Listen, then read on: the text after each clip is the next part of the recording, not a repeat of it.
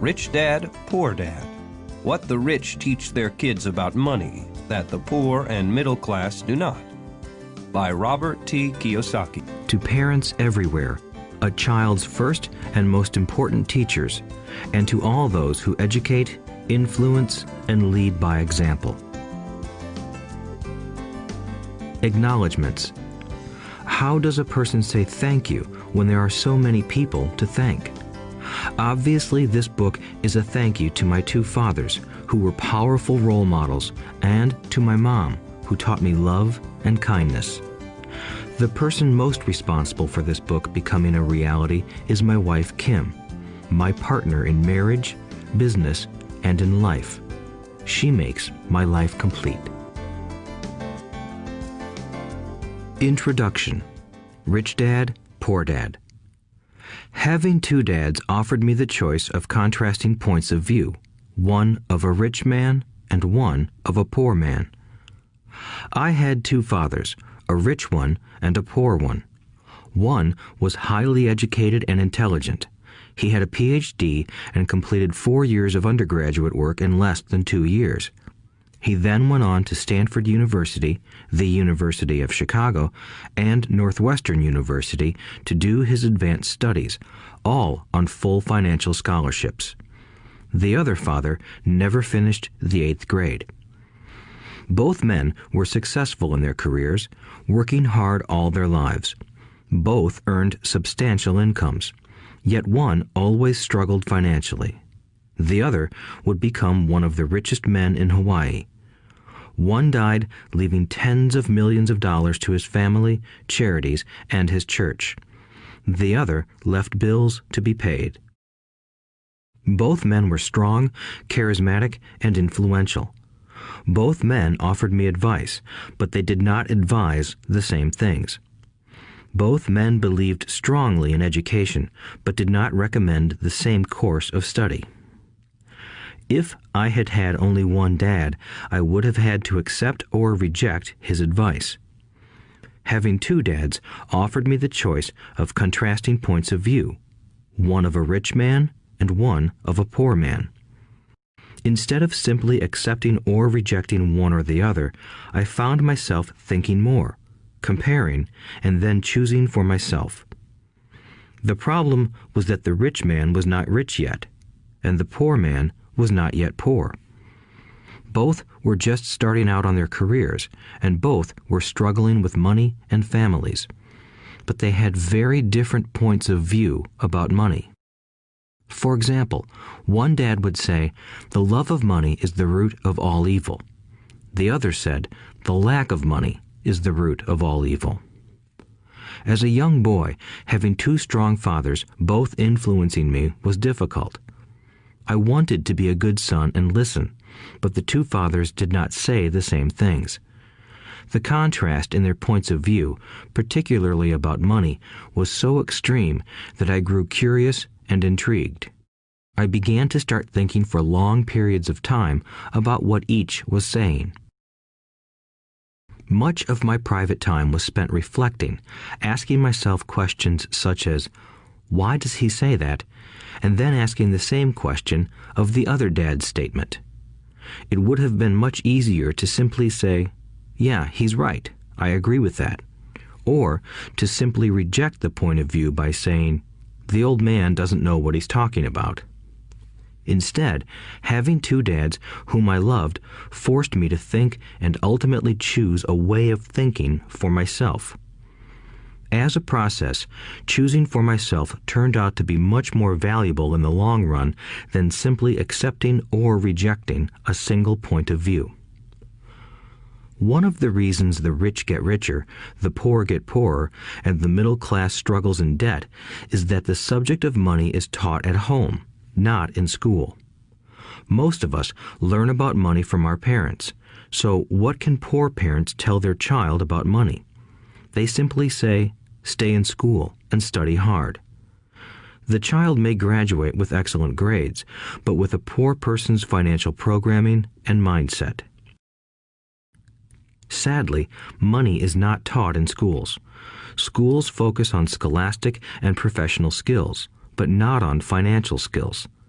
This explains how smart bankers, doctors, and accountants who earned excellent grades may struggle financially all of their lives.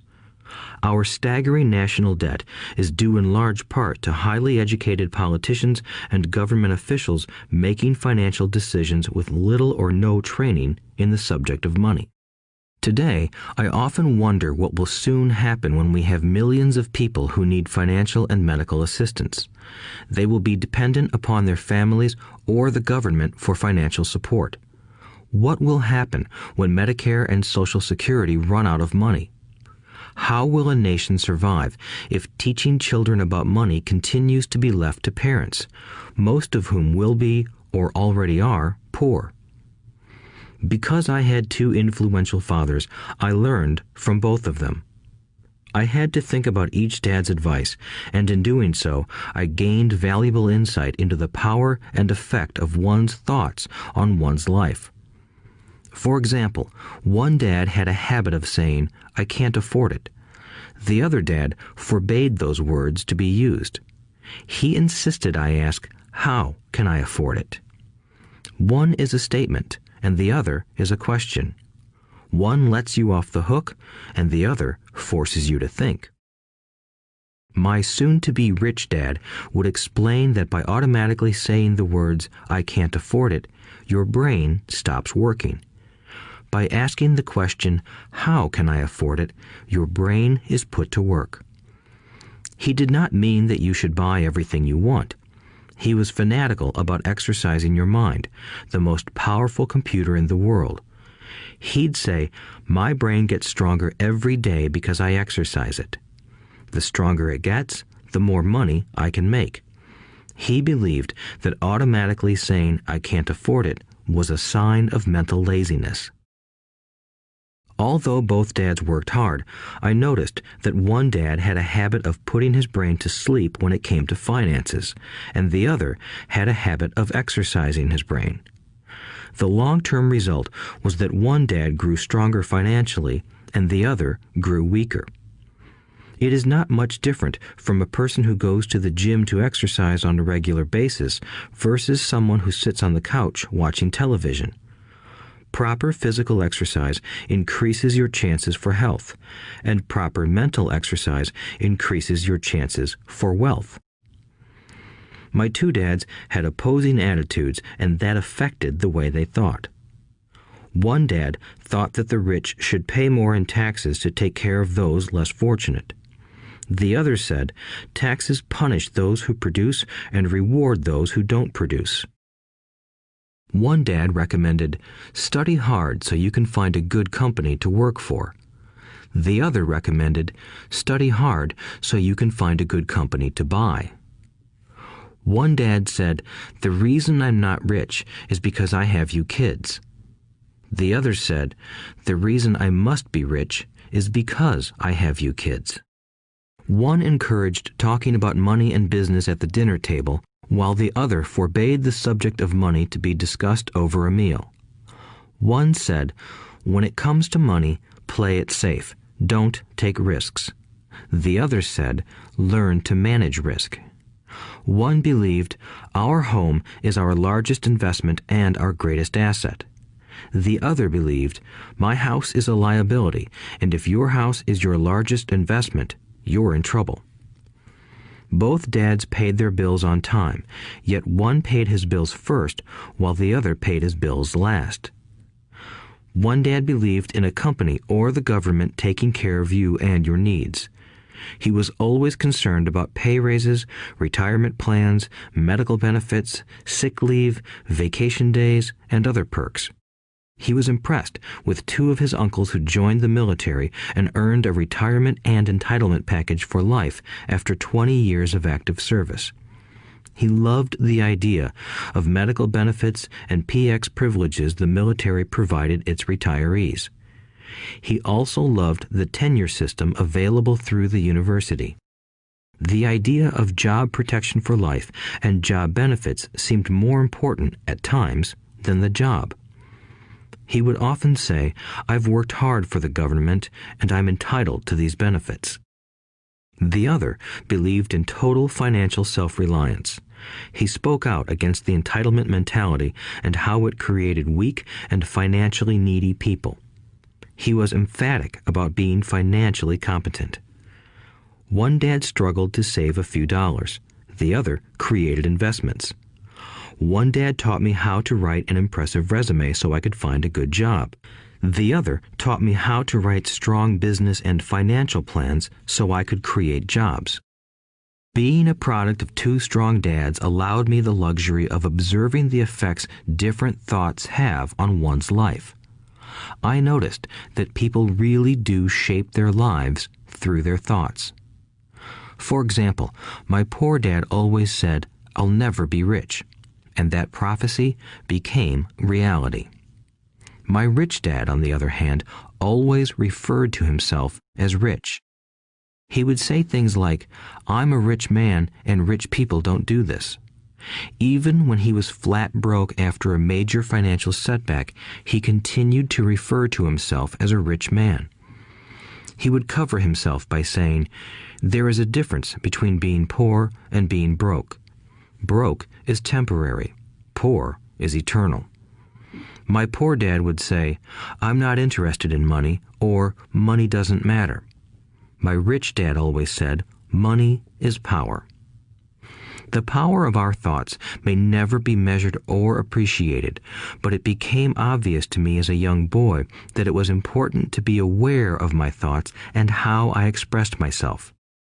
I noticed that my poor dad was poor, not because of the amount of money he earned, which was significant, but because of his thoughts and actions. As a young boy having two fathers, I became acutely aware of being careful about which thoughts I chose to adopt as my own. Should I listen to my rich dad or to my poor dad? Although both men had tremendous respect for education and learning, they disagreed about what they thought was important to learn. One wanted me to study hard, earn a degree, and get a good job to earn money. He wanted me to study to become a professional, an attorney or an accountant, and to go to business school for my MBA. The other encouraged me to study to be rich, to understand how money works, and to learn how to have it work for me. "I don't work for money" were words he would repeat over and over. "Money works for me." At the age of 9, I decided to listen to and learn from my rich dad about money. In doing so, I chose not to listen to my poor dad, even though he was the one with all the college degrees. A lesson from Robert Frost. Robert Frost is my favorite poet. Although I love many of his poems, my favorite is "The Road Not Taken." I use its lesson almost daily. The Road Not Taken. Two roads diverged in a yellow wood, and sorry I could not travel both. And be one traveler long I stood, and looked down one as far as I could, to where it bent in the undergrowth, then took the other as just as fair, and having perhaps the better claim, because it was grassy and wanted wear. Though as for that the passing there had worn them really about the same, and both that morning equally lay in leaves no step had trodden black. Oh, I kept the first for another day, yet knowing how way leads on to way, I doubted if I should ever come back. I shall be telling this with a sigh, somewhere ages and ages hence. Two roads diverged in a wood, and I took the one less traveled by, and that has made all the difference. And that has made all the difference. Over the years, I have often reflected upon Robert Frost's poem. Choosing not to listen to my highly educated dad's advice and attitude about money was a painful decision, but it was a decision that shaped the rest of my life. Once I made up my mind about whom to listen to, my education about money began. My rich dad taught me over a period of 30 years until I was 39 years old. He stopped once he realized that I knew and fully understood what he had been trying to drum into my often thick skull. Money is one form of power, but what is more powerful is financial education. Money comes and goes, but if you have the education about how money works, you gain power over it and can begin building wealth. The reason positive thinking alone does not work is because most people went to school and never learned how money works, so they spend their lives working for money. Because I was only 9 years old when I started, the lessons my rich dad taught me were simple. And when it was all said and done, there were only 6 main lessons, repeated over 30 years. This audiobook is about those 6 lessons, put as simply as possible, just as simply as my rich dad put forth those lessons to me. The lessons are meant not to be answers, but guideposts that will assist you and your children to grow wealthier no matter what happens in a world of increasing change and uncertainty. Chapter 1. Lesson 1. The rich don't work for money. The poor and the middle class work for money. The rich have money work for them. Dad, can you tell me how to get rich? My dad put down the evening paper. Why do you want to get rich, son? Because today Jimmy's mom drove up in their new Cadillac and they were going to their beach house for the weekend. He took 3 of his friends, but Mike and I weren't invited. They told us we weren't invited because we were poor kids. They did? My dad asked incredulously.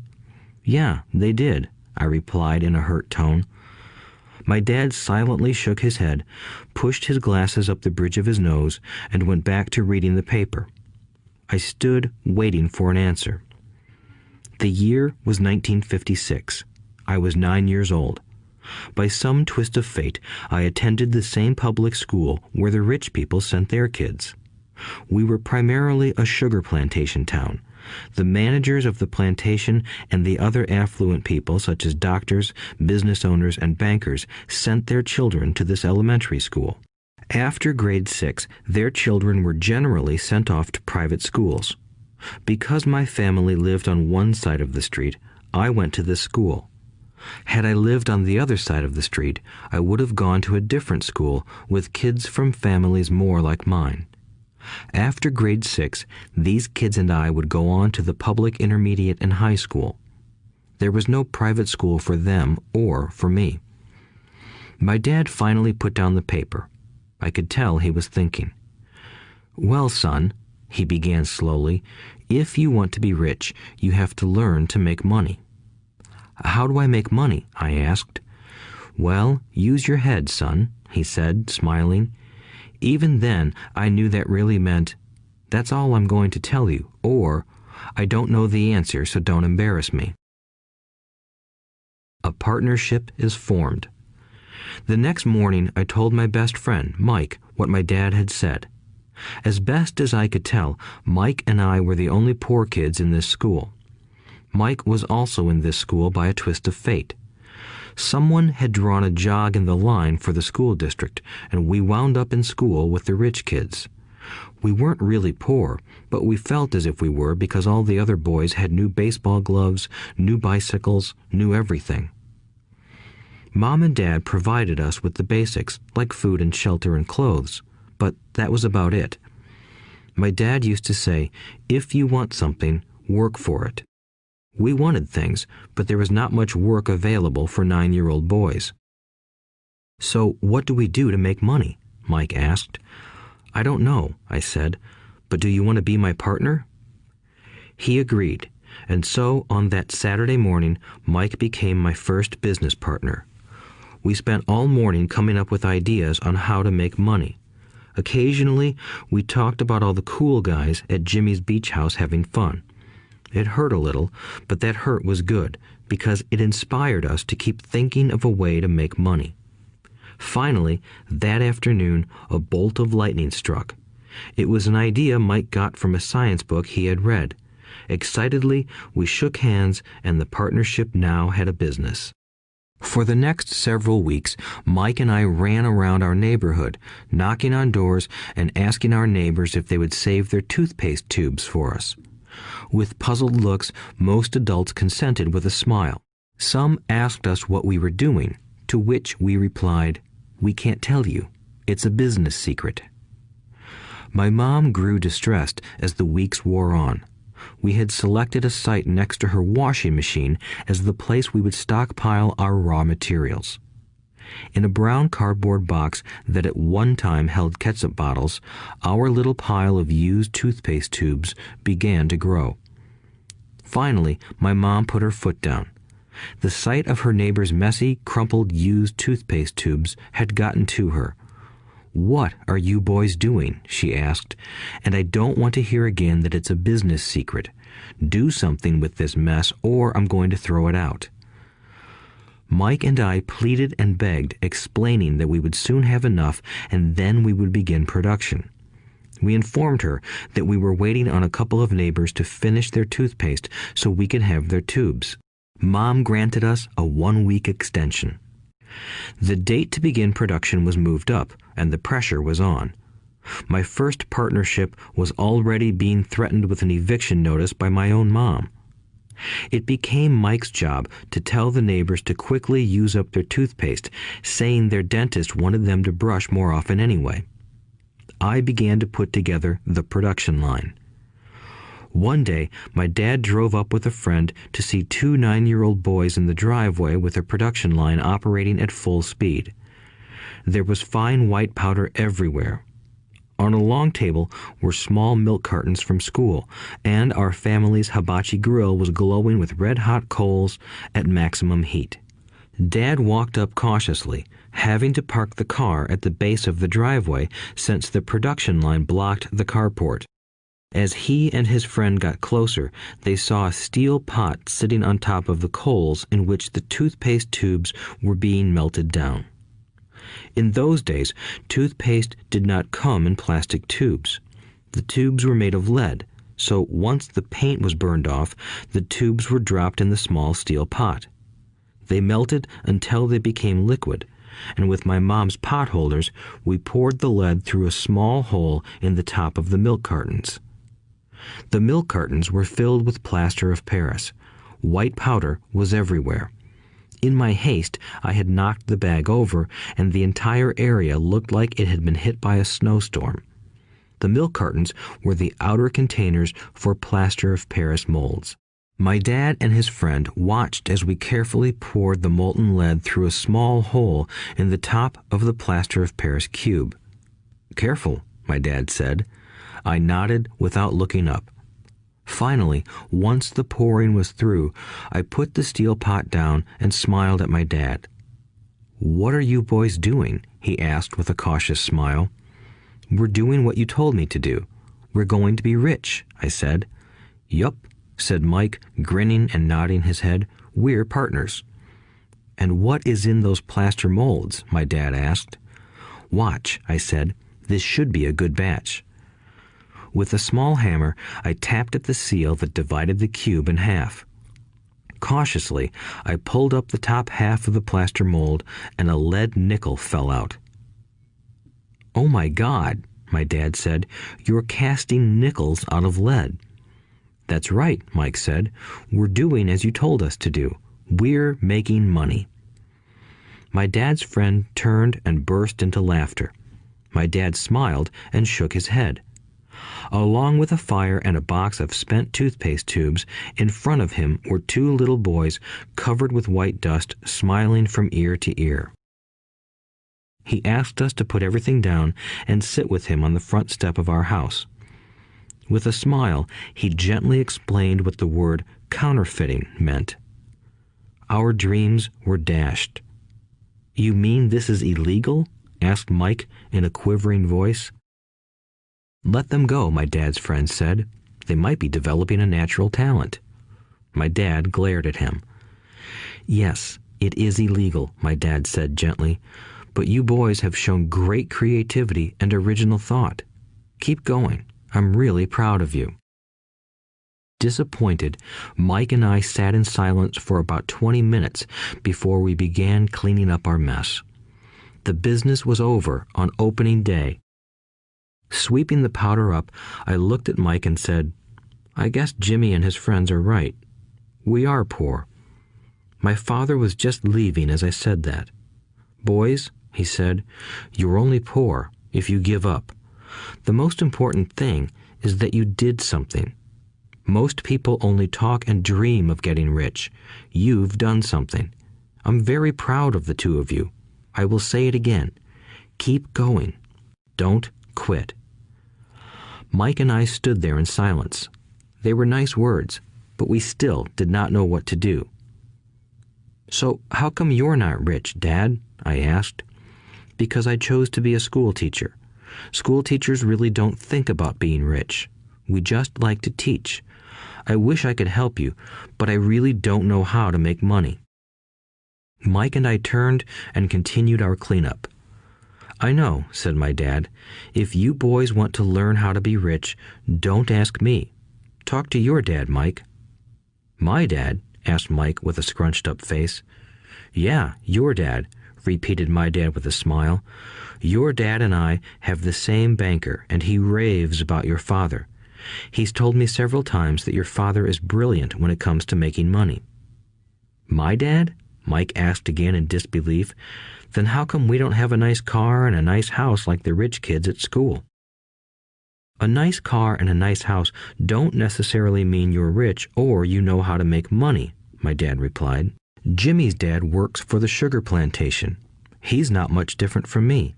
He works for a company and I work for the government.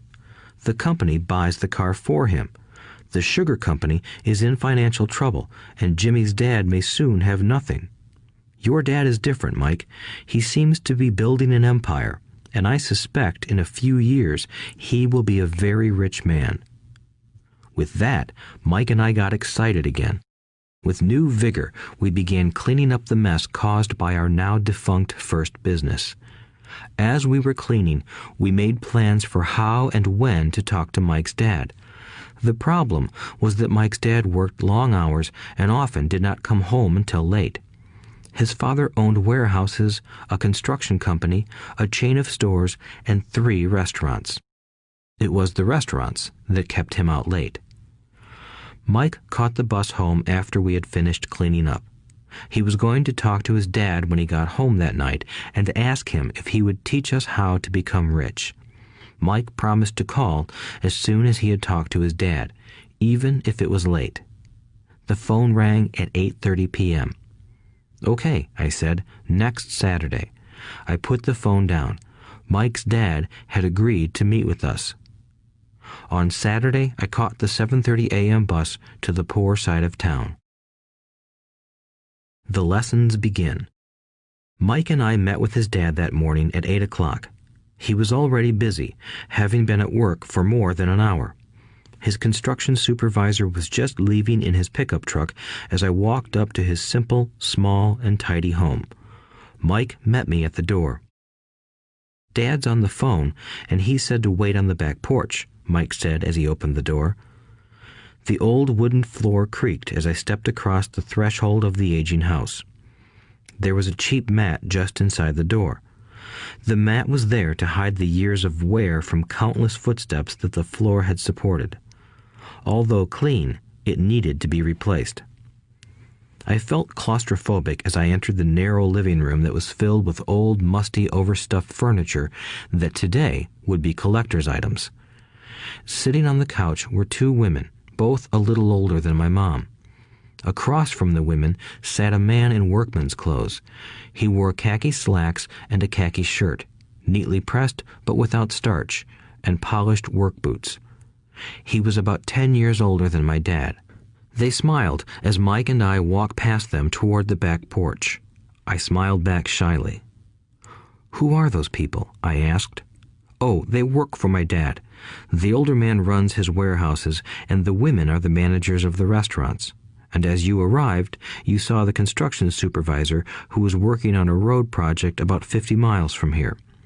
His other supervisor, who was building a track of houses, left before you got here." "Does this go on all the time?" I asked. "Not always, but quite often," said Mike, smiling as he pulled up a chair to sit down next to me. "I asked my dad if he would teach us to make money," Mike said. "Oh, and what did he say to that?" I asked with cautious curiosity. "Well, he had a funny look on his face at first, and then he said he would make us an offer." "Oh," I said, rocking my chair back against the wall. I sat there, perched on two rear legs of the chair. Mike did the same thing. "Do you know what the offer is?" I asked. "No, but we'll soon find out." Suddenly, Mike's dad burst through the rickety screen door and onto the porch. Mike and I jumped to our feet, not out of respect, but because we were startled. "Ready, boys?" he asked as he pulled up a chair to sit down with us. We nodded our heads as we pulled our chairs away from the wall to sit in front of him. He was a big man, about 6 feet tall and 200 pounds. My dad was taller, about the same weight, and 5 years older than Mike's dad. They sort of looked alike, though not of the same ethnic makeup. Maybe their energy was similar. "Mike says you want to learn to make money. Is that correct, Robert?" I nodded my head quickly, but with a little trepidation. He had a lot of power behind his words and smile. "Okay, here's my offer. I'll teach you, but I won't do it classroom style. You work for me, I'll teach you. You don't work for me, I won't teach you. I can teach you faster if you work, and I'm wasting my time if you just want to sit and listen like you do in school. That's my offer. Take it or leave it." May I ask a question first?" I asked. "No. Take it or leave it. I've got too much work to do to waste my time. If you can't make up your mind decisively, then you'll never learn to make money anyway. Opportunities come and go. Being able to know when to make quick decisions is an important skill. You have the opportunity that you asked for. School is beginning, or it's over, in 10 seconds, Mike's dad said with a teasing smile. "Take it," I said. "Take it," said Mike. "Good," said Mike's dad. "Mrs. Martin will be by in 10 minutes. After I'm through with her, you'll ride with her to my superette and you can begin working. I'll pay you 10 cents an hour and you'll work 3 hours every Saturday." "But I have a softball game today," I said. Mike's dad lowered his voice to a stern tone. "Take it or leave it," he said. "I'll take it," I replied, choosing to work and learn instead of playing. 30 cents later. By 9 a.m. that day, Mike and I were working for Mrs. Martin. She was a kind and patient woman. She always said that Mike and I reminded her of her 2 grown sons. Although kind, she believed in hard work and kept us moving.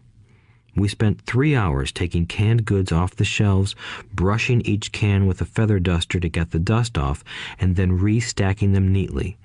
It was excruciatingly boring work. Mike's dad, whom I called my rich dad, owned 9 of these little superettes, each with a large parking lot.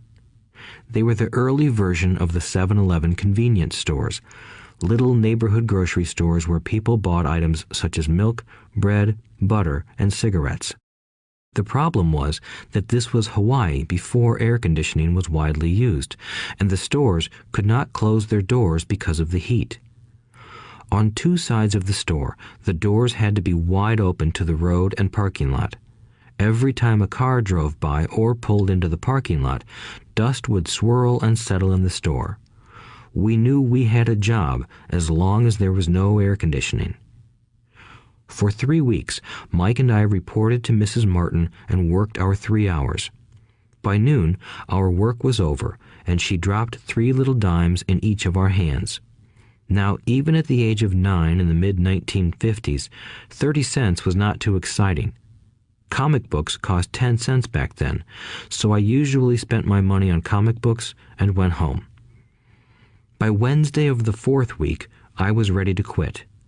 I had agreed to work only because I wanted to learn to make money from Mike's dad, and now I was a slave for 10 cents an hour. On top of that, I had not seen Mike's dad since that first Saturday. "I'm quitting," I told Mike at lunchtime. School was boring, and now I did not even have my Saturdays to look forward to. But it was the 30 cents that really got to me. This time, Mike smiled. "What are you laughing at?" I asked with anger and frustration. "Dad said this would happen. He said to meet with him when you were ready to quit." "What?" I said indignantly. "He's been waiting for me to get fed up?" Sort of, Mike said. Dad's kind of different. He doesn't teach like your dad. Your mom and dad lecture a lot. My dad is quiet and a man of few words. You just wait till this Saturday. I'll tell him you're ready. You mean I've been set up? No, not really. But maybe. Dad will explain on Saturday. Waiting in line on Saturday. I was ready to face Mike's dad. Even my real dad was angry with him. My real dad, the one I called the poor one, thought that my rich dad was violating child labor laws and should be investigated. My educated poor dad told me to demand what I deserve, at least 25 cents an hour. My poor dad told me that if I did not get a raise, I was to quit immediately. You don't need that damn job anyway, said my poor dad with indignation. At 8 o'clock Saturday morning, I walked through the door of Mike's house when Mike's dad opened it. Take a seat and wait in line, he said as I entered. He turned and disappeared into his little office next to a bedroom. I looked around the room and didn't see Mike anywhere. Feeling awkward, I cautiously sat down next to the same two women who were there 4 weeks earlier. They smiled and slid down the couch to make room for me. 45 minutes went by, and I was steaming. The two women had met with him and left 30 minutes earlier. An older gentleman was in there for 20 minutes and was also gone. The house was empty, and here I sat in a musty, dark living room on a beautiful, sunny Hawaiian day, waiting to talk to a cheapskate who exploited children. I could hear him rustling around the office, talking on the phone, and ignoring me. I was ready to walk out, but for some reason I stayed. Finally, 15 minutes later, at exactly 9 o'clock, Rich Dad walked out of his office, said nothing, and signaled with his hand for me to enter. I understand you want a raise or you're going to quit, Rich Dad said as he swiveled in his office chair. Well, you're not keeping your end of the bargain, I blurted out, nearly in tears. It was really frightening for me to confront a grown-up. You said that you would teach me if I worked for you. Well, I've worked for you. I've worked hard. I've given up my baseball games to work for you, but you haven't kept your word, and you haven't taught me anything. You are a crook like everyone in town thinks you are. You're greedy. You want all the money and don't take care of your employees. You made me wait and don't show me any respect. I'm only a little boy, but I deserve to be treated better. Rich Dad rocked back in his swivel chair, hands up to his chin, and stared at me. Not bad, he said. In less than a month, you sound like most of my employees. What? I asked. Not understanding what he was saying, I continued with my grievance. I thought you were going to keep your end of the bargain and teach me. Instead, you want to torture me? That's cruel.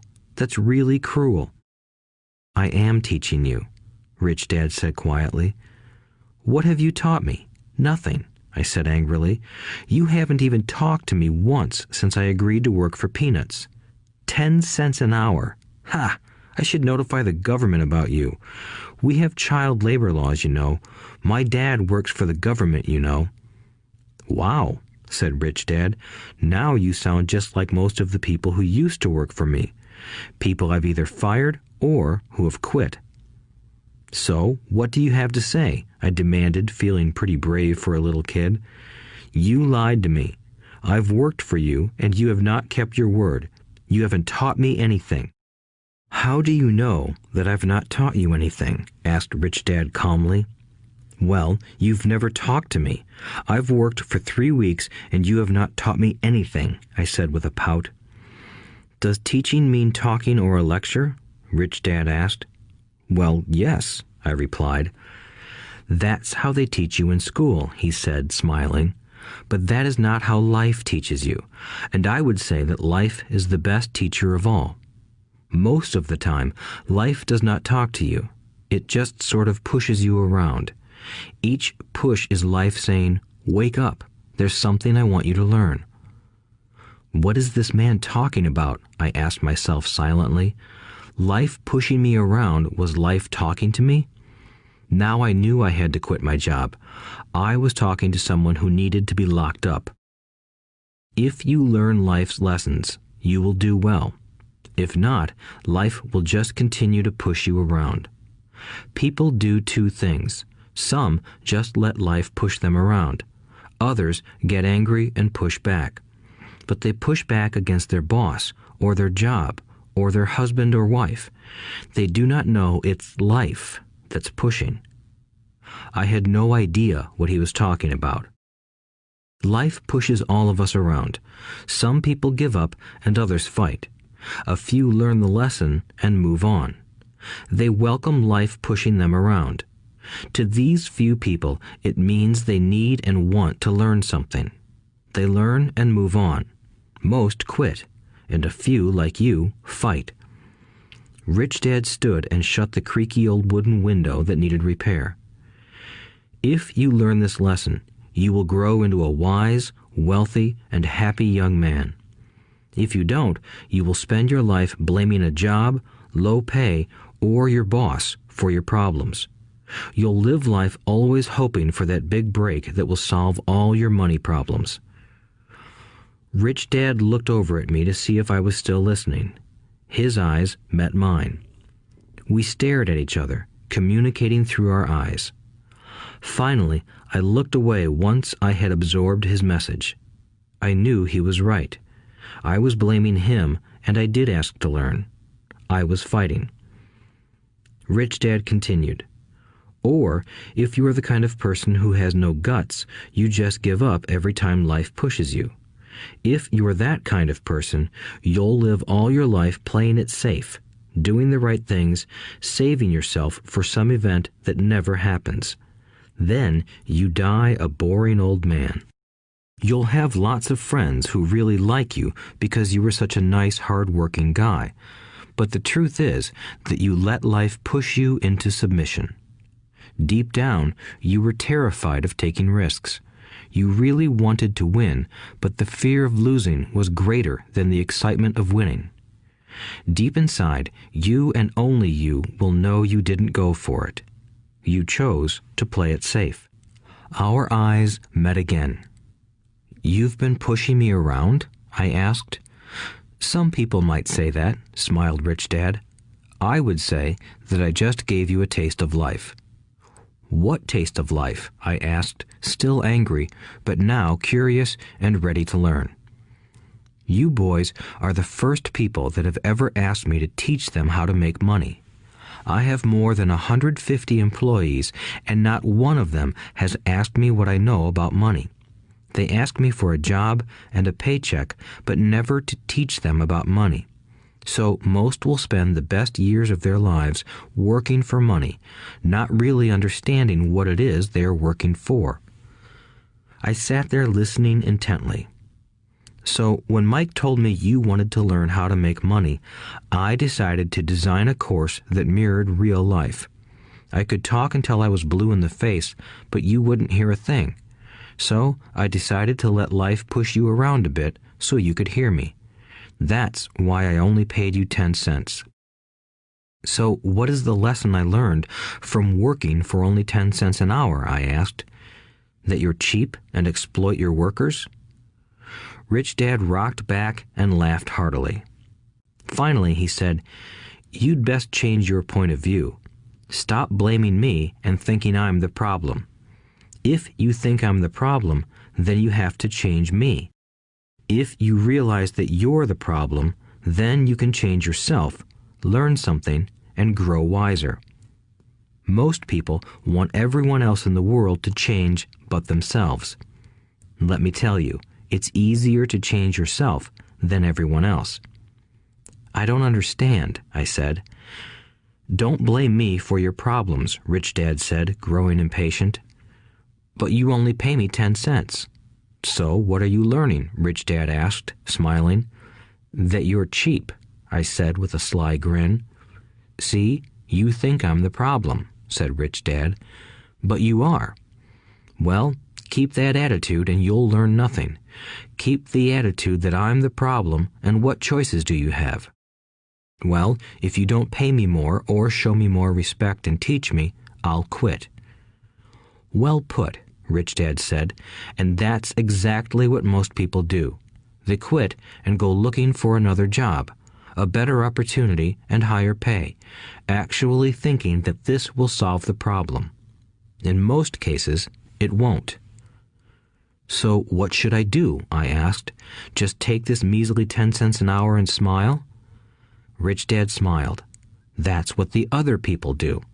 But that's all they do, waiting for a raise, thinking that more money will solve their problems. Most just accept it, and some take a second job working harder, but again, accepting a small paycheck. I sat staring at the floor, beginning to understand the lesson Rich Dad was presenting. I could sense it was a taste of life. Finally, I looked up and asked, "So what will solve the problem?" "This," he said, leaning forward in his chair and tapping me gently on the head. "This stuff between your ears." It was at that moment that Rich Dad shared the pivotal point of view that separated him from his employees and my poor dad, and led him to eventually become one of the richest men in Hawaii, while my highly educated but poor dad struggled financially all his life. It was a singular point of view that made all the difference over a lifetime. Rich Dad said this point of view over and over, which I call lesson number 1. The poor and the middle class work for money. The rich have money work for them. On that bright Saturday morning, I learned a completely different point of view from what I had been taught by my poor dad. At the age of 9, I understood that both dads wanted me to learn. Both dads encouraged me to study, but not the same things. My highly educated dad recommended that I do what he did. "Son, I want you to study hard, get good grades so you can find a safe, secure job with a big company, and make sure it has excellent benefits." My rich dad wanted me to learn how money works so I could make it work for me. These lessons I would learn through life with his guidance, not because of a classroom. My rich dad continued my first lesson. "I'm glad you got angry about working for 10 cents an hour. If you hadn't got angry and had simply accepted it, I would have to tell you that I could not teach you. You see, true learning takes energy, passion, and a burning desire. Anger is a big part of that formula, for passion is anger and love combined. When it comes to money, most people want to play it safe and feel secure, so passion does not direct them. Fear does." "So is that why they'll take jobs with low pay?" I asked.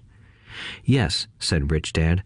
"Some people say I exploit people because I don't pay as much as the sugar plantation or the government. I say the people exploit themselves. It's their fear, not mine." "But don't you feel you should pay them more?" I asked. "I don't have to. And besides, more money will not solve their problems. Just look at your dad. He makes a lot of money, and he still can't pay his bills. Most people, given more money, only get into more debt." "So that's why the 10 cents an hour," I said, smiling. "It's part of the lesson." "That's right," smiled Rich Dad. "You see, your dad went to school and got an excellent education so he could get a high-paying job. But he still has money problems because he never learned anything about money in school. On top of that, he believes in working for money." "And you don't?" I asked. "No, not really," said Rich Dad. "If you want to learn to work for money, then stay in school. That is a great place to learn to do that. But if you want to learn how to have money work for you, then I will teach you that. But only if you want to learn." "Wouldn't everyone want to learn that?" I asked. "No," said Rich Dad, "simply because it's easier to learn to work for money, especially if fear is your primary emotion when the subject of money is discussed." "I don't understand," I said with a frown. "Don't worry about that for now. Just know that it's fear that keeps most people working at a job. The fear of not paying their bills, the fear of being fired, the fear of not having enough money, and the fear of starting over. That's the price of studying to learn a profession or trade and then working for money. Most people become a slave to money and then get angry at their boss. Learning to have money work for you is a completely different course of study? I asked. Absolutely, Rich Dad answered. Absolutely. We sat in the silence on that beautiful Hawaiian Saturday morning. My friends had just started their Little League baseball game, but for some reason I was now thankful I had decided to work for 10 cents an hour. I sensed that I was about to learn something my friends wouldn't learn in school. Ready to learn? Asked Rich Dad. Absolutely, I said with a grin. I have kept my promise. I've been teaching you from afar, my Rich Dad said. At 9 years old, you've gotten a taste of what it feels like to work for money. Just multiply your last month by 50 years, and you will have an idea of what most people spend their life doing. I don't understand, I said. How did you feel waiting in line to see me, once to get hired and once to ask for more money? Terrible, I said. If you choose to work for money, that is what life will be like, said Rich Dad. And how did you feel when Mrs. Martin dropped 3 dimes in your hand for 3 hours of work? I felt like it wasn't enough. It seemed like nothing. I was disappointed, I said. And that is how most employees feel when they look at their paychecks, especially after all the tax and other deductions are taken out. At least you got 100%. You mean most workers don't get paid everything? I asked with amazement. Heavens no, said Rich Dad. The government always takes its share first. How do they do that? I asked. Taxes, said Rich Dad. You're taxed when you earn. You're taxed when you spend. You're taxed when you save. You're taxed when you die. Why do people let the government do that to them? The rich don't, said Rich Dad with a smile. The poor and the middle class do. I'll bet you that I earn more than your dad, yet he pays more in taxes. How can that be? I asked. At my age, that made no sense to me. Why would someone let the government do that to them? Rich Dad rocked slowly and silently in his chair, just looking at me. Ready to learn? He asked. I nodded my head slowly. As I said, there is a lot to learn. Learning how to have money work for you is a lifetime study. Most people go to college for 4 years and their education ends. I already know that my study of money will continue over my lifetime, simply because the more I find out, the more I find out I need to know. Most people never study the subject. They go to work, get their paycheck, balance their checkbooks, and that's it. Then they wonder why they have money problems. They think that more money will solve the problem, and don't realize that it's their lack of financial education that is the problem. So my dad has tax problems because he doesn't understand money? I asked, confused. Look, said Rich Dad, taxes are just one small section on learning how to have money work for you. Today, I just wanted to find out if you still have the passion to learn about money. Most people don't. They want to go to school, learn a profession, have fun at their work, and earn lots of money. One day they wake up with big money problems, and then they can't stop working. That's the price of only knowing how to work for money instead of studying how to have money work for you. So, do you still have the passion to learn? Asked Rich Dad. I nodded my head. Good, said Rich Dad. Now get back to work. This time, I will pay you nothing. What? I asked in amazement. You heard me. Nothing. You will work the same 3 hours every Saturday, but this time you will not be paid 10 cents per hour. You said you wanted to learn to not work for money, so I'm not going to pay you anything. I couldn't believe what I was hearing. I've already had this conversation with Mike, and he's already working, dusting and stacking canned goods for free. You better hurry and get back there. That's not fair, I shouted. You've got to pay something. You said you wanted to learn. If you don't learn this now, you'll grow up to be like the two women and the older man sitting in my living room, working for money and hoping I don't fire them. Or, like your dad, earning lots of money only to be in debt up to his eyeballs, hoping more money will solve the problem. If that's what you want, I'll go back to our original deal of 10 cents an hour. Or you can do what most adults do. Complain that there is not enough pay, quit, and go looking for another job. But what do I do? I asked. Rich Dad tapped me on the head. Use this, he said. If you use it well, you will soon thank me for giving you an opportunity, and you will grow into a rich man. I stood there, still not believing what a raw deal I was handed. I came to ask for a raise, and somehow I was instead working for nothing. Rich Dad tapped me on the head again and said, "Use this. Now, get out of here and get back to work." Lesson number 1. The rich don't work for money. I didn't tell my poor dad I wasn't being paid. He wouldn't have understood, and I didn't want to try to explain something I didn't understand myself. For 3 more weeks, Mike and I worked 3 hours every Saturday for nothing. The work didn't bother me, and the routine got easier. But it was the missed baseball games and not being able to afford to buy a few comic books that got to me. Rich Dad stopped by at noon on the 3rd week. We heard his truck pull up in the parking lot and sputter when the engine was turned off. He entered the store and greeted Mrs. Martin with a hug. After finding out how things were going in the store, he reached into the ice cream freezer, pulled out 2 bars, paid for them, and signaled to Mike and me. "Let's go for a walk, boys." We crossed the street, dodging a few cars, and walked across a large grassy field where a few adults were playing softball. Sitting down at a lone picnic table, he handed Mike and me the treats. "How's it going, boys?" "Okay," Mike said. I nodded in agreement. "Learn anything yet?" Rich Dad asked. Mike and I looked at each other, shrugged our shoulders, and shook our heads in unison. Avoiding one of life's biggest traps. Well, you boys had better start thinking. You're staring at one of life's biggest lessons. If you learn it, you'll enjoy a life of great freedom and security. If you don't, you'll wind up like Mrs. Martin and most of the people playing softball in this park.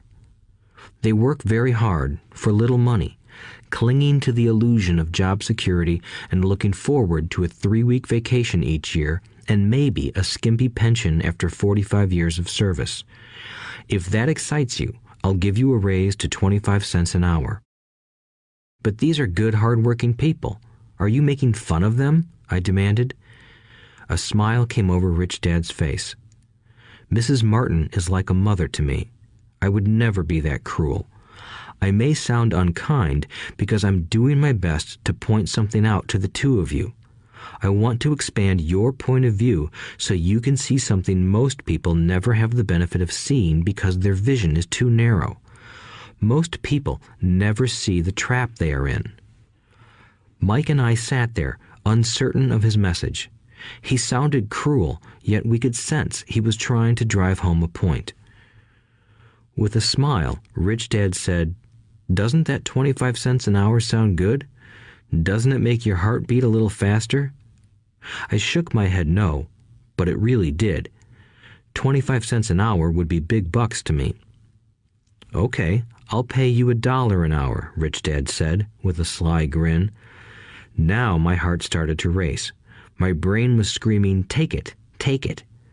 I could not believe what I was hearing. Still, I said nothing. "Okay, $2 an hour." My little brain and heart nearly exploded. After all, it was 1956, and being paid $2 an hour would have made me the richest kid in the world. I couldn't imagine earning that kind of money. I wanted to say yes. I wanted the deal. I could picture a new bicycle, new baseball glove, and the adoration of my friends when I flashed some cash. On top of that, Jimmy and his rich friends could never call me poor again. But somehow, my mouth stayed shut. The ice cream had melted and was running down my hand. Rich Dad was looking at two boys staring back at him, eyes wide open and brains empty. He was testing us, and he knew there was a part of our emotions that wanted to take the deal. He understood that every person has a weak and needy part of their soul that can be bought, and he knew that every individual also had a part of their soul that was resilient and could never be bought. It was only a question of which one was stronger. Okay, $5 an hour. Suddenly, I was silent. Something had changed. The offer was too big and ridiculous. Not many grown-ups in 1956 made more than that, but quickly my temptation disappeared and calm set in. Slowly, I turned to my left to look at Mike. He looked back at me. The part of my soul that was weak and needy was silenced. The part of me that had no price took over. I knew Mike had gotten to that point too. "Good," said Rich Dad softly. "Most people have a price, and they have a price because of human emotions named fear and greed. First, the fear of being without money motivates us to work hard, and then, once we get that paycheck, greed or desire starts us thinking about all the wonderful things money can buy. The pattern is then set." "What pattern?" I asked. "The pattern of get up, go to work, pay bills, get up, go to work, pay bills." People's lives are forever controlled by two emotions, fear and greed. Offer them more money, and they continue the cycle by increasing their spending. This is what I call the rat race. "There is another way?" Mike asked. "Yes," said Rich Dad slowly, "but only a few people find it." "And what is that way?" Mike asked. "That's what I hope you boys will learn as you work and study with me. That is why I took away all forms of pay." "Any hints?" Mike asked. "We're kind of tired of working hard, especially for nothing." "Well, the first step is telling the truth," said Rich Dad. "We haven't been lying," I said. "I did not say you were lying. I said to tell the truth," Rich Dad retorted. "The truth about what?" I asked. "How you're feeling," Rich Dad said. "You don't have to say it to anyone else. Just admit it to yourself." "You mean the people in this park, the people who work for you, Mrs. Martin, they don't do that?" I asked. "I doubt it," said Rich Dad. "Instead, they feel the fear of not having money. They don't confront it logically. They react emotionally instead of using their heads," Rich Dad said. "Then they get a few bucks in their hands, and again, the emotions of joy, desire, and greed take over. And again they react instead of think." "So their emotions control their brain," Mike said. "That's correct," said Rich Dad. "Instead of admitting the truth about how they feel, they react to their feelings and fail to think. They feel the fear, so they go to work, hoping that money will soothe the fear, but it doesn't. It continues to haunt them, and they return to work, hoping again that money will calm their fears, and again it doesn't. Fear keeps them in this trap of working, earning money, hoping the fear will go away. But every day they get up, and that old fear wakes up with them. For millions of people, that old fear keeps them awake all night, causing a night of turmoil and worry. So they get up and go to work, hoping that a paycheck will kill that fear gnawing at their souls. Money is running their lives, and they refuse to tell the truth about that. Money is in control of their emotions and their souls."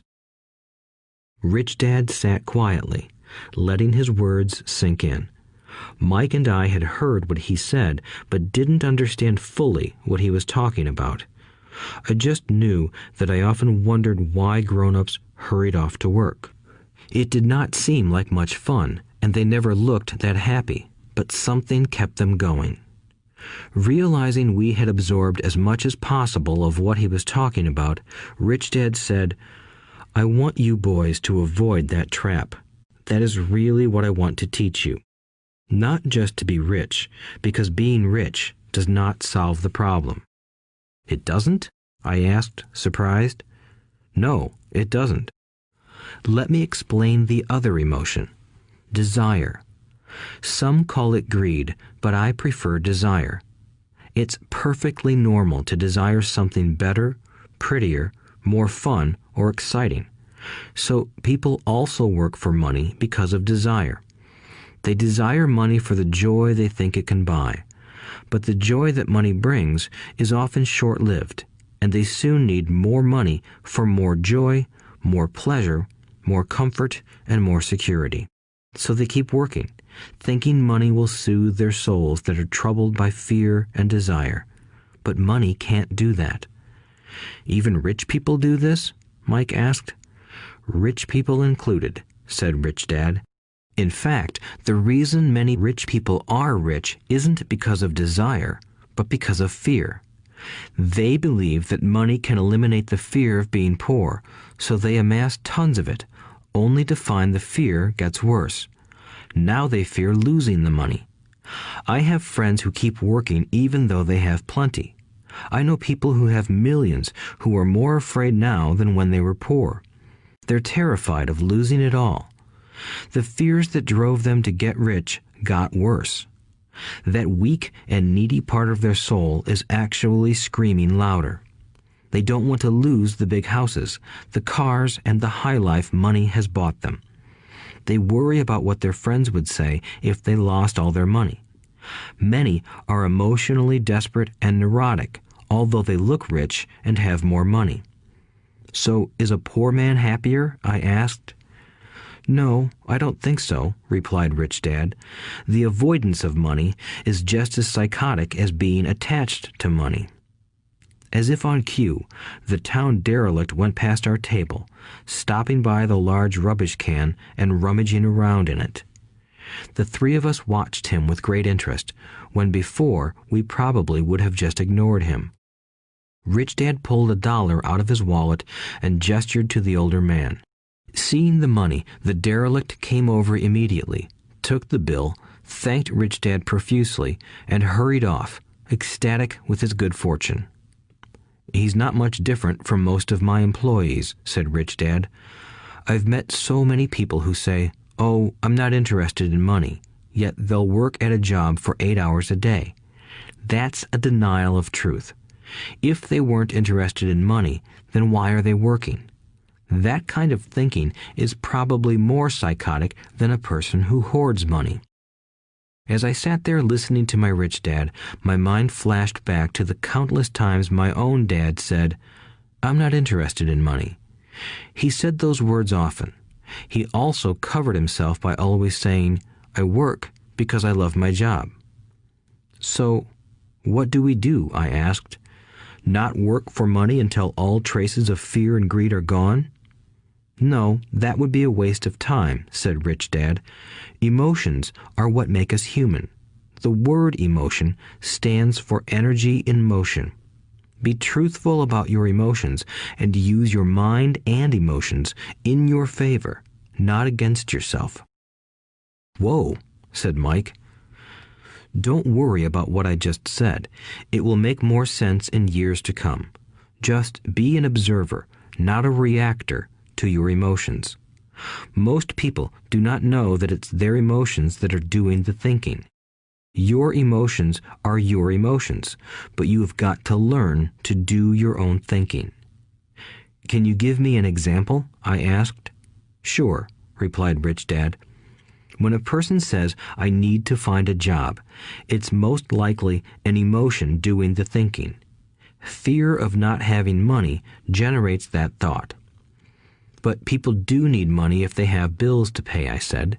Sure they do, smiled Rich Dad. All I'm saying is that it's fear that is all too often doing the thinking. I don't understand, said Mike. For example, said Rich Dad, if the fear of not having enough money arises, instead of immediately running out to get a job, they instead might ask themselves this question: will a job be the best solution to this fear over the long run? In my opinion, the answer is no. A job is really a short-term solution to a long-term problem. But my dad is always saying, stay in school and get good grades so you can find a safe, secure job, I interjected, somewhat confused. Yes, I understand he says that, said Rich Dad, smiling. Most people recommend that, and it's a good path for most people. But people make that recommendation primarily out of fear. You mean my dad says that because he's afraid? Yes, said Rich Dad. He's terrified that you won't earn enough money and won't fit into society. Don't get me wrong. He loves you and wants the best for you. I, too, believe an education and a job are important, but it won't handle the fear. You see, that same fear that makes him get up in the morning to earn a few bucks is the fear that is causing him to be so fanatical about your going to school. So what do you recommend? I asked. I want to teach you to master the power of money instead of being afraid of it. They don't teach that in school, and if you don't learn it, you become a slave to money. It was finally making sense. He wanted us to widen our views and to see what the Mrs. Martins of this world couldn't see. He used examples that sounded cruel at the time, but I've never forgotten them. My vision widened that day, and I began to see the trap that lay ahead for most people. You see, we're all employees ultimately. We just work at different levels, said Rich Dad. I just want you boys to have a chance to avoid the trap caused by those two emotions, fear and desire. Use them in your favor, not against you. That's what I want to teach you. I'm not interested in just teaching you to make a pile of money. That won't handle the fear or desire. If you don't first handle fear and desire, and you get rich, you'll only be a highly paid slave. So how do we avoid the trap? I asked. The main cause of poverty or financial struggle is fear and ignorance, not the economy or the government or the rich. It's self-inflicted fear and ignorance that keep people trapped. So you boys go to school and get your college degrees, and I'll teach you how to stay out of the trap. The pieces of the puzzle were appearing. My highly educated dad had a great education and a great career, but school never told him how to handle money or his fear of it. It became clear that I could learn different and important things from two fathers. So you've been talking about the fear of not having money.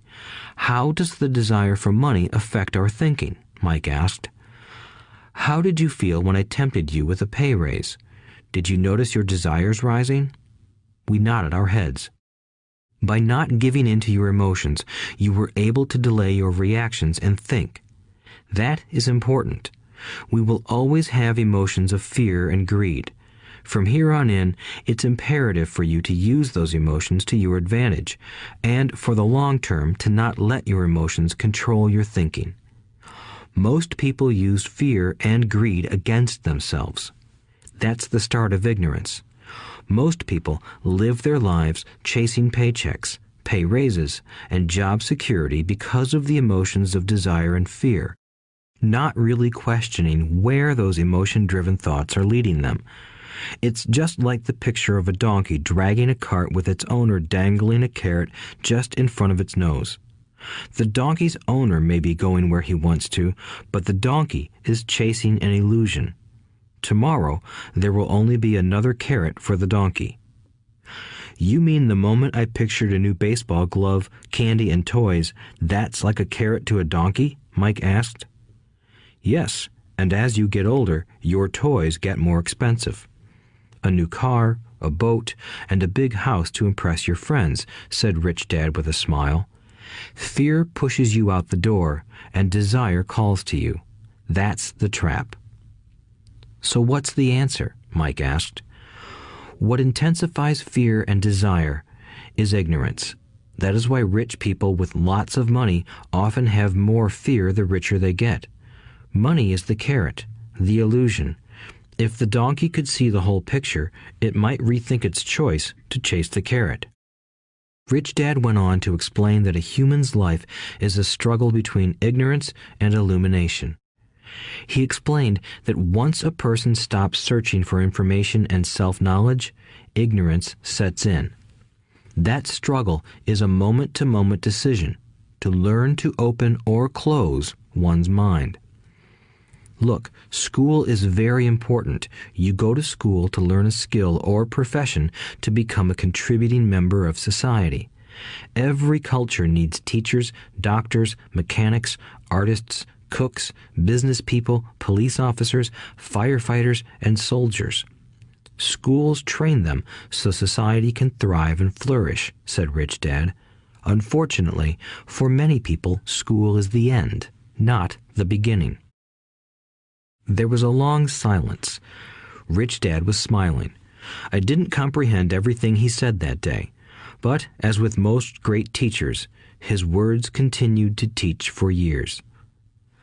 "I've been a little cruel today," said Rich Dad, "but I want you to always remember this talk. I want you to always think of Mrs. Martin, and I want you always to remember that donkey. Never forget that fear and desire can lead you into life's biggest trap if you are not aware of them controlling your thinking. To spend your life living in fear, never exploring your dreams, is cruel. To work hard for money, thinking that it will buy you things that will make you happy, is also cruel. To wake up in the middle of the night terrified about paying bills is a horrible way to live. To live a life dictated by the size of a paycheck is not really living a life. Thinking that a job makes you secure is lying to yourself. That's cruel, and that's the trap I want you to avoid. I've seen how money runs people's lives. Don't let that happen to you. Please, don't let money run your life." A softball rolled under our table. Rich Dad picked it up and threw it back. "So what does ignorance have to do with greed and fear?" I asked. "Because it is ignorance about money that causes so much greed and fear," said Rich Dad. "Let me give you some examples. A doctor, wanting more money to better provide for his family, raises his fees. By raising his fees, it makes healthcare more expensive for everyone. It hurts the poor people the most, so they have worse health than those with money. Because the doctors raise their fees, the attorneys raise their fees. Because the attorneys' fees have gone up, school teachers want a raise, which raises our taxes, and on and on and on. Soon, there will be such a horrifying gap between the rich and the poor that chaos will break out and another great civilization will collapse.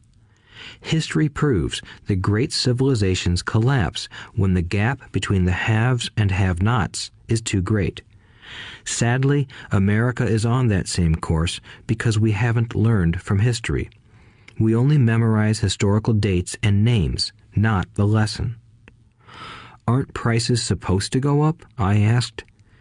"In an educated society with a well-run government, prices should actually come down. Of course, that is often only true in theory.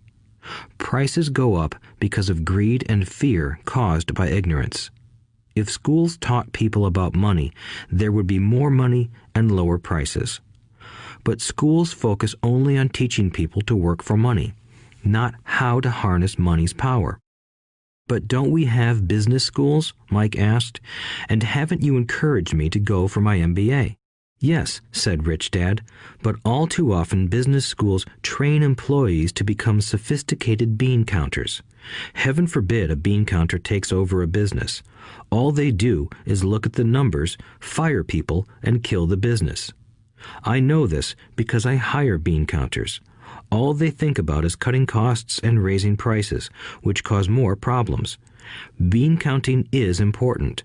I wish more people knew it, but it, too, is not the whole picture," added Rich Dad angrily. "So, is there an answer?" asked Mike. "Yes," said Rich Dad. "Learn to use your emotions to think, not think with your emotions. When you boys mastered your emotions by agreeing to work for free, I knew there was hope. When you again resisted your emotions when I tempted you with more money, you were again learning to think in spite of being emotionally charged. That's the first step." Why is that step so important? I asked. Well, that's up to you to find out. If you want to learn, I'll take you boys into the briar patch, a place almost everyone else avoids. If you go with me, you'll let go of the idea of working for money and instead learn to have money work for you. And what will we get if we go with you? What if we agree to learn from you? What will we get? I asked. The same thing Brer Rabbit got, said Rich Dad, referring to the classic children's story. Is there a briar patch? I asked. Yes, said Rich Dad. The briar patch is our fear and greed. Confronting fear, weaknesses, and neediness by choosing our own thoughts is the way out. Choosing our thoughts? Mike asked, puzzled. Yes, choosing what we think rather than reacting to our emotions. Instead of just getting up and going to work because not having the money to pay your bills is scaring you, ask yourself, is working harder at this the best solution to this problem? Most people are too afraid to rationally think things through and instead run out the door to a job they hate. The tar baby is in control. That's what I mean by choosing your thoughts. And how do we do that? Mike asked. That's what I will teach you. I'll teach you to have a choice of thoughts rather than a knee-jerk reaction, like gulping down your morning coffee and running out the door. Remember what I said before. A job is only a short-term solution to a long-term problem. Most people have only one problem in mind, and it's short-term. It's the bills at the end of the month, the tar baby. Money controls their lives, or should I say the fear and ignorance about money controls it. So they do as their parents did. They get up every day and go work for money, not taking the time to ask the question, is there another way? Their emotions now control their thinking, not their heads. Can you tell the difference between emotions thinking and the head thinking? Mike asked. Oh yes, I hear it all the time, said Rich Dad.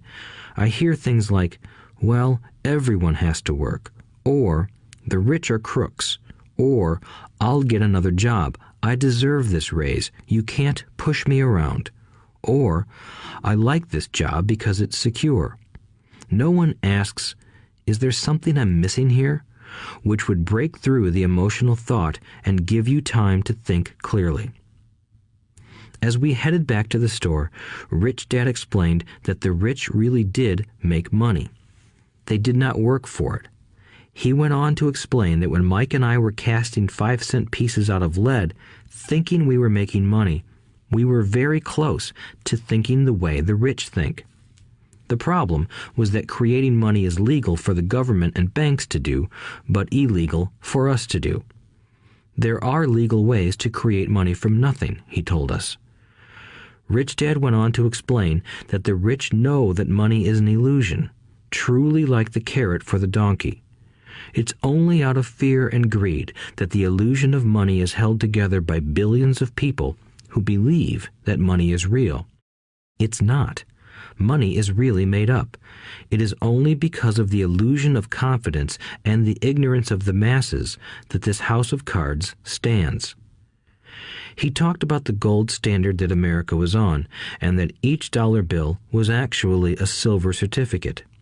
What concerned him was the rumor that we would someday go off the gold standard and our dollars would no longer be backed by something tangible.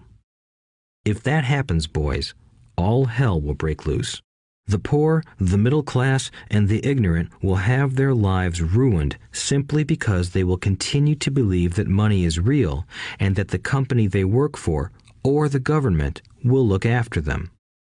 We really did not understand what he was saying that day, but over the years, it made more and more sense.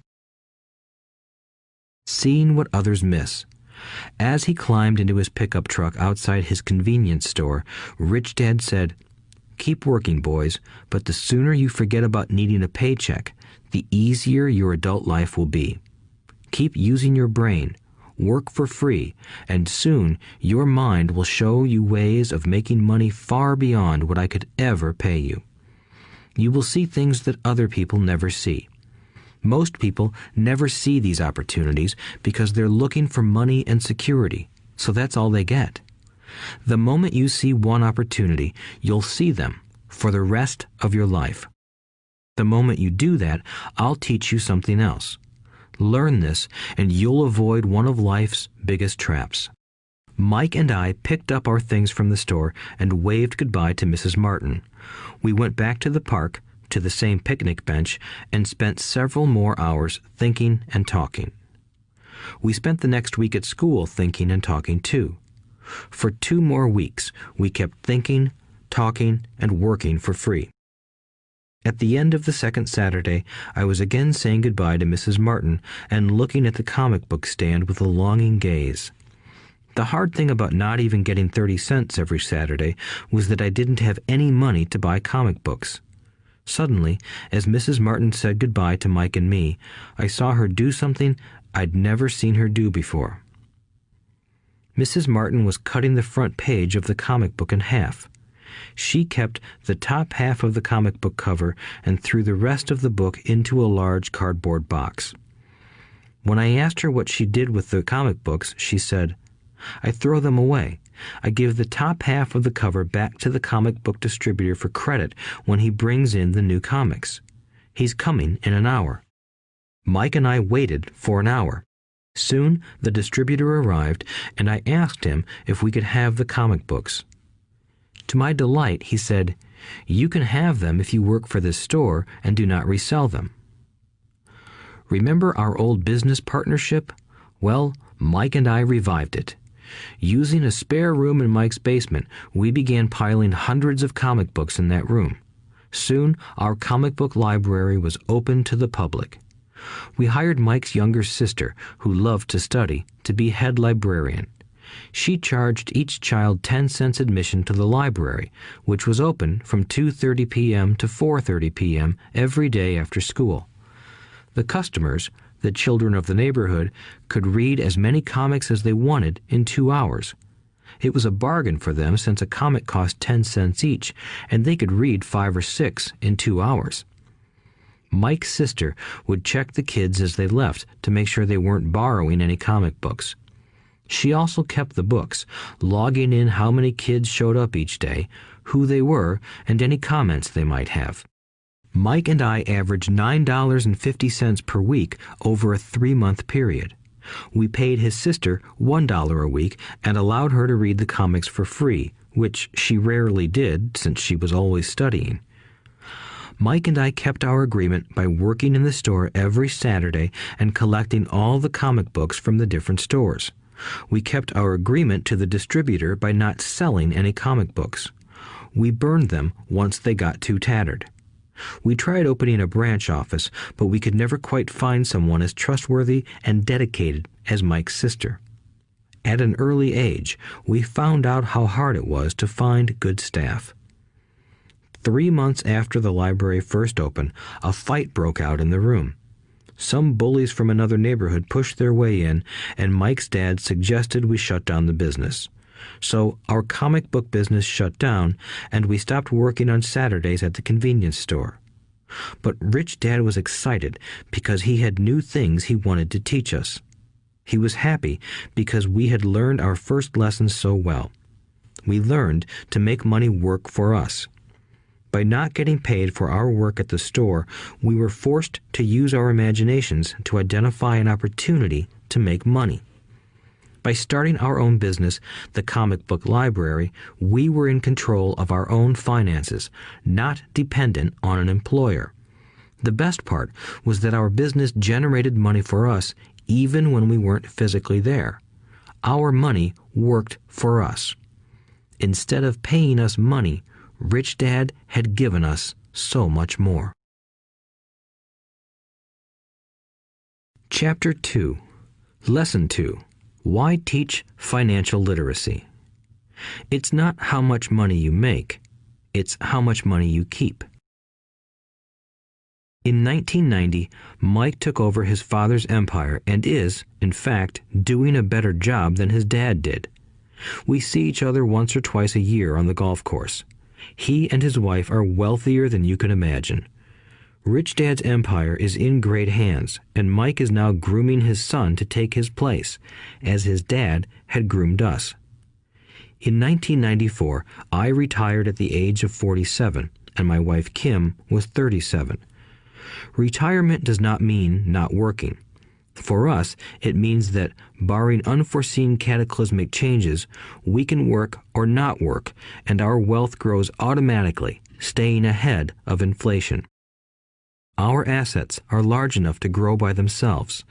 It's like planting a tree. You water it for years, and then one day it doesn't need you anymore. Its roots are implanted deep enough. Then the tree provides shade for your enjoyment. Mike chose to run the empire, and I chose to retire. Whenever I speak to groups of people, they often ask what I would recommend that they do. How do I get started?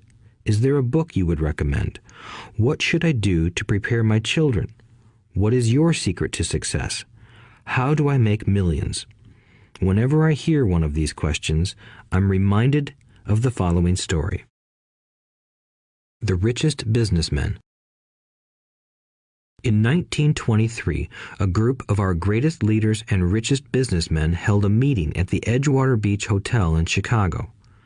Among them were Charles Schwab, head of the largest independent steel company; Samuel Insull, president of the world's largest utility; Howard Hobson, head of the largest gas company; Ivar Kruger, president of International Match Company, one of the world's largest companies at that time; Leon Fraser, president of the Bank of International Settlements; Richard Whitney, president of the New York Stock Exchange; Arthur Cotton and Jesse Livermore, two of the biggest stock speculators; and Albert Fall, a member of President Harding's cabinet. 25 years later, 9 of these titans ended their lives as follows. Schwab died penniless after living for 5 years on borrowed money. Insull died broke in a foreign land, and Kruger and Cotton also died broke. Hobson went insane. Whitney and Albert Fall were released from prison, and Fraser and Livermore committed suicide. I doubt if anyone can say what really happened to these men. If you look at the date, 1923, it was just before the 1929 market crash and the Great Depression, which I suspect had a great impact on these men and their lives. The point is this. Today, we live in times of greater and faster change than these men did. I suspect there will be many booms and busts in the coming years that will parallel the ups and downs these men faced. I am concerned that too many people are too focused on money and not on their greatest wealth, their education.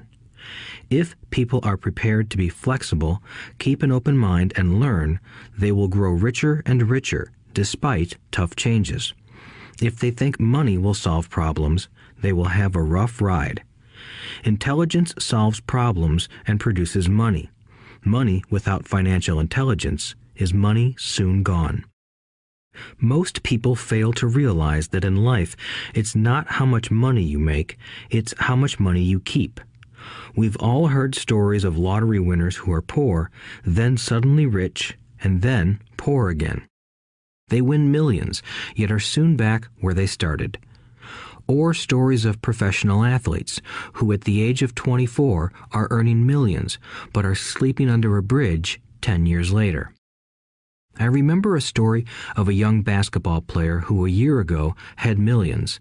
Today, at just 29, he claims his friends, attorney, and accountant took his money, and he was forced to work at a car wash for minimum wage.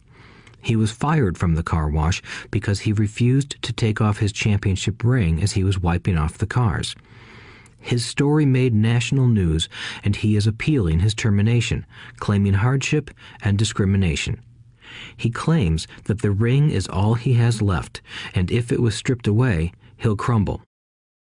I know so many people who became instant millionaires, and while I am glad some people have become richer and richer, I caution them that in the long run, it's not how much money you make, it's how much you keep and how many generations you keep it.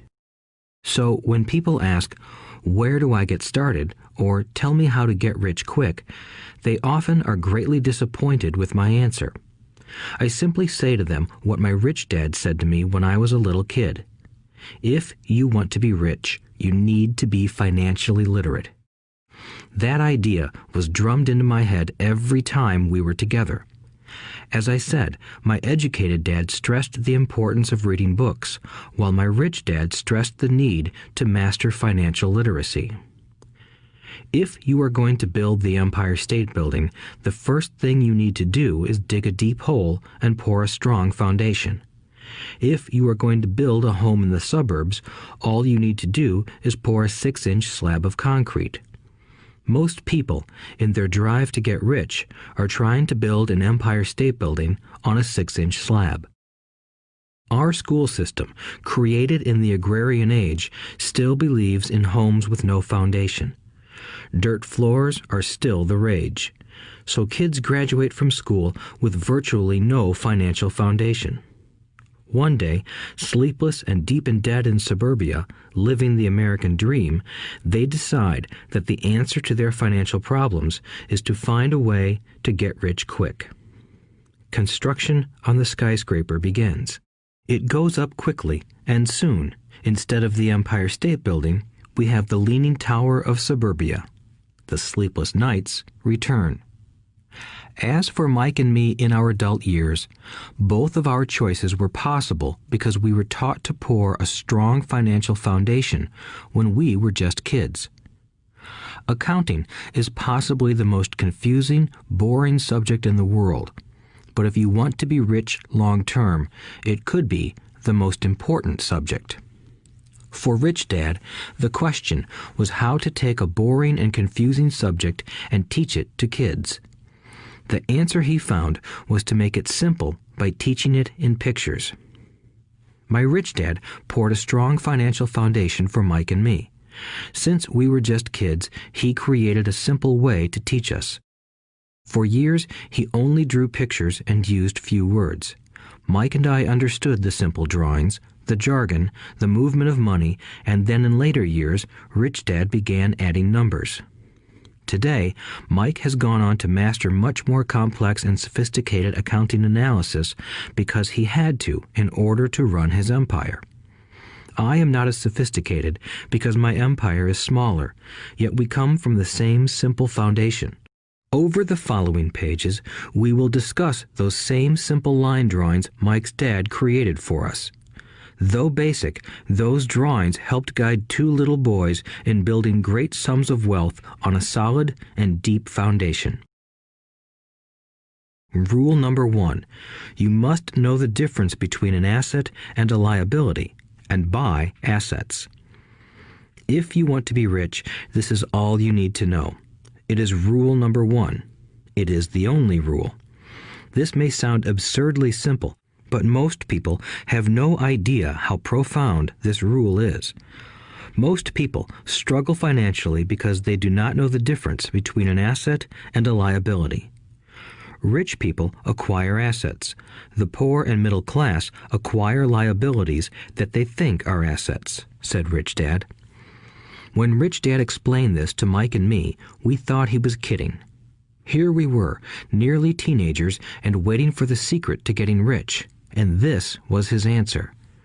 It was so simple that we stopped for a long time to think about it. "What is an asset?" asked Mike. "Don't worry right now," said Rich Dad. "Just let the idea sink in. If you can comprehend the simplicity, your life will have a plan and be financially easy. It is simple. That is why the idea is missed." "You mean all we need to know is what an asset is, acquire them, and we'll be rich?" I asked. Rich Dad nodded his head. "It's that simple." "If it's that simple, how come everyone is not rich?" I asked. Rich Dad smiled. "Because people do not know the difference between an asset and a liability." I remember asking, how could adults be so misguided? If it is that simple, if it is that important, why would everyone not want to find out? It took Rich Dad only a few minutes to explain what assets and liabilities were. As an adult, I have difficulty explaining it to other adults. The simplicity of the idea escapes them because they have been educated differently.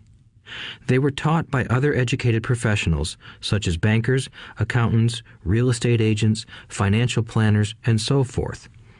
The difficulty comes in asking adults to unlearn or become children again. An intelligent adult often feels it is demeaning to pay attention to simplistic definitions.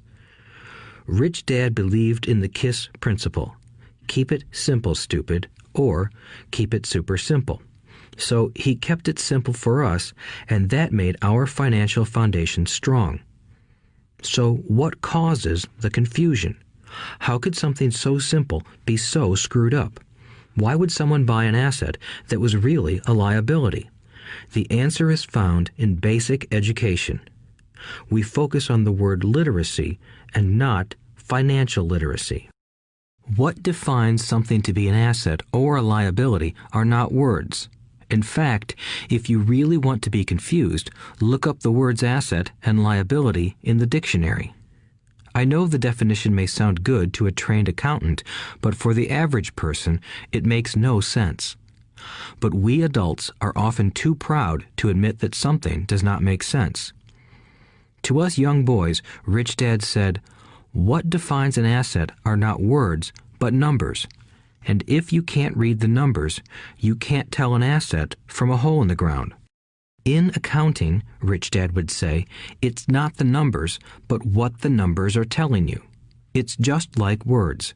It's not the words, but the story the words are telling you.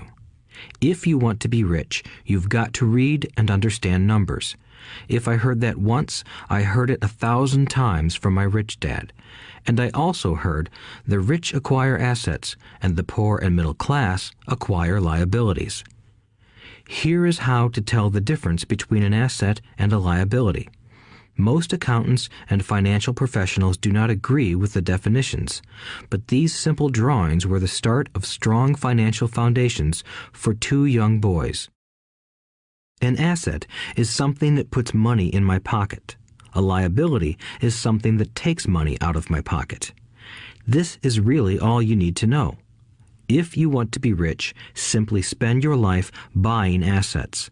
If you want to be poor or middle class, spend your life buying liabilities. Illiteracy, both in words and numbers, is the foundation of financial struggle. If people are having difficulties financially, there is something that they don't understand, either in words or numbers. The rich are rich because they are more literate in different areas than people who struggle financially. So if you want to be rich and maintain your wealth, it's important to be financially literate in words as well as numbers. Numbers alone mean little, just as words out of context mean little. It's the story that counts. In financial reporting, reading numbers is looking for the plot, the story of where the cash is flowing. In 80% of most families, the financial story paints a picture of hard work to get ahead. However, this effort is for naught because they spend their lives buying liabilities instead of assets.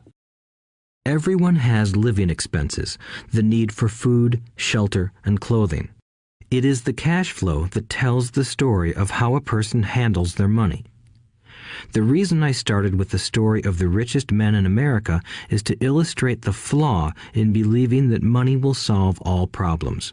That is why I cringe whenever I hear people ask me how to get rich quicker or where they should start. I often hear, "I'm in debt, so I need to make more money." But more money will often not solve the problem. In fact, it may compound the problem. Money often makes obvious our tragic human flaws, putting a spotlight on what we don't know.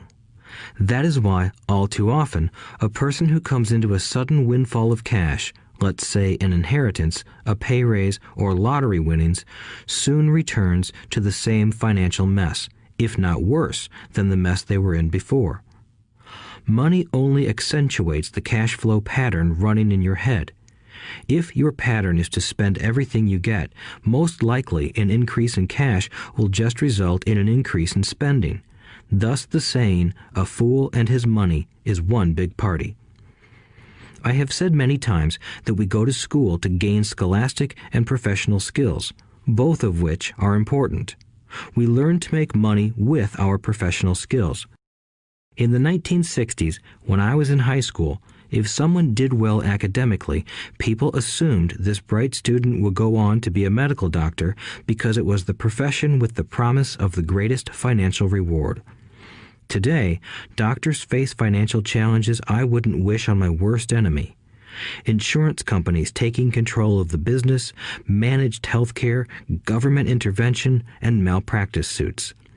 Today, kids want to be famous athletes, movie stars, rock stars, beauty queens, or CEOs because that is where the fame, money, and prestige are. That is the reason it is so hard to motivate kids in school today. They know that professional success is no longer solely linked to academic success, as it once was. Because students leave school without financial skills, millions of educated people pursue their profession successfully, but later find themselves struggling financially. They work harder, but don't get ahead. What is missing from their education is not how to make money, but how to manage money. It's called financial aptitude, what you do with the money once you make it, how to keep people from taking it from you, how to keep it longer, and how to make that money work hard for you. Most people don't understand why they struggle financially because they don't understand cash flow. A person can be highly educated, professionally successful, and financially illiterate. These people often work harder than they need to because they learned how to work hard, but not how to have their money work hard for them. The story of how the quest for a financial dream turns into a financial nightmare. The classic story of hardworking people has set a pattern. Recently married, the happy, highly educated young couple moves into one of their cramped, rented apartments. Immediately, they realize that they are saving money because two can live as cheaply as one. The problem is the apartment is cramped. They decide to save money to buy their dream home so they can have kids. They now have two incomes, and they begin to focus on their careers. Their incomes begin to increase. As their incomes go up, their expenses go up as well. The number one expense for most people is taxes. Many people think it's income tax, but for most Americans, their highest tax is Social Security. As an employee, it appears as if the Social Security tax combined with the Medicare tax rate is roughly 7.5%, but it's really 15% since the employer must match the Social Security amount. In essence, it is money the employer can't pay you. On top of that, you still have to pay income tax on the amount deducted from your wages for Social Security tax. Income you never received because it went directly to Social Security through withholding. Going back to the young couple, as a result of their incomes increasing, they decide to buy the house of their dreams. Once in their house, they have a new tax called property tax. Then they buy a new car, new furniture, and new appliances to match their new house. All of a sudden, they wake up and their liabilities column is full of mortgage and credit card debt. Their liabilities go up. They're now trapped in the rat race. Pretty soon, a baby comes along and they work harder. The process repeats itself. Higher incomes cause higher taxes, also called bracket creep. A credit card comes in the mail. They use it. It maxes out. A loan company calls and says their greatest asset, their home, has appreciated in value. Because their credit is so good, the company offers a bill consolidation loan and tells them the intelligent thing to do is clear off the high-interest consumer debt by paying off their credit card. And besides, interest on their home is a tax deduction. They go for it and pay off those high-interest credit cards. They breathe a sigh of relief. Their credit cards are paid off. They've now folded their consumer debt into their home mortgage. Their payments go down because they extend their debt over 30 years. It is the smart thing to do. Their neighbor calls to invite them to go shopping. The Memorial Day sale is on. They promise themselves they'll just window shop, but they take a credit card, just in case. I run into this young couple all the time. Their names change, but their financial dilemma is the same. They come to one of my talks to hear what I have to say. They ask me, "Can you tell us how to make more money?" They don't understand that their trouble is really how they choose to spend the money they do have. It is caused by financial illiteracy and not understanding the difference between an asset and a liability. More money seldom solves someone's money problems. Intelligence solves problems. There is a saying a friend of mine says over and over to people in debt. If you find you have dug yourself into a hole, stop digging. As a child, my dad often told us that the Japanese were aware of 3 powers: the power of the sword, the jewel, and the mirror. The sword symbolizes the power of weapons. America has spent trillions of dollars on weapons, and because of this is a powerful military presence in the world. The jewel symbolizes the power of money. There is some degree of truth to the saying, "Remember the golden rule. He who has the gold makes the rules." The mirror symbolizes the power of self-knowledge. This self-knowledge, according to Japanese legend, was the most treasured of the 3. All too often, the poor and middle class allow the power of money to control them. By simply getting up and working harder, failing to ask themselves if what they do makes sense, they shoot themselves in the foot as they leave for work every morning. By not fully understanding money, the vast majority of people allow its awesome power to control them. If they used the power of the mirror, they would have asked themselves, "Does this make sense?" All too often, instead of trusting their inner wisdom, that genius inside, most people follow the crowd. They do things because everybody else does them. They conform rather than question. Often, they mindlessly repeat what they have been told. Diversify. Your home is an asset. Your home is your biggest investment. You get a tax break for going into greater debt. Get a safe job. Don't make mistakes. Don't take risks. It is said that the fear of public speaking is a fear greater than death for most people. According to psychiatrists, the fear of public speaking is caused by the fear of ostracism, the fear of standing out, the fear of criticism, the fear of ridicule, and the fear of being an outcast. The fear of being different prevents most people from seeking new ways to solve their problems. That is why my educated dad said the Japanese valued the power of the mirror the most, for it is only when we look into it that we find truth. Fear is the main reason that people say, "Play it safe." That goes for anything, be it sports, relationships, careers, or money. It is that same fear, the fear of ostracism, that causes people to conform to, and not question, commonly accepted opinions or popular trends. Your home is an asset. Get a bill consolidation loan and get out of debt. Work harder. It's a promotion. Someday I'll be a vice president. Save money.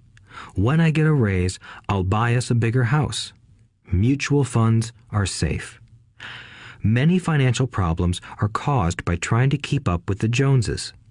Occasionally, we all need to look in the mirror and be true to our inner wisdom rather than our fears.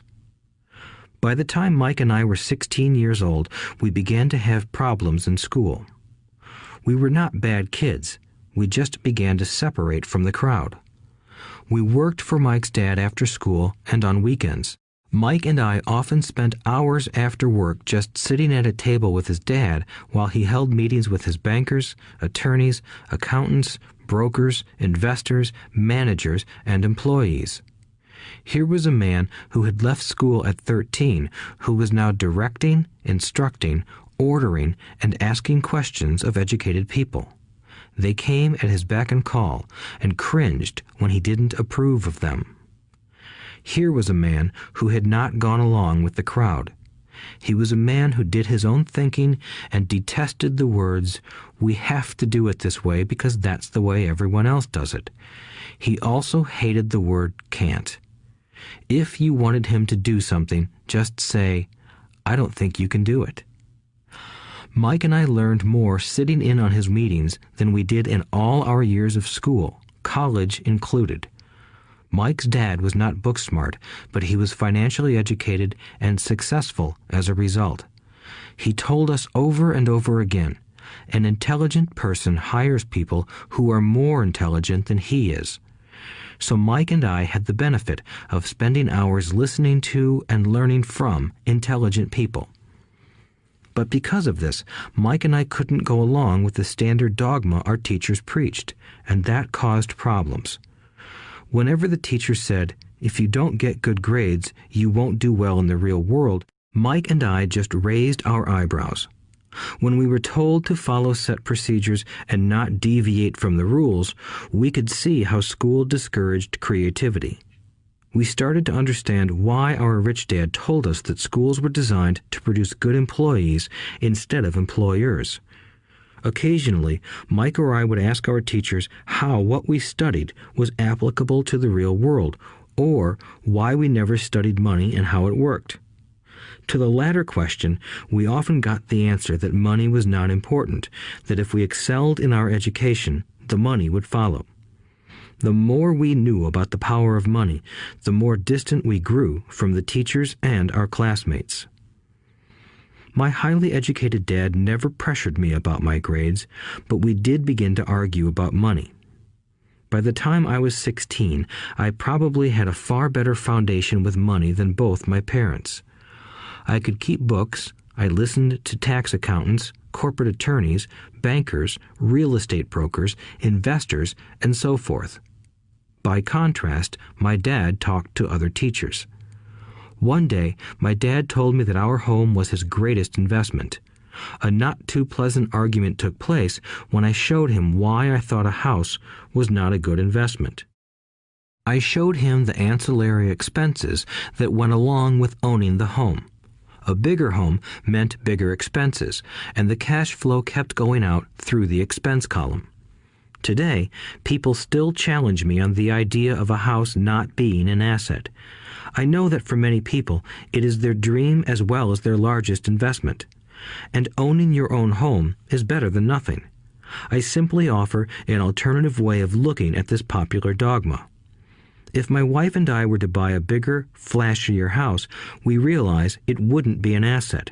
It would be a liability since it would take money out of our pocket. So here is the argument I put forth. I really don't expect most people to agree with it because your home is an emotional thing, and when it comes to money, high emotions tend to lower financial intelligence. I know from personal experience that money has a way of making every decision emotional. 1. When it comes to houses, most people work all their lives paying for a home they never own. In other words, most people buy a new house every few years, each time incurring a new 30-year loan to pay off the previous one. 2. Even though people receive a tax deduction for interest on mortgage payments, they pay for all their other expenses with after-tax dollars, even after they pay off their mortgage. 3. My wife's parents were shocked when the property taxes on their home increased to $1,000 a month. This was after they had retired, so the increase put a strain on their retirement budget and they felt forced to move. 4. Houses do not always go up in value. I have friends who owe $1 million for a home that today would sell for far less. 5. The greatest losses of all are those from missed opportunities. If all your money is tied up in your house, you may be forced to work harder because your money continues blowing out of the expense column instead of adding to the asset column, the classic middle-class cash flow pattern. If a young couple would put more money into their asset column early on, their later years would be easier. Their assets would have grown and would be available to help cover expenses. All too often, a house only serves as a vehicle for incurring a home equity loan to pay for mounting expenses. In summary, the end result in making a decision to own a house that is too expensive in lieu of starting an investment portfolio impacts an individual in at least the following 3 ways. 1. Loss of time during which other assets could have grown in value. 2. Loss of additional capital which could have been invested instead of paying for high-maintenance expenses related directly to the home. 3. Loss of education.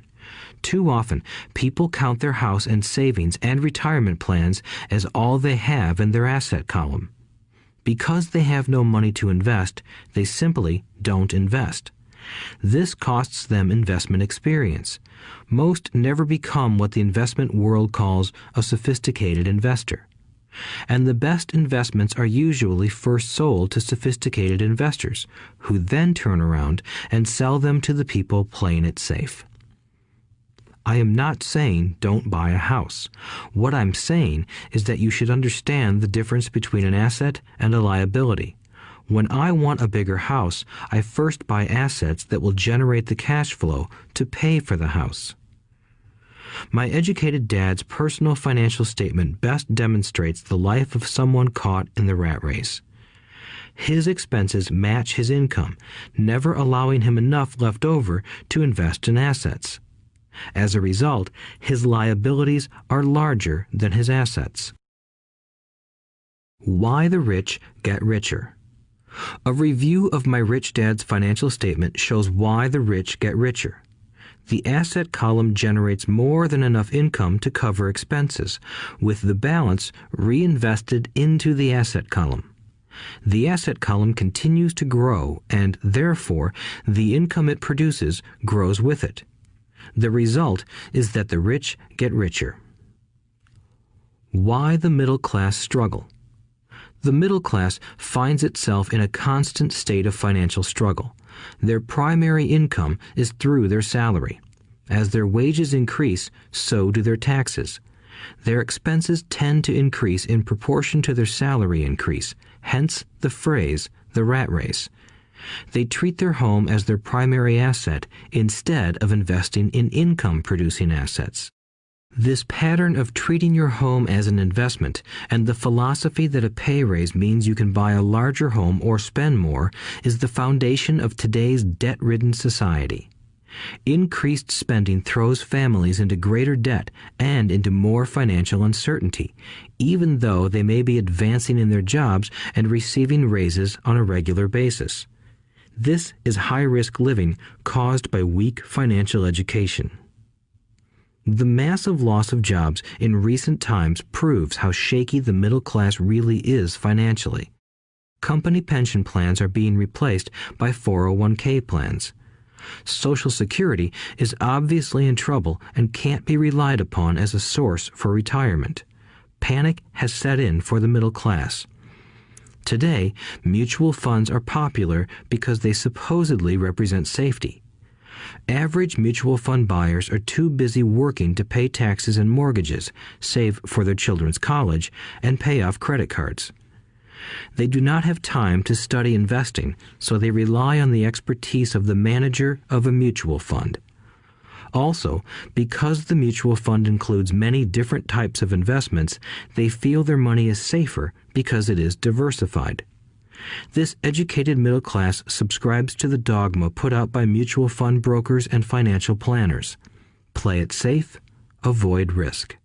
The real tragedy is that the lack of early financial education is what creates the risk faced by average middle class people. The reason they have to play it safe is because their financial positions are tenuous at best. Their balance sheets are not balanced. Instead, they are loaded with liabilities and have no real assets that generate income. Typically, their only source of income is their paycheck. Their livelihood becomes entirely dependent on their employer.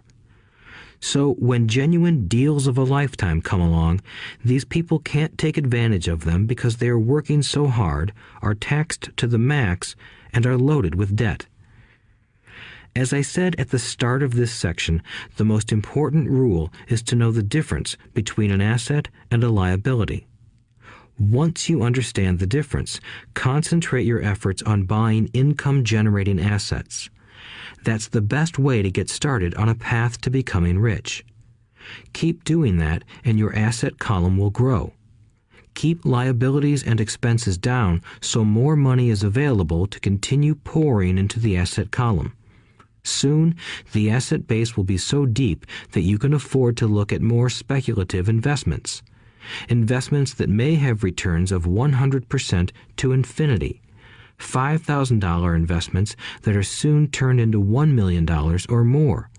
Investments that the middle class calls too risky. The investment is not risky for the financially literate.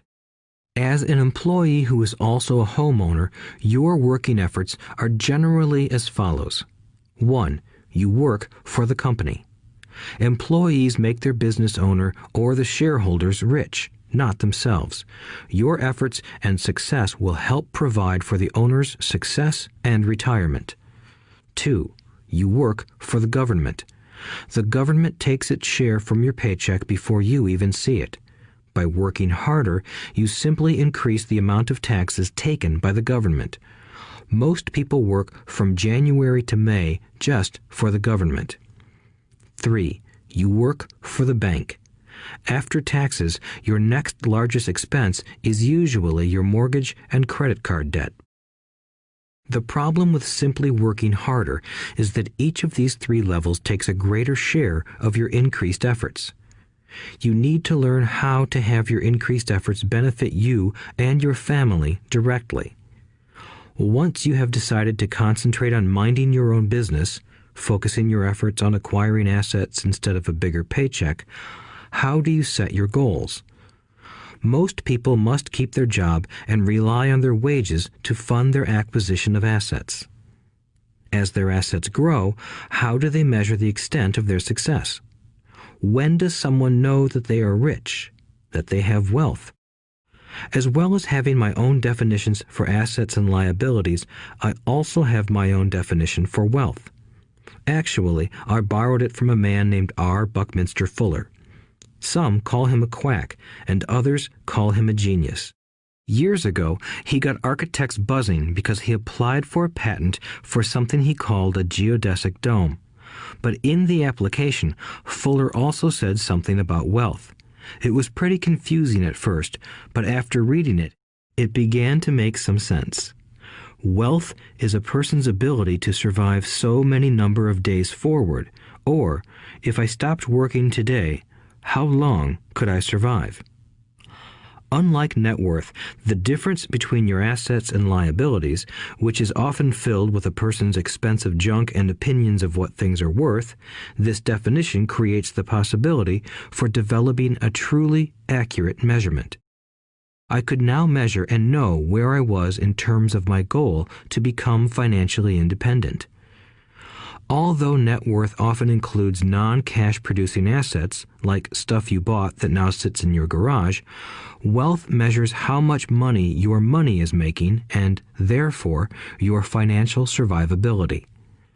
Wealth is the measure of the cash flow from the asset column compared with the expense column. Let's use an example. Let's say I have cash flow from my asset column of $1,000 a month, and I have monthly expenses of $2,000 a month. What is my wealth? Let's go back to Buckminster Fuller's definition. Using his definition, how many days forward can I survive? Assuming a 30-day month, I have enough cash flow for half a month. When I achieve $2,000 a month cash flow from my assets, then I will be wealthy. So, while I'm not yet rich, I am wealthy. I now have income generated from assets each month that fully cover my monthly expenses. If I want to increase my expenses, I first must increase my cash flow to maintain this level of wealth. Also note that it is at this point that I'm no longer dependent on my wages. I have focused on and been successful in building an asset column that has made me financially independent. If I quit my job today, I would be able to cover my monthly expenses with the cash flow from my assets. My next goal would be to have the excess cash flow from my assets reinvested into the asset column. The more money that goes into my asset column, the more my asset column grows. The more my assets grow, the more my cash flow grows. And as long as I keep my expenses less than the cash flow from these assets, I grow richer with more and more income from sources other than my physical labor. As this reinvestment process continues, I am well on my way to becoming rich. Just remember this simple observation. The rich buy assets. The poor only have expenses. The middle class buy liabilities they think are assets. So how do I start minding my own business? What is the answer? Listen to the founder of McDonald's in the next chapter. Chapter 3. Lesson 3. Mind your own business. The rich focus on their asset columns while everyone else focuses on their income statements. In 1974, Ray Kroc, the founder of McDonald's, was asked to speak to the MBA class at the University of Texas at Austin. A friend of mine was a student in that MBA class. After a powerful and inspiring talk, the class adjourned and the students asked Ray if he would join them at their favorite hangout to have a few beers. Ray graciously accepted. "What business am I in?" Ray asked once the group had all their beers in hand. Everyone laughed, my friend said. Most of the MBA students thought Ray was just fooling around. No one answered, so Ray asked again. "What business do you think I'm in?" The students laughed again, and finally one brave soul yelled out, "Ray, who in the world doesn't know that you're in the hamburger business?" Ray chuckled. "That's what I thought you would say." He paused and then quickly added, "Ladies and gentlemen, I'm not in the hamburger business. My business is real estate."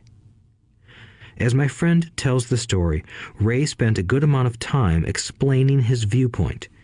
In his business plan, Ray knew that the primary business focus was to sell hamburger franchises, but what he never lost sight of was the location of each franchise. He knew that the land and its location were the most significant factors in the success of each franchise. Basically, the person who bought the franchise was also buying the real estate under the franchise for Ray Kroc's organization. Today, McDonald's is the largest single owner of real estate in the world, owning even more than the Catholic Church. McDonald's owns some of the most valuable intersections and street corners in America and around the globe. My friend considers this as one of the most important lessons in his life. Today, he owns car washes, but his business is the real estate under those car washes.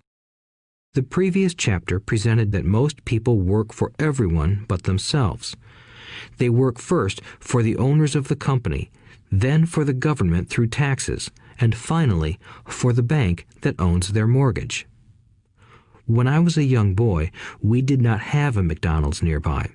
Yet my rich dad was responsible for teaching Mike and me the same lesson that Ray Kroc talked about at the University of Texas. It is secret number 3 of the rich. The secret is mind your own business. Financial struggle is often directly the result of people working all their lives for someone else. Many people will simply have nothing at the end of their working days to show for their efforts. Our current educational system focuses on preparing today's youth to get good jobs by developing scholastic skills. Their lives will revolve around their wages or, as described earlier, their income column. Many will study further to become engineers, scientists, cooks, police officers, artists, writers, and so on. These professional skills allow them to enter the workforce and work for money. But there is a big difference between your profession and your business. Often I ask people, "What is your business?" And they will say, "Oh, I'm a banker." Then I ask them if they own the bank, and they usually respond, "No, I work there." In that instance, they have confused their profession with their business. Their profession may be a banker, but they still need their own business. A problem with school is that you often become what you study. So if you study cooking, you become a chef. If you study the law, you become an attorney. And a study of auto mechanics makes you a mechanic. The mistake in becoming what you study is that too many people forget to mind their own business. They spend their lives minding someone else's business and making that person rich. To become financially secure, a person needs to mind their own business. Your business revolves around your asset column, not your income column. As stated earlier, the number one rule is to know the difference between an asset and a liability and to buy assets. The rich focus on their asset columns, while everyone else focuses on their income statements. That is why we hear so often, "I need a raise. If only I had a promotion.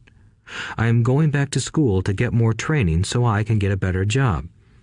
I am going to work overtime. Maybe I can get a second job." In some circles, these are sensible ideas, but you are still not minding your own business. These ideas all still focus on the income column and will only help a person become more financially secure if the additional money is used to purchase income-generating assets. The primary reason the majority of the poor and middle class are fiscally conservative, which means I can't afford to take risks, is that they have no financial foundation. They have to cling to their jobs and play it safe. When downsizing became the in thing to do, millions of workers found out their largest so-called asset, their home, was eating them alive.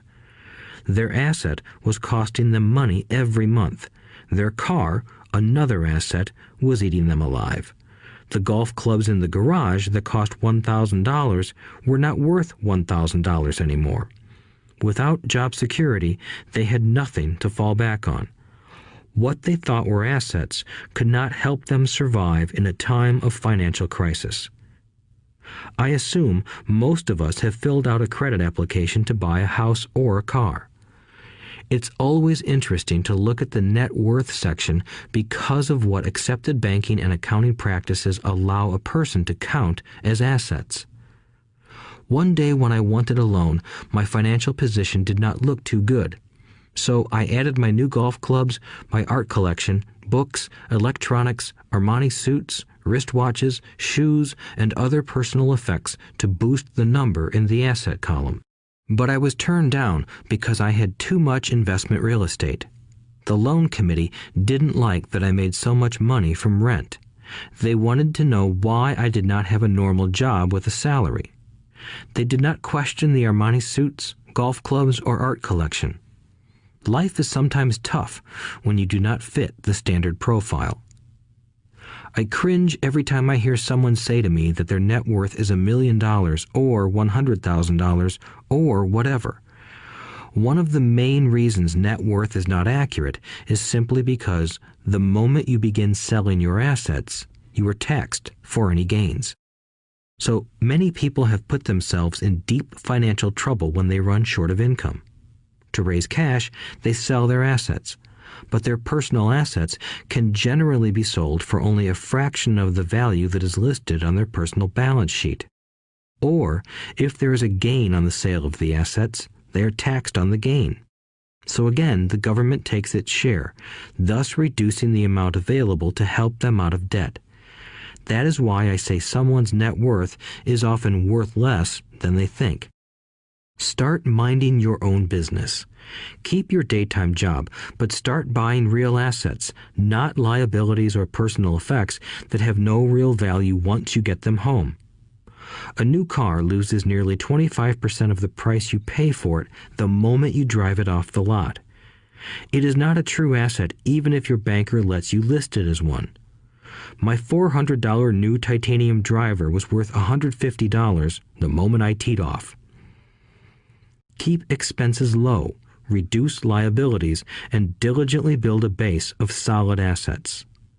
For young people who have not yet left home, it is important for parents to teach them the difference between an asset and a liability. Get them to start building a solid asset column before they leave home, get married, buy a house, have kids, and get stuck in a risky financial position, clinging to a job and buying everything on credit. I see so many young couples who get married and trap themselves into a lifestyle that will not let them get out of debt for most of their working years. For many people, just as the last child leaves home, the parents realize they have not adequately prepared for retirement and they begin to scramble to put some money away. Then their own parents become ill and they find themselves with new responsibilities. So what kind of assets am I suggesting that you or your children acquire? In my world, real assets fall into the following categories. Businesses that do not require my presence. I own them, but they are managed or run by other people. If I have to work there, it's not a business. It becomes my job. Stocks, bonds, income-generating real estate, notes, IOUs, royalties from intellectual property such as music, scripts, and patents. Anything else that has value, produces income, or appreciates, and has a ready market. As a young boy, my educated dad encouraged me to find a safe job, but my rich dad encouraged me to begin acquiring assets that I loved. If you don't love it, you won't take care of it. I collect real estate simply because I love buildings and land. I love shopping for them, and I could look at them all day long. When problems arise, the problems aren't so bad that it changes my love for real estate. For people who hate real estate, they shouldn't buy it. I also love stocks of small companies, especially startups, because I am an entrepreneur, not a corporate person. In my early years, I worked in large organizations such as Standard Oil of California, the U.S. Marine Corps, and Xerox Corporation. I enjoyed my time with those organizations and have fond memories, but I know deep down I am not a company man. I like starting companies, not running them. So my stock buys are usually of small companies. Sometimes I even start the company and take it public. Fortunes are made in new stock issues, and I love the game. Many people are afraid of small cap companies and call them risky, and they are. But that risk is diminished if you love what the investment is, understand it, and know the game. With small companies, my investment strategy is to be out of the stock in a year. On the other hand, my real estate strategy is to start small and keep trading up for bigger properties, and, therefore, delay paying taxes on the gain. This allows the value to increase dramatically. I generally hold real estate less than 7 years. For years, even while I was with the Marine Corps and Xerox, I did what my rich dad recommended. I kept my day job, but I still minded my own business. I was active in my asset column trading real estate and small stocks. Rich Dad always stressed the importance of financial literacy. The better I was at understanding the accounting and cash management, the better I would be at analyzing investments and eventually starting and building my own company. I don't encourage anyone to start a company unless they really want to. Knowing what I know about running a company, I wouldn't wish that task on anyone. There are times when people can't find employment and starting a company seems like the best solution. But the odds are against success. 9 out of 10 companies fail in 5 years. Of those that survive the first 5 years, 9 out of every 10 of those eventually fail as well.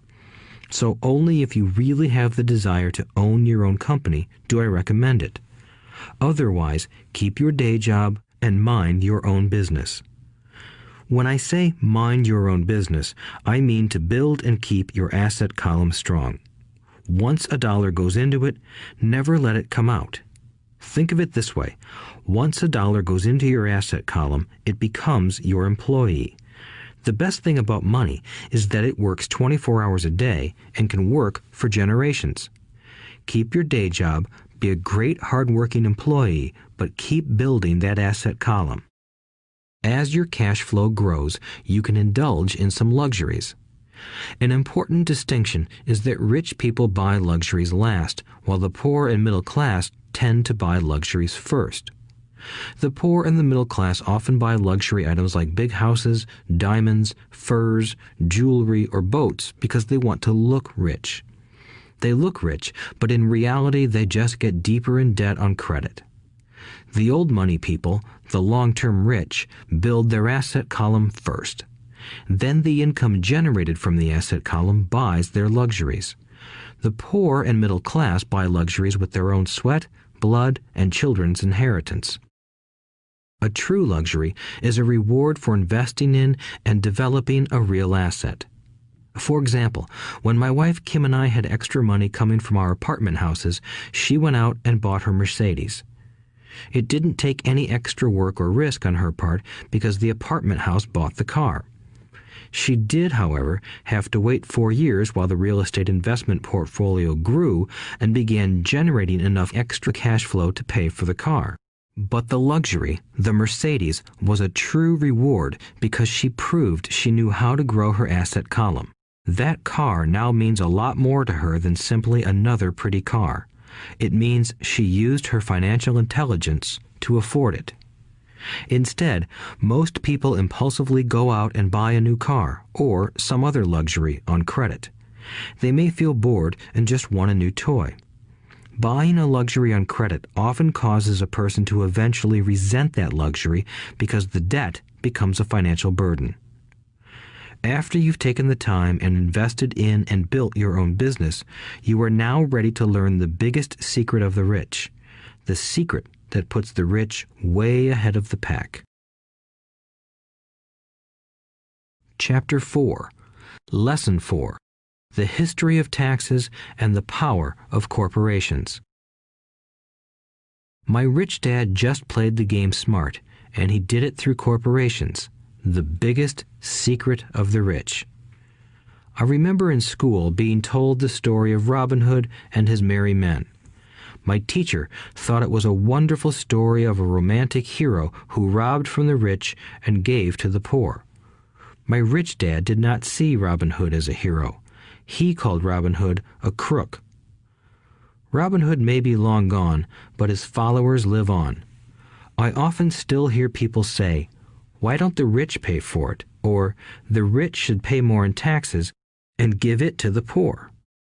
It is this Robin Hood fantasy, or taking from the rich to give to the poor, that has caused the most pain for the poor and the middle class. The reason the middle class is so heavily taxed is because of the Robin Hood ideal. The reality is that the rich are not taxed. It's the middle class who pays for the poor, especially the educated, upper-income middle class. Again, to understand fully how things happen, we need to look at the history of taxes. Although my highly educated dad was an expert on the history of education, my rich dad fashioned himself an expert on the history of taxes. Rich Dad explained to Mike and me that originally in England and America, there were no taxes. Occasionally, there were temporary taxes levied in order to pay for wars.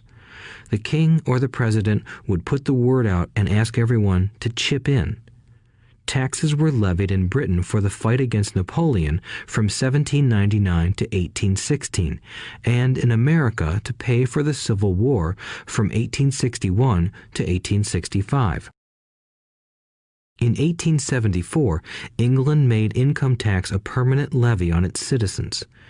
In 1913, an income tax became permanent in the United States with the adoption of the 16th Amendment to the U.S. Constitution. At one time, Americans were anti-tax. It had been the tax on tea that led to the famous Tea Party in Boston Harbor, an incident that helped ignite the Revolutionary War. It took approximately 50 years in both England and the United States to sell the idea of a regular income tax. What these historical dates fail to reveal is that both of these taxes were initially levied against only the rich. It was this point that Rich Dad wanted Mike and me to understand. He explained that the idea of taxes was made popular and accepted by the majority by telling the poor and the middle class that taxes were created only to punish the rich. This is how the masses voted for the law, and it became constitutionally legal. Although it was intended to punish the rich, in reality it wound up punishing the very people who voted for it, the poor and middle class. Once government got a taste of money, its appetite grew, said Rich Dad. Your dad and I are exactly opposite. He's a government bureaucrat, and I am a capitalist. We get paid, and our success is measured on opposite behaviors. He gets paid to spend money and hire people. The more he spends and the more people he hires, the larger his organization becomes. In the government, a large organization is a respected organization. On the other hand, within my organization, the fewer people I hire and the less money I spend, the more I am respected by my investors. That's why I don't like government people. They have different objectives than most business people. As the government grows, more and more tax dollars are needed to support it. My educated dad sincerely believed that government should help people. He loved John F. Kennedy and especially the idea of the Peace Corps. He loved the idea so much that both he and my mom worked for the Peace Corps, training volunteers to go to Malaysia, Thailand, and the Philippines.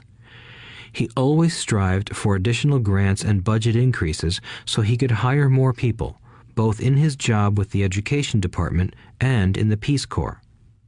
From the time I was about 10 years old, I would hear from my rich dad that government workers were a pack of lazy thieves, and from my poor dad I would hear how the rich were greedy crooks who should be made to pay more taxes. Both sides had valid points. It was difficult to go to work for one of the biggest capitalists in town and come home to a father who was a prominent government leader. It was not easy to know which dad to believe. Yet, when you study the history of taxes, an interesting perspective emerges. As I said, the passage of taxes was only possible because the masses believed in the Robin Hood theory of economics. Take from the rich and give to everyone else. The problem was that the government's appetite for money was so great that taxes soon needed to be levied on the middle class, and from there it kept trickling down. However, the rich saw an opportunity because they don't play by the same set of rules.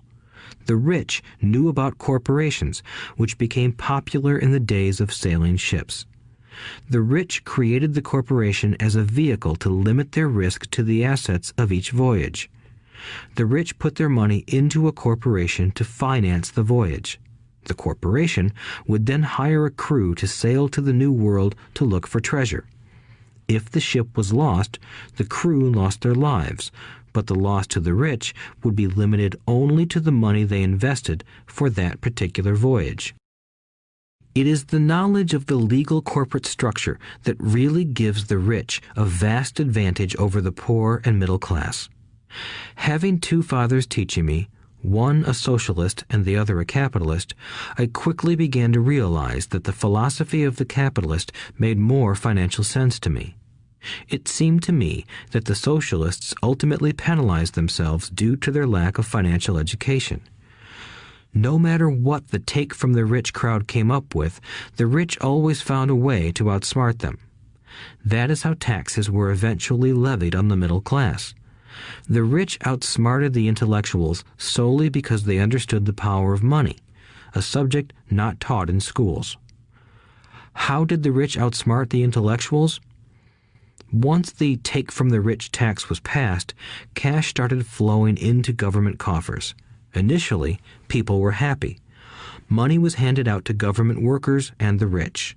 It went to government workers in the form of jobs and pensions, and it went to the rich via their factories receiving government contracts. The government received a large pool of money, but the problem was the fiscal management of that money. The government ideal is to avoid having excess money. If you fail to spend your allotted funds, you risk losing it in the next budget. You would certainly not be recognized for being efficient. Business people, on the other hand, are rewarded for having excess money and are applauded for their efficiency. As this cycle of growing government spending continued, the demand for money increased, and the tax the rich idea was adjusted to include lower income levels down to the very people who voted it in, the poor and the middle class. True capitalists used their financial knowledge to simply find an escape. They headed back to the protection of a corporation. But what many people who have never formed a corporation don't know is that a corporation is not really a thing. A corporation is merely a file folder with some legal documents in it, sitting in some attorney's office and registered with a state government agency. It's not a big building or a factory or a group of people. A corporation is merely a legal document that creates a legal body without a soul. Using it, the wealth of the rich was once again protected.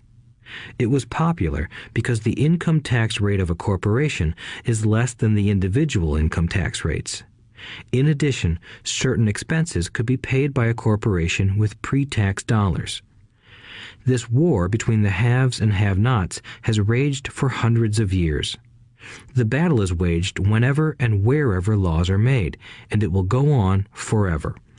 The problem is that the people who lose are the uninformed, the ones who get up every day and diligently go to work and pay taxes.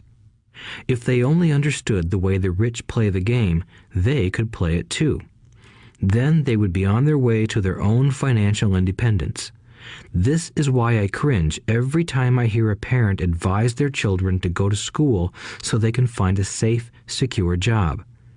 An employee with a safe, secure job without financial aptitude has no escape. Average Americans today work 5 to 6 months for the government just to cover their taxes. In my opinion, that is simply too long. The harder you work, the more you pay the government. That is why I believe that the idea of take from the rich backfired on the very people who voted it in.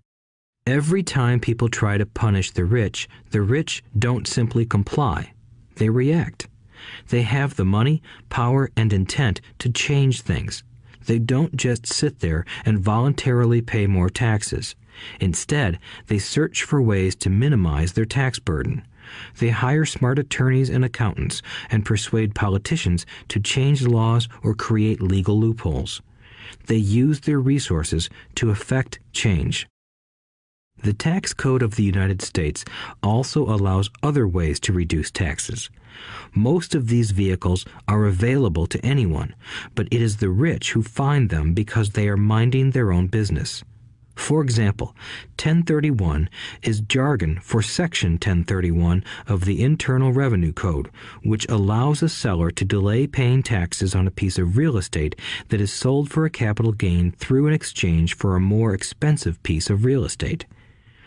Real estate is one investment vehicle that has a great tax advantage. As long as you keep trading up in value, you will not be taxed on the gains until you liquidate. People who don't take advantage of these legal tax savings are missing a great opportunity to build their asset columns. The poor and middle class don't have the same resources. They sit there and let the government's needles enter their arm and allow the blood donation to begin. Today, I am constantly shocked at the number of people who pay more taxes or take fewer deductions simply because they are afraid of the government. I have friends who have had their businesses shut down and destroyed, only to find out it was a mistake on the part of the government. I realize all that, but the price of working from January to May is a high price to pay for that intimidation. My poor dad never fought back. My rich dad didn't either. He just played the game smarter, and he did it through corporations, the biggest secret of the rich. You may remember the first lesson I learned from my rich dad. I was a little boy of 9 who had to sit and wait for him to choose to talk to me. I sat in his office waiting for him to get to me. He was ignoring me on purpose. He wanted me to recognize his power and to desire to have that power for myself one day.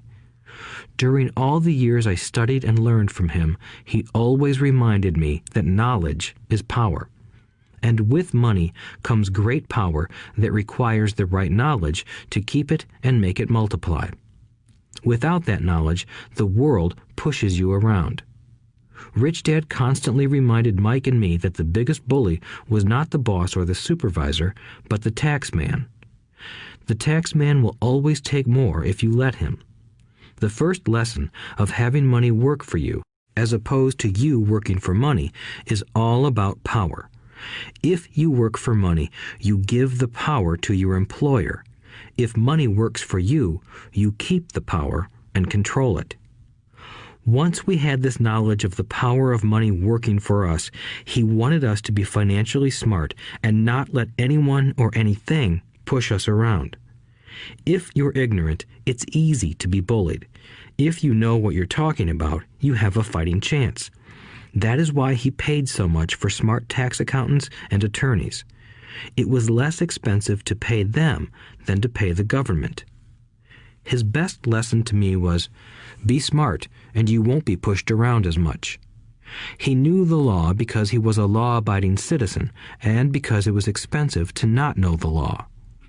If you know you're right, you're not afraid of fighting back, even if you are taking on Robin Hood and his band of merry men. My highly educated dad always encouraged me to land a good job with a strong corporation. He spoke of the virtues of working your way up the corporate ladder. He didn't understand that, by relying solely on a paycheck from a corporate employer, I would be a docile cow ready for milking. When I told my rich dad of my father's advice, he only chuckled. "Why not own the ladder?" was all he said. As a young boy, I did not understand what Rich Dad meant by owning my own corporation. It was an idea that seemed impossible and intimidating. Although I was excited by the idea, my inexperience wouldn't let me envision the possibility that grown-ups would someday work for a company I would own. The point is that, if not for my rich dad, I would have probably followed my educated dad's advice.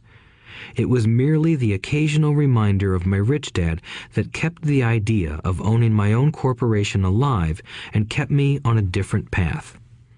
By the time I was 15 or 16, I knew I wasn't going to continue down the path my educated dad recommended.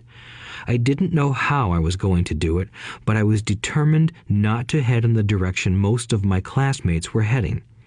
That decision changed my life. It was not until my mid-20s that my rich dad's advice began to make more sense to me. I was just out of the Marine Corps and working for Xerox. I was making a lot of money, but every time I looked at my paycheck, I was disappointed. The deductions were so large, and the more I worked, the greater they became. As I became more successful, my bosses talked about promotions and raises. It was flattering, but I could hear my rich dad asking in my ear, "Who are you working for? Who are you making rich?" In 1974, while still an employee for Xerox, I formed my first corporation and began minding my own business. There were already a few assets in my asset column, but now I was determined to focus on making it bigger. Those paychecks, with all the deductions, made all the years of my rich dad's advice make total sense. I could see the future if I followed my educated dad's advice. Many employers feel that advising their workers to mind their own business is bad for business.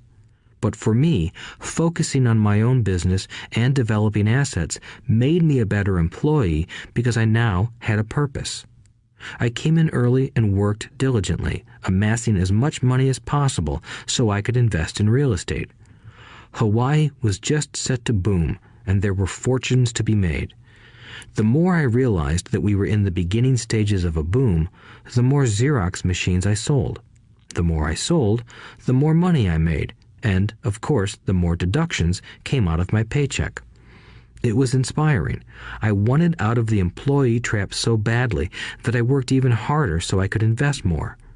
By 1978, I was consistently one of the top 5 salespeople at the company.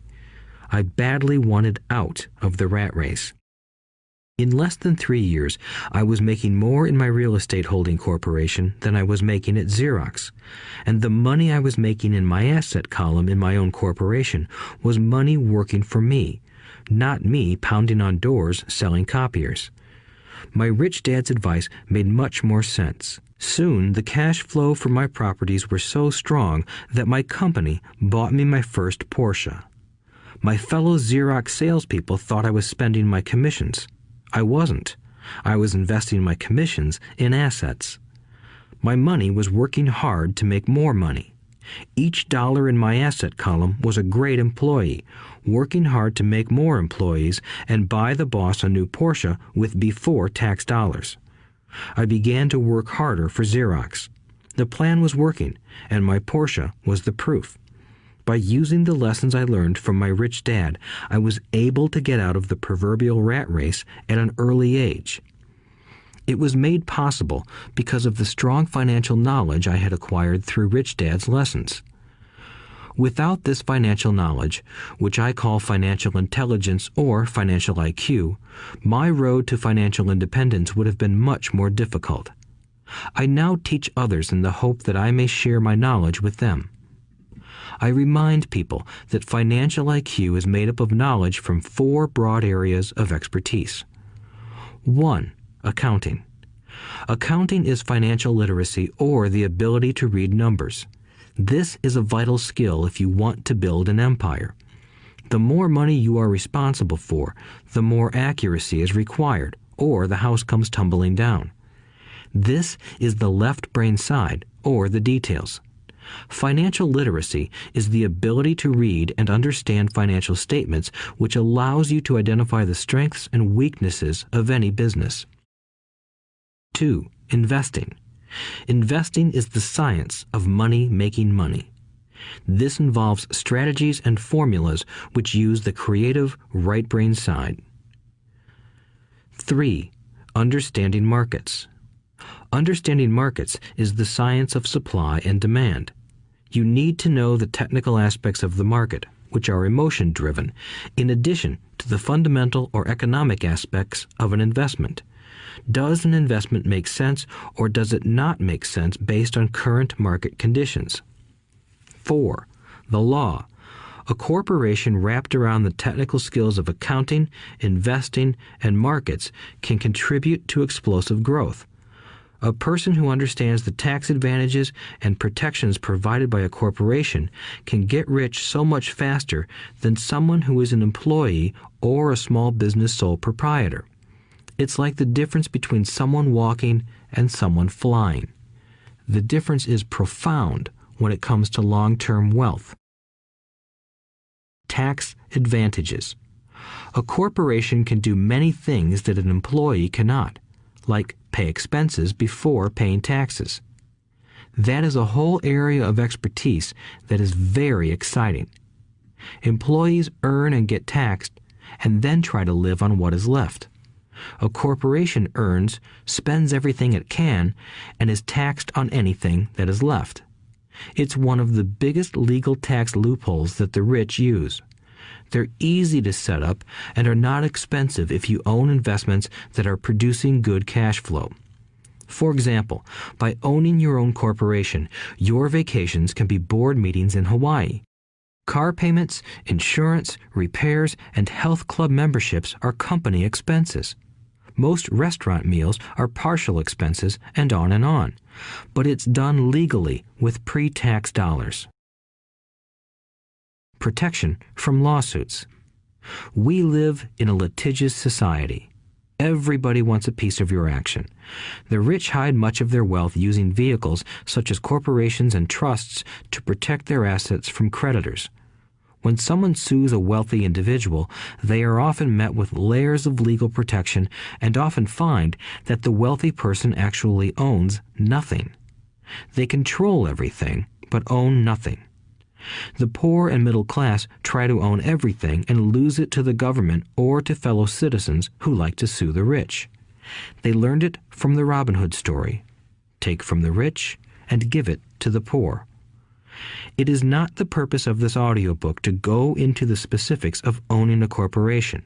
But I will say that if you own any kind of legitimate assets, I would consider finding out more about the benefits and protection offered by a corporation as soon as possible. There are many books written on the subject that will detail the benefits and even walk you through the steps necessary to set up a corporation. Garrett Sutton's books on corporations provide wonderful insight into the power of personal corporations. Financial IQ is actually the synergy of many skills and talents. I would say it is the combination of the 4 technical skills listed above that make up basic financial intelligence. If you aspire to great wealth, it is the combination of these skills that will greatly amplify your financial intelligence. In summary, business owners with corporations 1. Earn, 2. Spend, 3. Pay taxes. Employees who work for corporations 1. Earn, 2. Pay taxes, 3. Spend. As part of your overall financial strategy, I recommend that you learn about the protection that legal entities can provide for businesses and assets.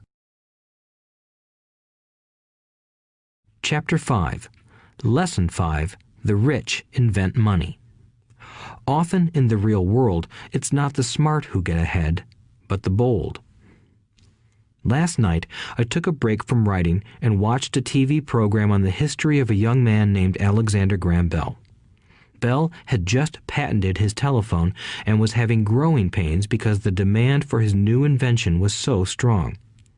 Needing a bigger company, he then went to the giant at that time, Western Union, and asked them if they would buy his patent and his tiny company. He wanted $100,000 for the whole package. The president of Western Union scoffed at him and turned him down, saying the price was ridiculous. The rest is history. A multi-billion-dollar industry emerged, and AT&T was born. The evening news came on right after the story of Alexander Graham Bell. On the news was a story of another downsizing at a local company. The workers were angry and complained that the company ownership was unfair. A terminated manager of about 45 years of age had his wife and 2 babies at the plant and was begging the guards to let him talk to the owners to ask if they would reconsider his termination. He had just bought a house and was afraid of losing it. The camera focused in on his pleading for all the world to see. Needless to say, it held my attention. I have been teaching professionally since 1984. It has been a great experience and a rewarding one. It is also a disturbing profession, for I have taught thousands of individuals and I see one thing in common in all of us, myself included. We all have tremendous potential, and we all are blessed with gifts. Yet the one thing that holds all of us back is some degree of self-doubt.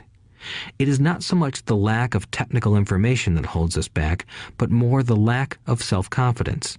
Some are more affected than others. Once we leave school, most of us know that it is not so much a matter of college degrees or good grades that count. In the real world, outside of academics, something more than just grades is required. I have heard it called many things: guts, chutzpah, balls, audacity, bravado, cunning, daring, tenacity, and brilliance. This factor, whatever it is labeled, ultimately decides one's future much more than school grades do. Inside each of us is one of these brave, brilliant, and daring characters. There is also the flip side of that character, people who could get down on their knees and beg if necessary. After a year in Vietnam as a Marine Corps pilot, I got to know both of those characters inside of me intimately. One is not better than the other. Yet, as a teacher, I recognized that it was excessive fear and self-doubt that were the greatest detractors of personal genius. It broke my heart to see students know the answers, yet lack the courage to act on the answer. Often in the real world, it's not the smart who get ahead, but the bold. In my personal experience, your financial genius requires both technical knowledge as well as courage. If fear is too strong, the genius is suppressed. In my classes, I strongly urge students to learn to take risks, to be bold, and to let their genius convert that fear into power and brilliance. It works for some and just terrifies others. I have come to realize that for most people, when it comes to the subject of money, they would rather play it safe. I have had to field questions such as, why take risks? Why should I bother developing my financial IQ? Why should I become financially literate? And I answer, just to have more options. There are huge changes up ahead. In the coming years, there will be more people just like the young inventor Alexander Graham Bell. There will be 100 people like Bill Gates and hugely successful companies like Microsoft created every year all over the world. And there will also be many more bankruptcies, layoffs, and downsizings. So why bother developing your financial IQ? No one can answer that but you. Yet I can tell you why I myself do it. I do it because it is the most exciting time to be alive. I'd rather be welcoming change than dreading change. I'd rather be excited about making millions than worrying about not getting a raise. This period we are in now is a most exciting time, unprecedented in our world's history. Generations from now, people will look back at this period of time and remark at what an exciting era it must have been. It was the death of the old and birth of the new. It was full of turmoil, and it was exciting. So why bother developing your financial IQ? Because if you do, you will prosper greatly. And if you don't, this period of time will be a frightening one. It will be a time of watching some people move boldly forward while others cling to worn-out life preservers. Land was wealth 300 years ago, so the person who owned the land owned the wealth. Later, wealth was in factories and production, and America rose to dominance. The industrialist owned the wealth. Today, wealth is in information, and the person who has the most timely information owns the wealth. The problem is that information flies around the world at the speed of light. The new wealth cannot be contained by boundaries and borders as land and factories were. The changes will be faster and more dramatic. There will be a dramatic increase in the number of new multimillionaires. There also will be those who are left behind. I find so many people struggling today, often working harder, simply because they cling to old ideas. They want things to be the way they were, and they resist change. I know people who are losing their jobs or their houses, and they blame technology or the economy or their boss. Sadly, they fail to realize that they might be the problem. Old ideas are their biggest liability. It is a liability simply because they fail to realize that while that idea or way of doing something was an asset yesterday, yesterday is gone. One afternoon, I was teaching how to invest using a board game I had invented, Cash Flow, as a teaching tool. A friend had brought someone along to attend the class. This friend of a friend was recently divorced, had been badly burned in the divorce settlement, and was now searching for some answers. Her friend thought the class might help. The game was designed to help people learn how money works. In playing the game, they learn about the interaction of the income statement with the balance sheet. They learn how cash flows between the two and how the road to wealth is through striving to increase your monthly cash flow from the asset column to the point that it exceeds your monthly expenses. Once you accomplish this, you are able to get out of the rat race and out onto the fast track. As I have said, some people hate the game, some love it, and others miss the point. This woman missed a valuable opportunity to learn something. In the opening round, she drew a doodad card with the boat on it. At first, she was happy. "Oh, I've got a boat." Then, as her friend tried to explain how the numbers worked on her income statement and balance sheet, she got frustrated because she had never liked math. The rest of her table waited while her friend continued explaining the relationship between the income statement, balance sheet, and monthly cash flow. Suddenly, when she realized how the numbers worked, it dawned on her that her boat was eating her alive. Later on in the game, she was also downsized and had a child. It was a horrible game for her. After the class, her friend came by and told me that she was upset. She had come to the class to learn about investing and did not like the idea that it took so long to play a silly game. Her friend attempted to tell her to look within herself to see if the game reflected her in any way. With that suggestion, the woman demanded her money back. She said that the very idea that a game could be a reflection of her was ridiculous. Her money was promptly refunded, and she left.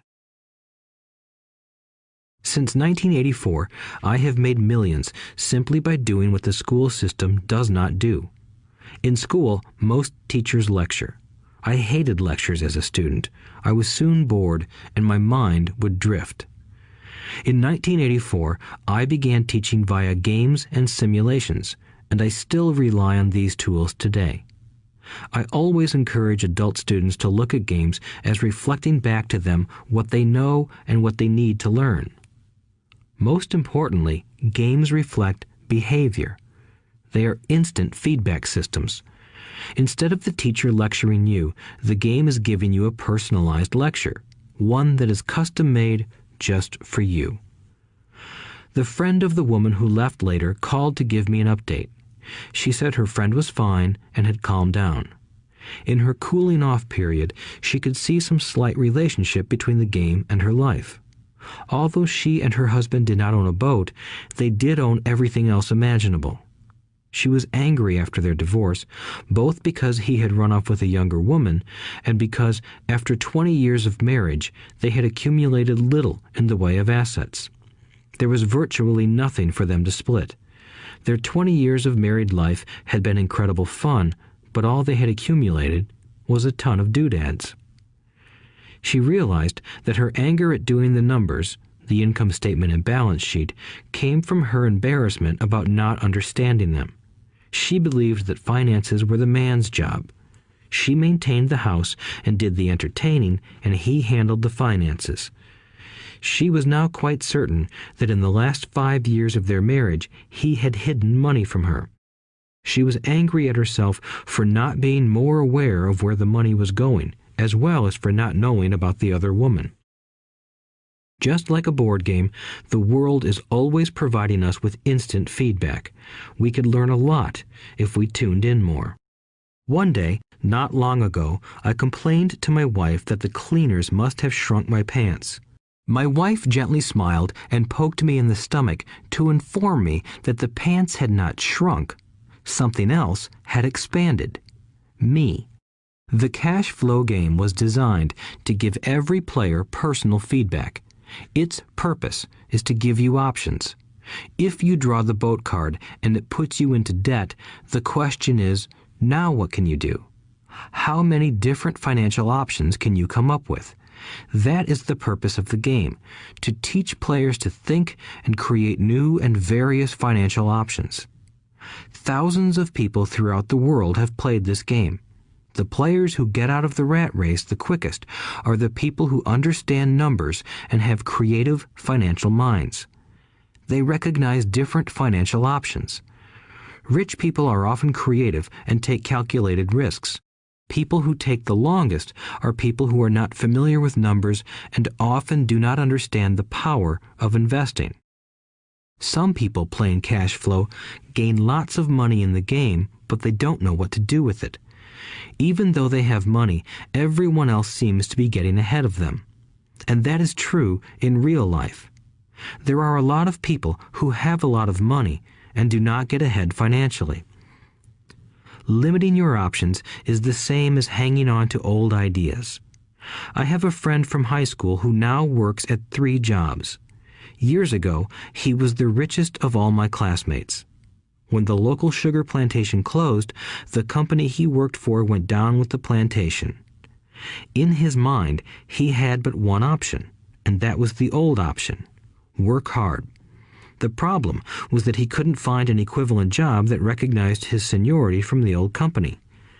As a result, he is overqualified for the jobs he currently has. so his salary is lower. He now works 3 jobs to earn enough to survive. I have watched people playing cash flow complain that the right opportunity cards are not coming their way, so they sit there. I know people who do that in real life. They wait for the right opportunity. I have watched people get the right opportunity card and then not have enough money. Then they complain that they would have gotten out of the rat race if they had had more money. So they sit there. I know people in real life who do that also. They see all the great deals, but they have no money. And I have seen people pull a great opportunity card, read it out loud, and have no idea that it is a great opportunity. They have the money, the time is right, they have the card, but they can't see the opportunity staring them in the face. They fail to see how it fits into their financial plan for escaping the rat race.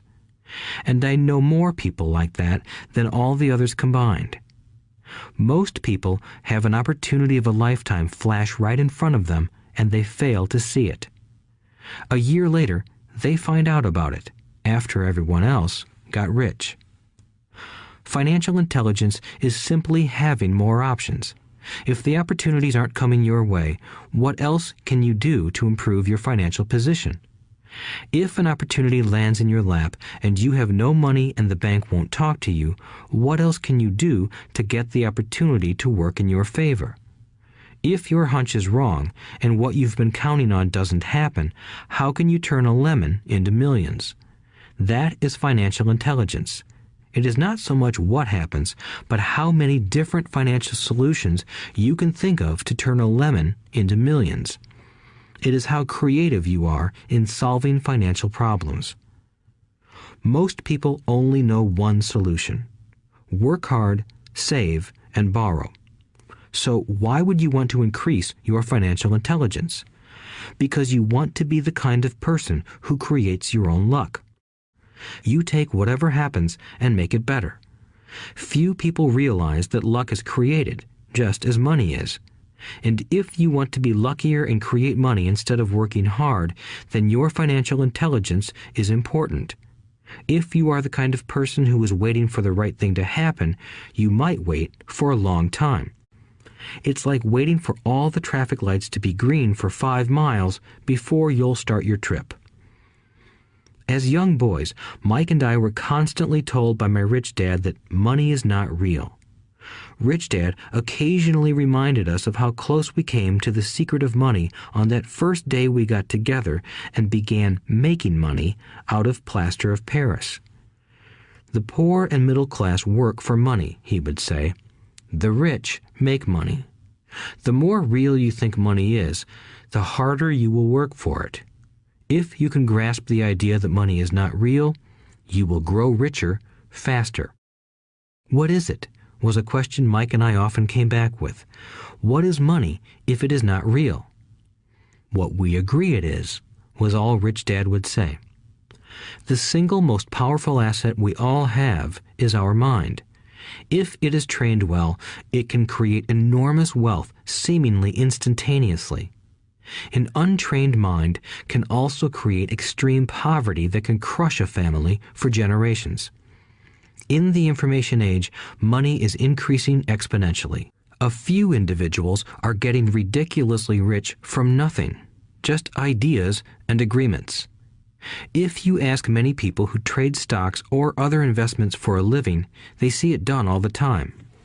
Often, millions can be made instantaneously from nothing.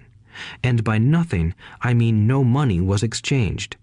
It is done via agreement, a hand signal in a trading pit, a blip on a trader's screen in Lisbon from a trader's screen in Toronto and back to Lisbon, a call to my broker to buy and a moment later to sell. Money did not change hands. Agreements did. So why develop your financial genius? Only you can answer that. I can tell you why I have been developing this area of my intelligence. I do it because I want to make money fast. Not because I need to, but because I want to. It is a fascinating learning process. I develop my financial IQ because I want to participate in the fastest game and biggest game in the world. And, in my own small way, I would like to be part of this unprecedented evolution of humanity, the era where humans work purely with their minds and not with their bodies. Besides, it is where the action is. It is what is happening. It's hip, it's scary, and it's fun. That is why I invest in my financial intelligence, developing the most powerful asset I have. I want to be with people moving boldly forward. I do not want to be with those left behind. I will give you a simple example of creating money. In the early 1990s, the economy of Phoenix, Arizona was horrible. I was watching a TV show when a financial planner came on and began forecasting doom and gloom. His advice was to save money. Put $100 away every month, he said. In 40 years, you will be a multimillionaire. Well, putting money away every month is a sound idea. It is one option, the option most people subscribe to. The problem is this. It blinds the person to what is really going on. It causes them to miss major opportunities for much more significant growth of their money. The world is passing them by. As I said, the economy was terrible at that time. For investors, this is the perfect market condition. A chunk of my money was in the stock market and in apartment houses. I was short of cash. Because people were giving properties away, I was buying. I was not saving money. I was investing. Kim and I had more than $1 million in cash working in a market that was rising fast. It was the best opportunity to invest. The economy was terrible. I just could not pass up these small deals. Houses that were once $100,000 were now $75,000. But instead of shopping with local real estate agents, I began shopping at the bankruptcy attorney's office or the courthouse steps. In these shopping places, a $75,000 house could sometimes be bought for $20,000 or less. For $2,000, which was loaned to me from a friend for 90 days for $200, I gave an attorney a cashier's check as a down payment. While the acquisition was being processed, I ran an ad advertising a $75,000 house for only $60,000 and no money down. The phone rang hard and heavy. Prospective buyers were screened, and once the property was legally mine, all the prospective buyers were allowed to look at the house. It was a feeding frenzy. The house sold in a few minutes. I asked for a $2,500 processing fee, which they gladly handed over, and the escrow and title company took over from there. I returned the $2,000 to my friend with an additional $200. He was happy, the home buyer was happy, the attorney was happy, and I was happy. I had sold a house for $60,000 that cost me $20,000. The $40,000 was created from money in my asset column in the form of a promissory note from the buyer. Total working time, 5 hours. So, now that you are on your way to becoming more financially literate and skilled at reading numbers, I will tell you why this is an example of money being invented. During this depressed market, Kim and I were able to do 6 of these simple transactions in our spare time. While the bulk of our money was in larger properties and the stock market, we were able to create more than $190,000 in assets, notes at 10% interest, in those 6 buy, create, and sell transactions. That comes to approximately $19,000 a year income, much of it sheltered through our private corporation. Much of that $19,000 a year goes to pay for our company cars, gas, trips, insurance, dinners with clients, and other things. By the time the government gets a chance to tax that income, it's been spent on legally allowed pre-tax expenses. This was a simple example of how money is invented, created, and protected using financial intelligence. Ask yourself, how long would it take to save $190,000? Would the bank pay you 10% interest on your money? And the promissory note is good for 30 years. I hope they never pay me the $190,000. I have to pay a tax if they pay me the principal, and besides, $19,000 paid over 30 years is a little over $500,000 in income. I have people ask what happens if the person doesn't pay. That does happen, and it's good news. That $60,000 home could be taken back and resold for $70,000 and another $2,500 collected as a loan processing fee. It would still be a zero-down transaction in the mind of the new buyer, and the process would go on. The first time I sold the house, I paid back the $2,000, so technically I have no money in the transaction. My return on investment, ROI, is infinity. It's an example of no money making a lot of money. In the second transaction, when resold, I would have put $2,000 in my pocket and re-extended the loan to 30 years. What would my ROI be if I got paid money to make money? I do not know, but it sure beats saving $100 a month, which actually starts out as $150 because it's after-tax income for 40 years earning low interest. And again, you're taxed on the interest. That is not too intelligent. It may be safe, but it's not smart. A few years later, as the Phoenix real estate market strengthened, those houses we sold for $60,000 became worth $110,000.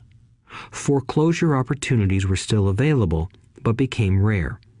It cost a valuable asset, my time, to go out looking for them.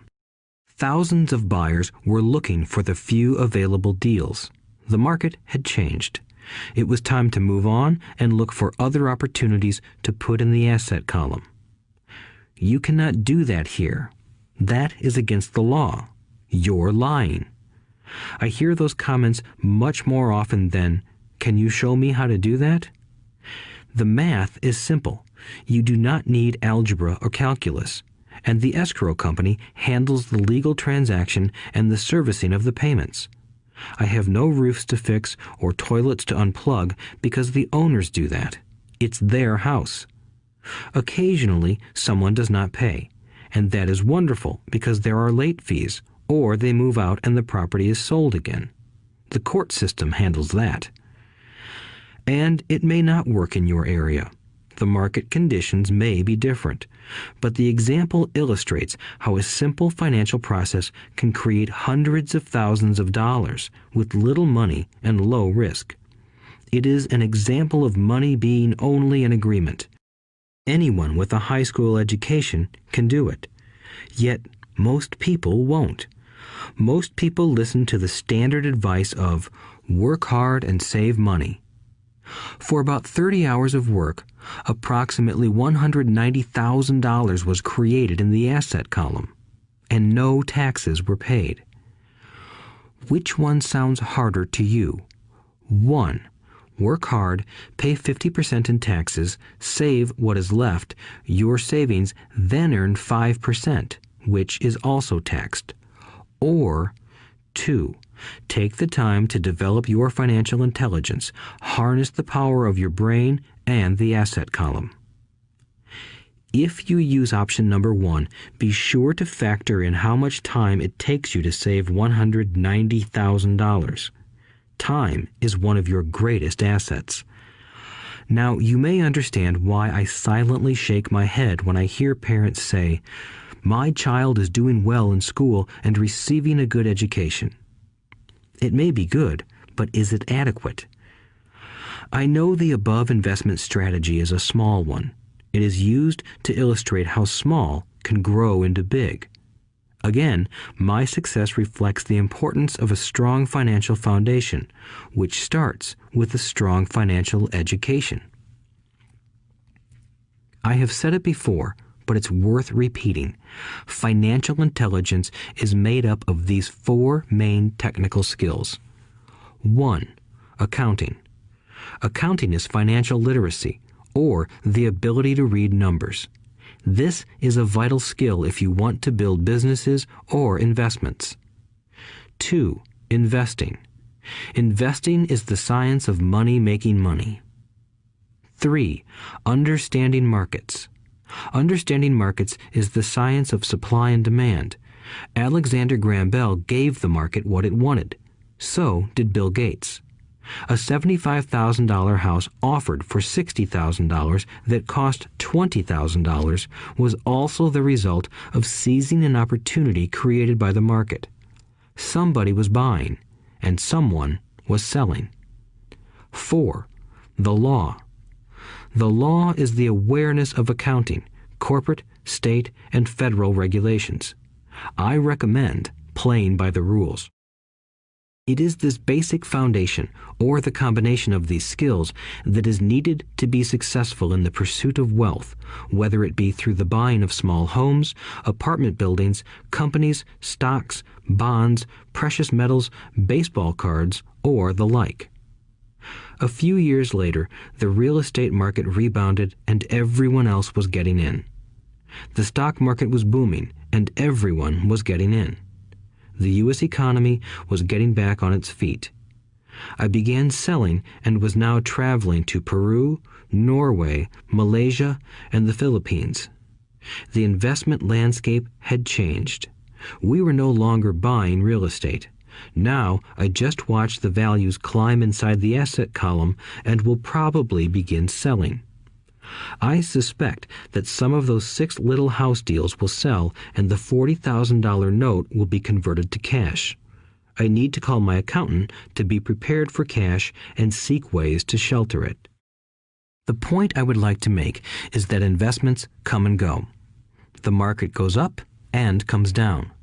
Economies improve and crash. The world is always handing you opportunities of a lifetime, every day of your life, but all too often we fail to see them. But they are there. And the more the world changes and the more technology changes, the more opportunities there will be to allow you and your family to be financially secure for generations to come. So why bother developing your financial intelligence? Again, only you can answer that. I know why I continue to learn and develop. I do it because I know there are changes coming. I'd rather welcome change than cling to the past. I know there will be market booms and market crashes. I want to continually develop my financial intelligence because at each market change, some people will be on their knees begging for their jobs. Others, meanwhile, will take the lemons that life hands them, and we are all handed lemons occasionally, and turn them into millions. That's financial intelligence. I am often asked about the lemons I have turned into millions. I hesitate using many more examples of personal investments because I am afraid it comes across as bragging or tooting my own horn. That is not my intention. I use the examples only as numerical and chronological illustrations of actual and simple cases. I use the examples because I want you to know that it is easy. And the more familiar you become with the 4 pillars of financial intelligence, the easier it becomes. Personally, I use 2 main vehicles to achieve financial growth: real estate and small cap stocks. I use real estate as my foundation. Day in and day out, my properties provide cash flow and occasional spurts of growth and value. The small cap stocks are used for fast growth. I do not recommend anything that I do. The examples are just that, examples. If the opportunity is too complex and I do not understand the investment, I don't do it. Simple math and common sense are all you need to do well financially. There are 5 reasons for using examples. 1. To inspire people to learn more. 2. To let people know it is easy if the foundation is strong. 3. To show that anyone can achieve great wealth. 4. To show that there are millions of ways to achieve your goals. 5. To show that it's not rocket science. In 1989, I used to jog through a lovely neighborhood in Portland, Oregon. It was a suburb that had little gingerbread houses. They were small and cute. I almost expected to see Little Red Riding Hood skipping down the sidewalk on her way to Granny's. There were for sale signs everywhere. The timber market was terrible. The stock market had just crashed, and the economy was depressed. On one street, I noticed a for sale sign that was up longer than most. It looked old. Jogging past it one day, I ran into the owner, who looked troubled. "What are you asking for your house?" I asked. The owner turned and smiled weakly. "Make me an offer," he said. "It's been for sale for over a year. Nobody even comes by anymore to look at it." "I'll look," I said, and I bought the house a half hour later for $20,000 less than his asking price. It was a cute little 2-bedroom home with gingerbread trim on all the windows. It was light blue with gray accents and had been built in 1930. Inside, there was a beautiful rock fireplace, as well as 2 tiny bedrooms. It was a perfect rental house. I gave the owner $5,000 down for a $45,000 house that was really worth $65,000, except that no one wanted to buy it. The owner moved out in a week, happy to be free, and my first tenant moved in, a local college professor. After the mortgage, expenses, and management fees were paid, I put a little less than $40 in my pocket at the end of each month. Hardly exciting. A year later, the depressed Oregon real estate market had begun to pick up. California investors, flush with money from their still booming real estate market, were moving north and buying up Oregon and Washington. I sold that little house for $95,000 to a young couple from California who thought it was a bargain. My capital gains of approximately $40,000 were placed into a 1031 tax-deferred exchange, and I went shopping for a place to put my money. In about a month, I found a 12-unit apartment house right next to the Intel plant in Beaverton, Oregon. The owners lived in Germany, had no idea what the place was worth, and again, just wanted to get out of it. I offered $275,000 for a $450,000 building. They agreed to $300,000. I bought it and held it for 2 years. Utilizing the same 1031 exchange process, we sold the building for $495,000 and bought a 30-unit apartment building in Phoenix, Arizona. We had moved to Phoenix by then to get out of the rain and needed to sell anyway. Like the former Oregon market, the real estate market in Phoenix was depressed. The price of the 30-unit apartment building in Phoenix was $875,000, with $225,000 down. The cash flow from the 30 units was a little over $5,000 a month. The Arizona market began moving up, and a few years later, a Colorado investor offered us $1.2 million for the property. The point of this example is how a small amount can grow into a large amount. Again, it is a matter of understanding financial statements, investment strategies, a sense of the market, and the laws. If people are not versed in these subjects, then obviously they must follow standard dogma, which is to play it safe, diversify, and only invest in secure investments. The problem with secure investments is that they are often sanitized, that is, made so safe that the gains are less. Most large brokerage houses will not touch speculative transactions in order to protect themselves and their clients, and that is a wise policy. The really hot deals are not offered to people who are novices. Often, the best deals that make the rich even richer are reserved for those who understand the game. It is technically illegal to offer speculative deals to someone who is considered not sophisticated, but of course, it happens. The more sophisticated I get, the more opportunities come my way. Another case for developing your financial intelligence over a lifetime is simply that more opportunities are presented to you. And the greater your financial intelligence, the easier it is to tell whether a deal is good. It's your intelligence that can spot a bad deal or make a bad deal good. The more I learn, and there is a lot to learn, the more money I make simply because I gain experience and wisdom as the years go on.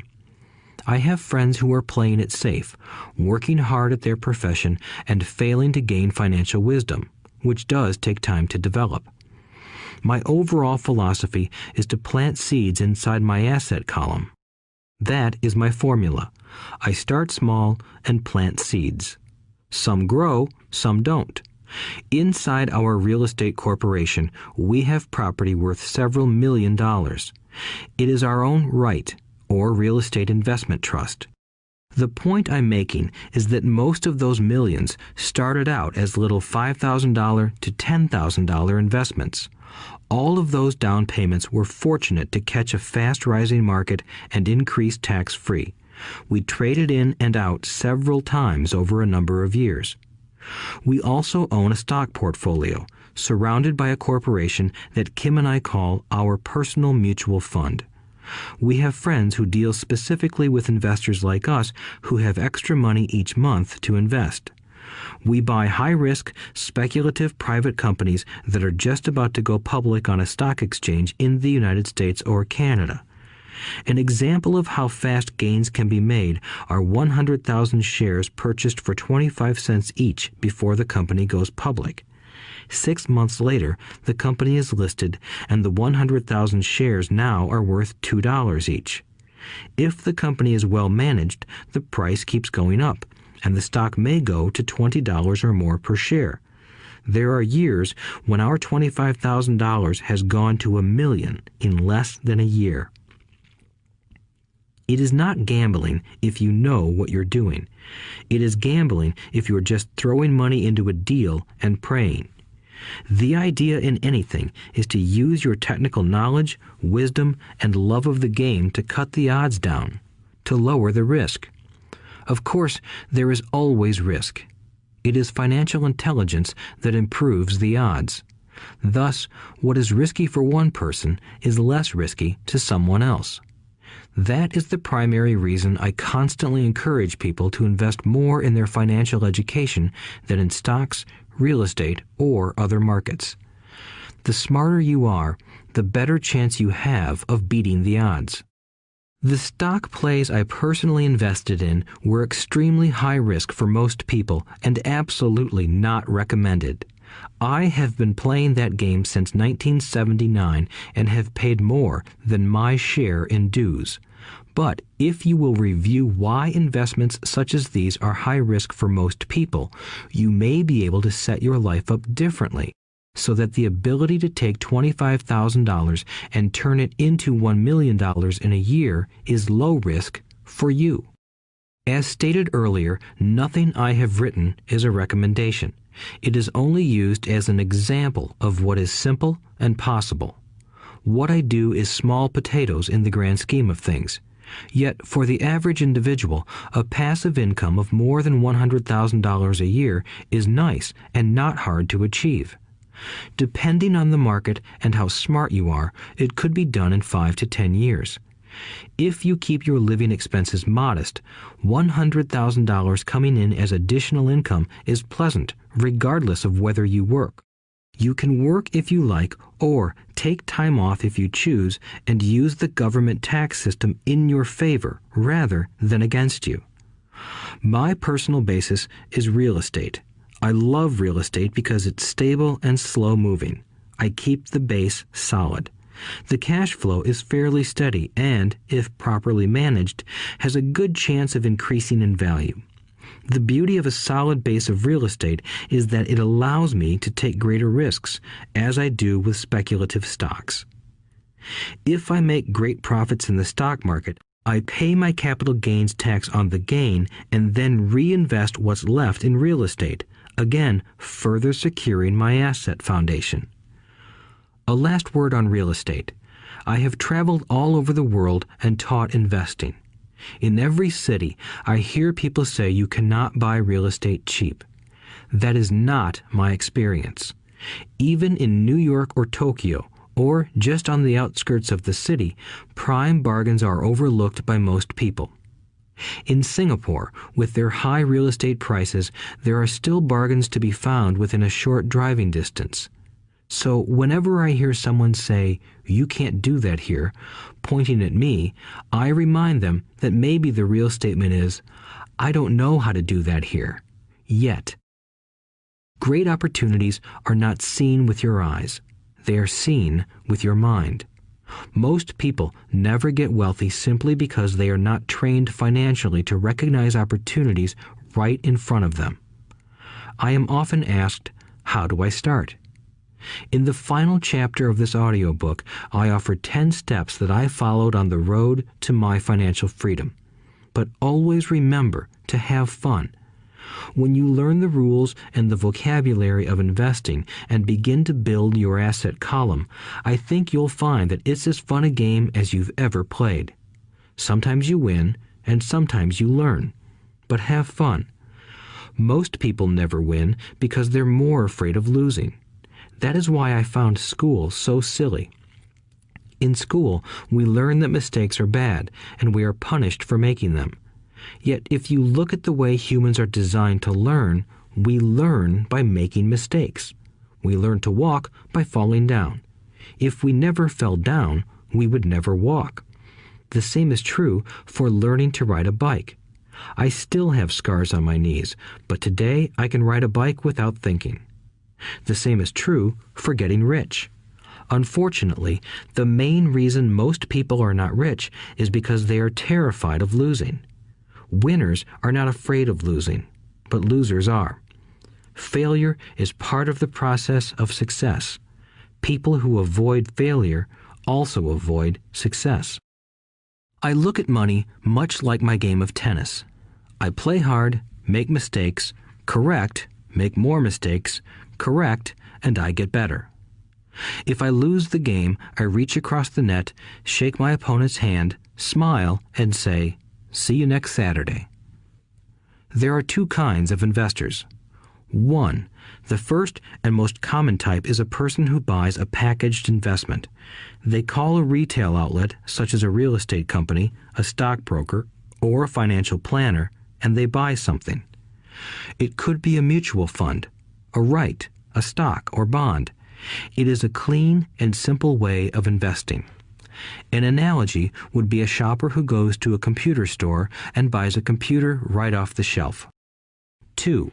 The second type is an investor who creates investments. This investor usually assembles a deal in the same way a person who buys components builds a computer. I do not know the first thing about putting components of a computer together, but I do know how to put pieces of opportunities together, or know people who know how.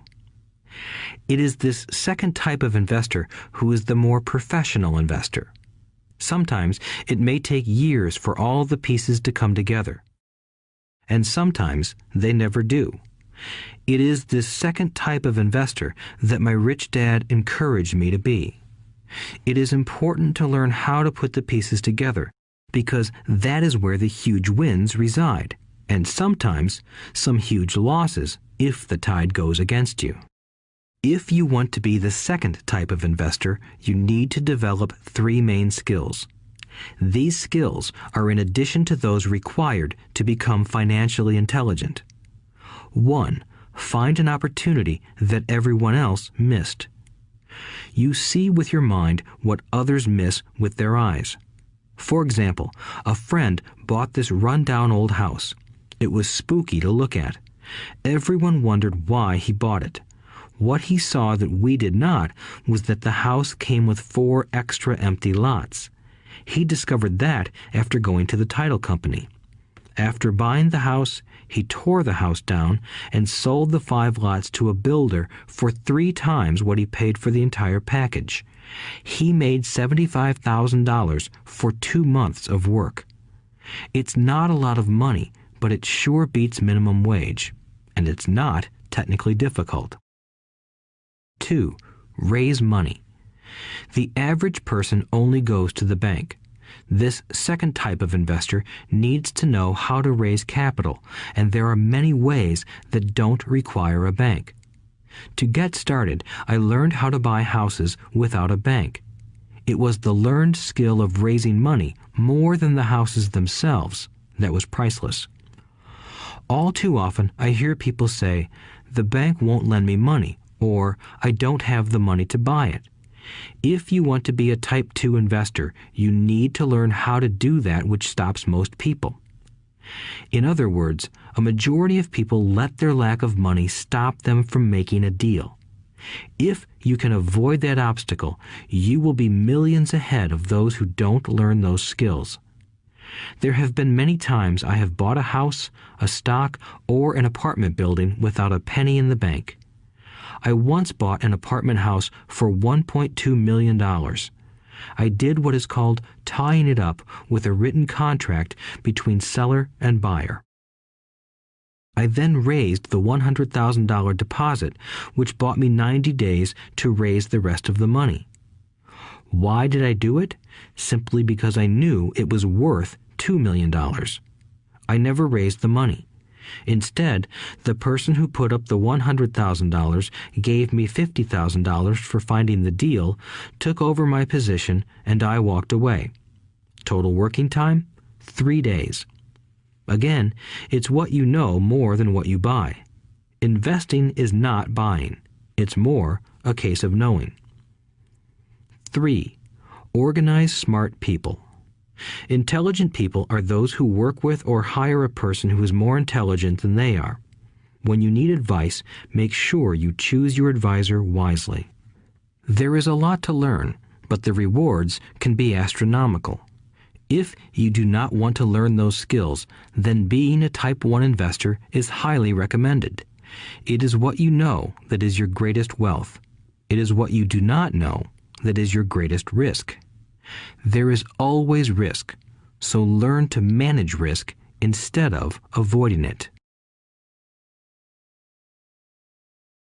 Chapter 6. Lesson 6. Work to learn, don't work for money. Job security meant everything to my educated dad. Learning meant everything to my rich dad. A few years ago, I granted an interview with a newspaper in Singapore. The young female reporter was on time, and the interview got underway immediately. We sat in the lobby of a luxurious hotel, sipping coffee and discussing the purpose of my visit to Singapore. I was to share the platform with Zig Ziglar. He was speaking on motivation, and I was speaking on the secrets of the rich. Someday, I would like to be a best-selling author like you, she said. I had seen some of the articles she had written for the paper, and I was impressed. She had a tough, clear style of writing. Her articles held a reader's interest. You have a great style, I said in reply. What holds you back from achieving your dream? My work does not seem to go anywhere, she said quietly. Everyone says that my novels are excellent, but nothing happens. So I keep my job with the paper. At least it pays the bills. Do you have any suggestions? Yes, I do, I said brightly. A friend of mine here in Singapore runs a school that trains people to sell. He runs sales training courses for many of the top corporations here in Singapore, and I think attending one of his courses would greatly enhance your career. She stiffened. Are you saying I should go to school to learn to sell? I nodded. You aren't serious, are you? Again, I nodded. What is wrong with that? I was now backpedaling. She was offended by something, and now I was wishing I had not said anything. In my attempt to be helpful, I found myself defending my suggestion. I have a master's degree in English literature. Why would I go to school to learn to be a salesperson? I am a professional. I went to school to be trained in a profession so I would not have to be a salesperson. I hate salespeople. All they want is money. So tell me why I should study sales. She was packing her briefcase. The interview was over. On the coffee table sat a copy of an earlier best-selling book I wrote. I picked it up as well as the notes she had jotted down on her legal pad. Do you see this? I said, pointing to her notes. She looked down at her notes. What? She said, confused. Again, I pointed deliberately to her notes. On her pad she had written, Robert Kiyosaki, best-selling author. It says best-selling author, not best writing author, I said quietly. Her eyes widened. I am a terrible writer, I said. You are a great writer. I went to sales school. You have a master's degree. Put them together, and you get a best-selling author and a best-writing author. Anger flared from her eyes. I'll never stoop so low as to learn how to sell. People like you have no business writing. I'm a professionally trained writer, and you are a salesman.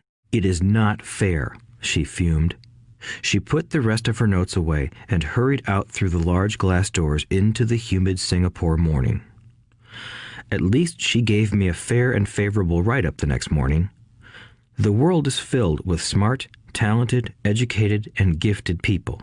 We meet them every day. They are all around us. A few days ago, my car was not running well. I pulled into a garage, and the young mechanic had it fixed in just a few minutes. He knew what was wrong by simply listening to the engine. I was amazed. I am constantly shocked at how little talented people earn. I have met brilliant, highly educated people who earn less than $20,000 a year. A business consultant who specializes in the medical trade was telling me how many doctors, dentists, and chiropractors struggle financially. All this time, I thought that when they graduated, the dollars would pour in. It was this business consultant who gave me the phrase, "They are one skill away from great wealth." What this phrase means is that most people need only to learn and master one more skill, and their income would jump exponentially. I have mentioned before that financial intelligence is a synergy of accounting, investing, marketing, and law. Combine those 4 technical skills, and making money with money is easier than most people would believe. When it comes to money, the only skill most people know is to work hard. The classic example of a synergy of skills was that young writer for the newspaper. If she diligently learned the skills of sales and marketing, her income would jump dramatically. If I were her, I would take some courses in advertising copywriting as well as sales. Then, instead of working at the newspaper, I would seek a job at an advertising agency. Even if it were cut and pay, she would learn how to communicate in shortcuts that are used in successful advertising. She also would spend time learning public relations, an important skill. She would learn how to get millions in free publicity. Then, at night and on weekends, she could be writing her great novel. When it was finished, she would be better able to sell her book. Then, in a short while, she could be a best-selling author. When I came out with my first book, If You Want to Be Rich and Happy, Don't Go to School, a publisher suggested I change the title to The Economics of Education. I told the publisher that, with a title like that, I would sell 2 books, one to my family and one to my best friend. The problem is that they would expect it for free. The obnoxious title, If You Want to Be Rich and Happy, Don't Go to School, was chosen because we knew it would get tons of publicity. I am pro-education and believe in education reform. If I were not pro-education, why would I continue to press for changing our antiquated educational system? So I chose a title that would get me on more TV and radio shows simply because I was willing to be controversial. Many people thought I was a fruitcake, but the book sold and sold. When I graduated from the U.S. Merchant Marine Academy in 1969, my educated dad was happy. Standard Oil of California had hired me for its oil tanker fleet as a third mate. The pay was low compared with my classmates, but it was okay for a first real job after college. My starting pay was about $42,000 a year, including overtime, and I only had to work for 7 months. I had 5 months of vacation.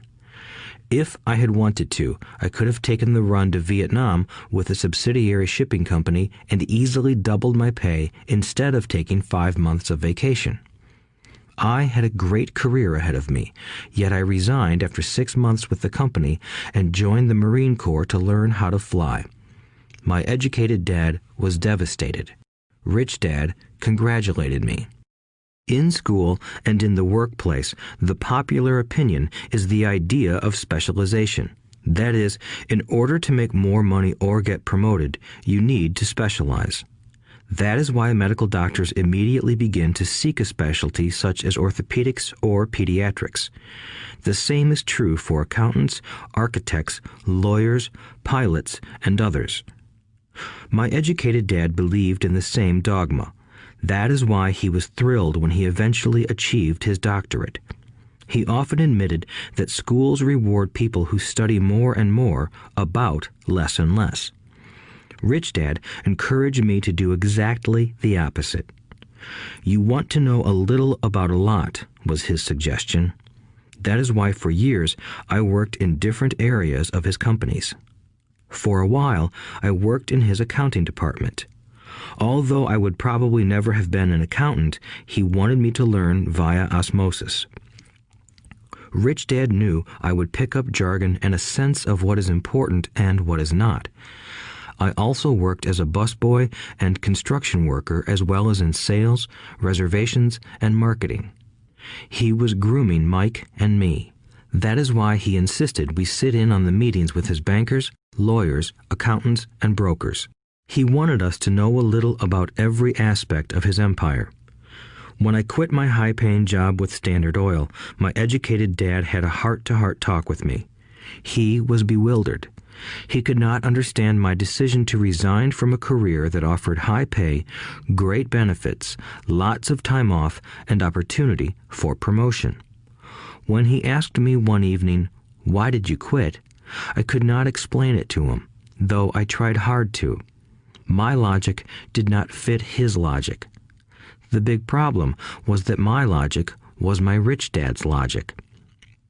Job security meant everything to my educated dad. Learning meant everything to my rich dad. Educated dad thought I went to school to learn to be a ship's officer. Rich dad knew that I went to school to study international trade.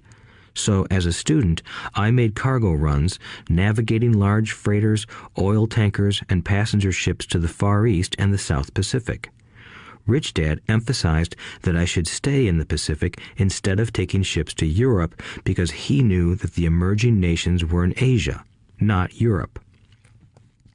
While most of my classmates, including Mike, were partying at their fraternity houses, I was studying trade, people, business styles, and cultures in Japan, Taiwan, Thailand, Singapore, Hong Kong, Vietnam, Korea, Tahiti, Samoa, and the Philippines.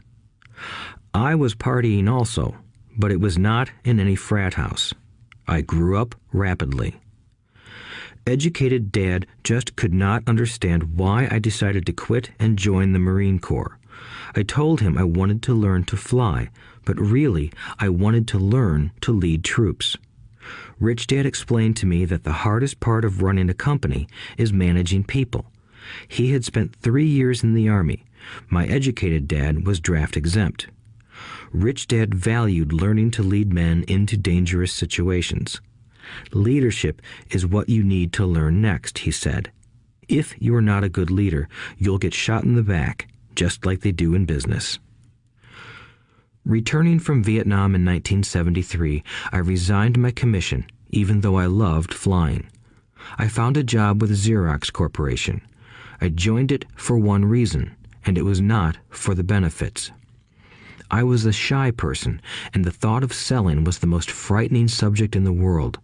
Xerox has one of the best sales trainings programs in America.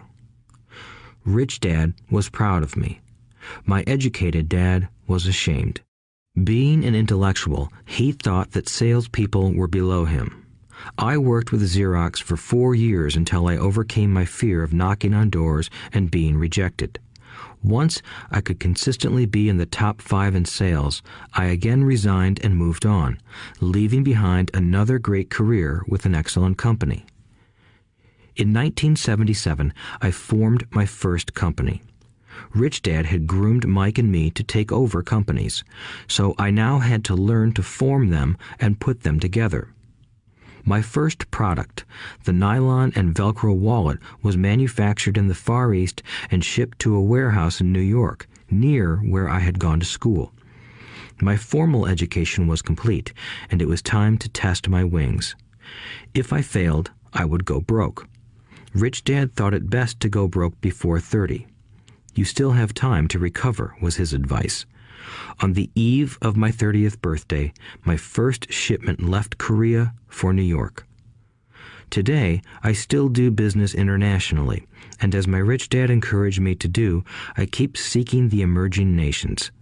Today, my investment company invests in South American countries and Asian countries, as well as in Norway and Russia.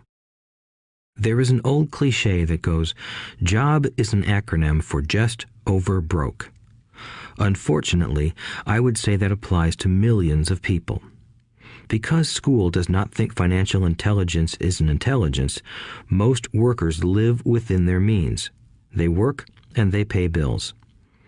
There is another horrible management theory that goes, workers work hard enough to not be fired, and owners pay just enough so that workers won't quit. And if you look at the pay scales of most companies, again, I would say there is a degree of truth to that statement. The net result is that most workers never get ahead. They do what they've been taught to do, get a secure job. Most workers focus on working for pay and benefits that reward them in the short term, but are often disastrous in the long run. Instead, I recommend to young people to seek work for what they will learn more than what they will earn. Look down the road at what skills they want to acquire before choosing a specific profession and before getting trapped in the rat race. Once people are trapped in the lifelong process of bill paying, they become like those little hamsters running around in those metal wheels.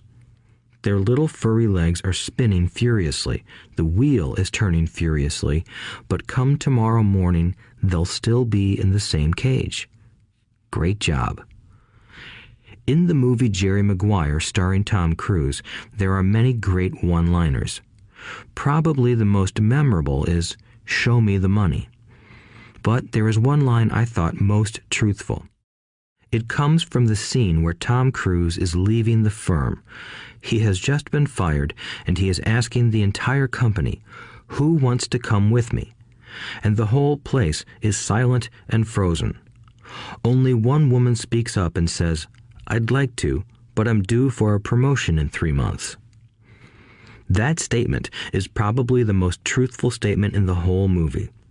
It is the type of statement that people use to keep themselves busy, working away to pay bills. I know my educated dad looked forward to his pay raise every year, and every year he was disappointed. So he would go back to school to earn more qualifications so he could get another raise. Then, once again, there would be another disappointment. The question I often ask people is, where is this daily activity taking you? Just like the little hamster, I wonder if people look at where their hard work is taking them. What does the future hold? In his book, The Retirement Myth, Craig S. Carpel writes, "I visited the headquarters of a major national pension consulting firm and met with a managing director who specializes in designing lush retirement plans for top management. When I asked her what people who don't have corner offices will be able to expect in the way of pension income, she said with a confident smile, 'The silver bullet.'" "What," I asked, "is the silver bullet?" She shrugged and said, "If baby boomers discover they don't have enough money to live on when they're older, they can always blow their brains out." Carpel goes on to explain the difference between the old defined benefit retirement plans and the new 401k plans that are riskier. It is not a pretty picture for most people working today, and that is just for retirement. Add medical fees and long-term nursing home care, and the picture is frightening. Already, many hospitals in countries with socialized medicine need to make tough decisions such as who will live and who will die. They make those decisions purely on how much money they have and how old the patients are. If the patient is old, they often will give the medical care to someone younger. The older, poor patient gets put to the back of the line. Just as the rich can afford better education, the rich will be able to keep themselves alive, while those who have little wealth will die. So I wonder, are workers looking into the future or just until their next paycheck, never questioning where they are headed? When I speak to adults who want to earn more money, I always recommend the same thing. I suggest taking a long view of their life. Instead of simply working for the money and security, which I admit are important, I suggest they take a second job that will teach them a second skill. Often I recommend joining a network marketing company, also called multi-level marketing, if they want to learn sales skills. Some of these companies have excellent training programs that help people get over their fear of failure and rejection, which are the main reasons people are unsuccessful. Education is more valuable than money in the long run. When I offer this suggestion, I often hear in response, "Oh, that is too much hassle," or "I only want to do what I am interested in." If they say it's too much of a hassle, I ask, so you would rather work all your life giving 50% of what you earn to the government? If they tell me, I only do what I am interested in, I say, I'm not interested in going to the gym, but I go because I want to feel better and live longer. Unfortunately, there is some truth to the old statement, you can't teach an old dog new tricks. Unless a person is used to changing, it's hard to change. But for those of you who might be on the fence when it comes to the idea of working to learn something new, I offer this word of encouragement. Life is much like going to the gym. The most painful part is deciding to go. Once you get past that, it's easy. There have been many days I have dreaded going to the gym, but once I am there and in motion, it is a pleasure. After the workout is over, I am always glad I talked myself into going. If you are unwilling to work to learn something new and instead insist on becoming highly specialized within your field, make sure the company you work for is unionized. Labor unions are designed to protect specialists. My educated dad, after falling from grace with the governor, became the head of the teachers' union in Hawaii. He told me that it was the hardest job he ever held. My rich dad, on the other hand, spent his life doing his best to keep his companies from becoming unionized. He was successful. Although the unions came close, Rich Dad was always able to fight them off. Personally, I take no sides because I can see the need for and the benefits of both sides. If you do as school recommends, become highly specialized, then seek union protection. For example, had I continued with my flying career, I would have sought a company that had a strong pilots union. Why? Because my life would be dedicated to learning a skill that was valuable in only one industry. If I were pushed out of that industry, my life's skills would not be as valuable to another industry. A displaced senior pilot with 100,000 hours of heavy airline transport time, earning $150,000 a year, would have a hard time finding an equivalent high-paying job teaching in school. Skills do not necessarily transfer from industry to industry. Skills the pilots are paid for in the airline industry are not as important in, say, the school system. The same is true even for doctors today. With all the changes in medicine, many medical specialists are needing to conform to medical organizations such as HMOs.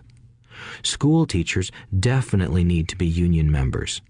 Today in America, the teachers' union is the largest and the richest labor union of all. The NEA, the National Education Association, has tremendous political clout. Teachers need the protection of their union because their skills are also of limited value to an industry outside of education. So the rule of thumb is highly specialized, then unionize. It's the smart thing to do. When I ask the classes I teach, how many of you can cook a better hamburger than McDonald's, almost all the students raise their hands. I then ask, so if most of you can cook a better hamburger, how come McDonald's makes more money than you? The answer is obvious. McDonald's is excellent at business systems. The reason so many talented people are poor is because they focus on building a better hamburger and know little to nothing about business systems. A friend of mine in Hawaii is a great artist. He makes a sizable amount of money. One day, his mother's attorney called to tell him that she had left him $35,000. That is what was left of her estate after the attorney and the government took their shares. Immediately, he saw an opportunity to increase his business by using some of this money to advertise. 2 months later, his first 4-color full-page ad appeared in an expensive magazine that targeted the very rich. The ad ran for 3 months. He received no replies from the ad, and all of his inheritance is now gone. He now wants to sue the magazine for misrepresentation. This is a common case of someone who can build a beautiful hamburger but knows little about business. When I asked him what he learned, his only reply was, "Advertising salespeople are crooks."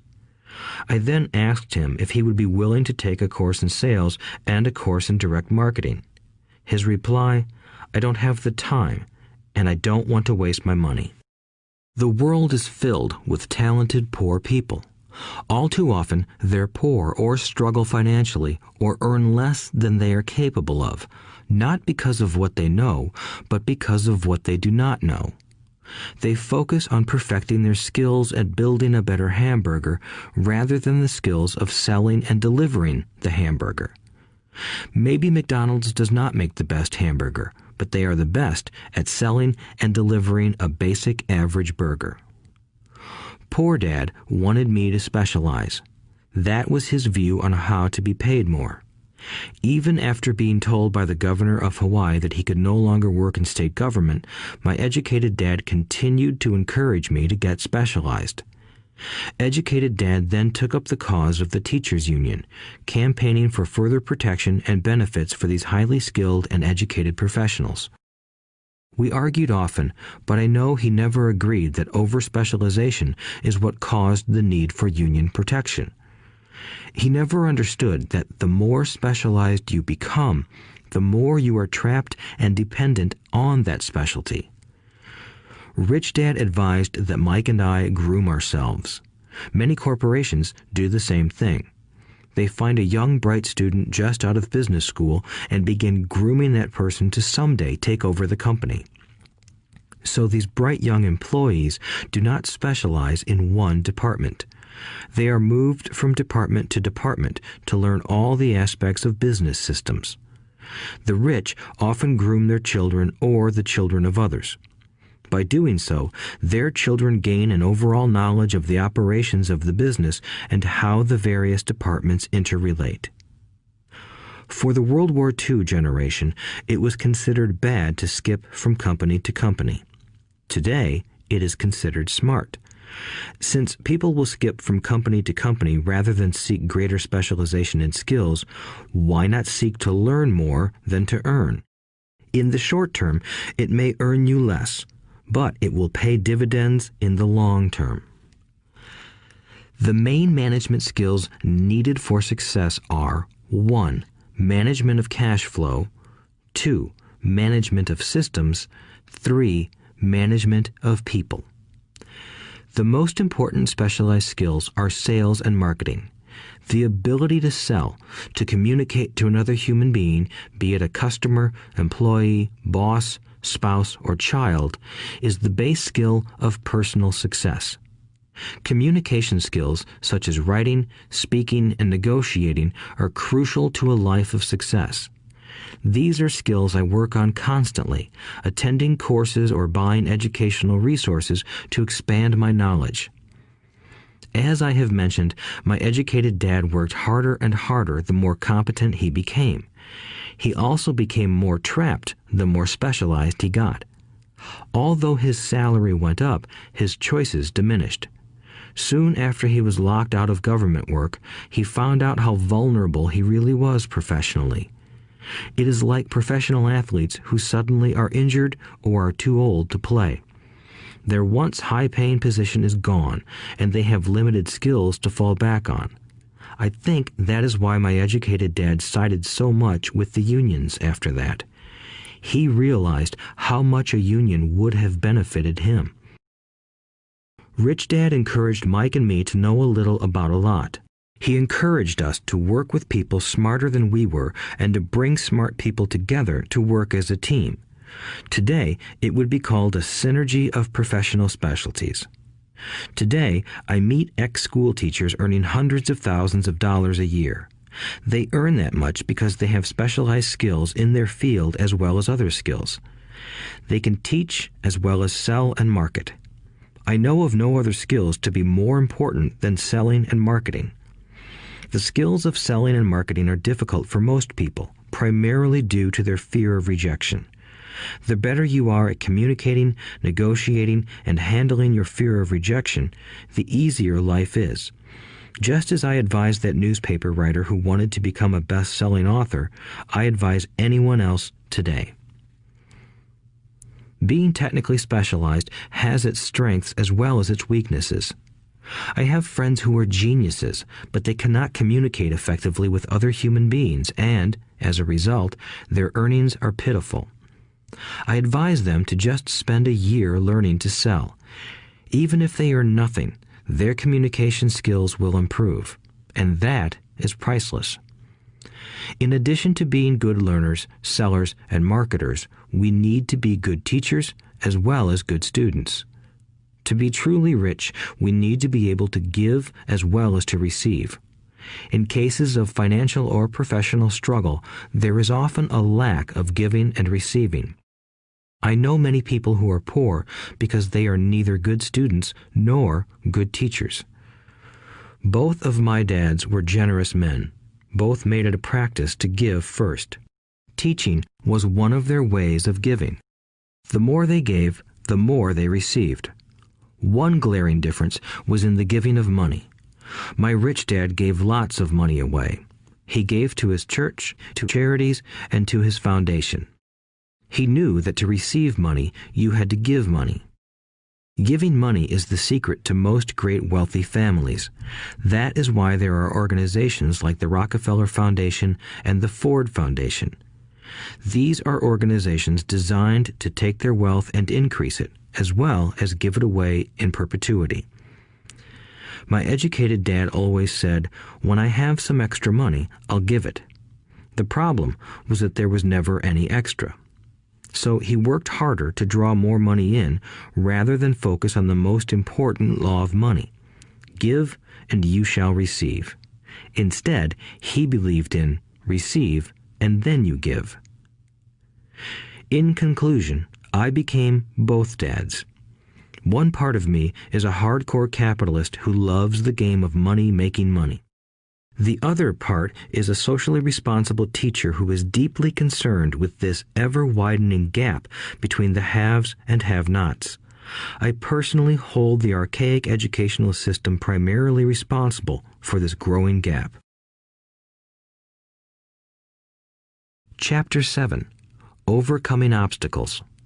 The primary difference between a rich person and a poor person is how they manage fear. Once people have studied and become financially literate, they may still face roadblocks to becoming financially independent. There are 5 main reasons why financially literate people may still not develop abundant asset columns that could produce a large cash flow. The 5 reasons are: 1. Fear. 2. Cynicism. 3. Laziness. 4. Bad habits. 5. Arrogance. Overcoming fear. I have never met anyone who really likes losing money.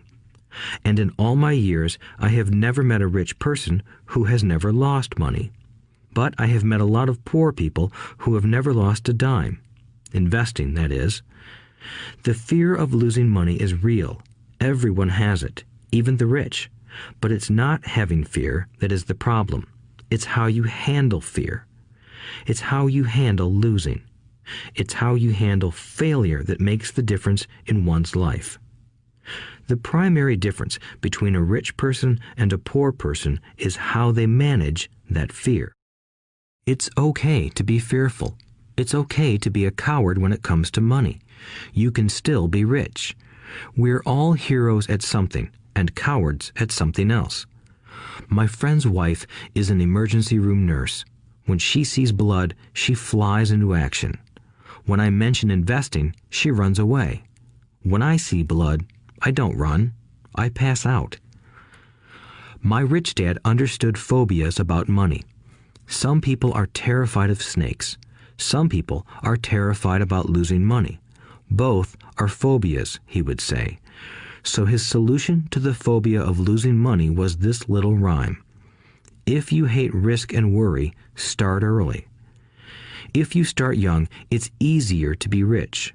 I won't go into it here, but there is a staggering difference between a person who starts investing at age 20 versus age 30. The purchase of Manhattan Island is said to be one of the greatest bargains of all time. New York was purchased for $24 in trinkets and beads. Yet if that $24 had been invested at 8% annually, that $24 would have been worth more than $28 trillion by 1995.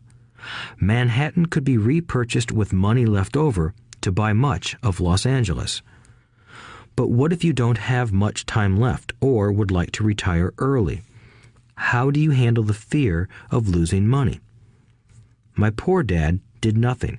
He simply avoided the issue, refusing to discuss the subject. My rich dad, on the other hand, recommended that I think like a Texan.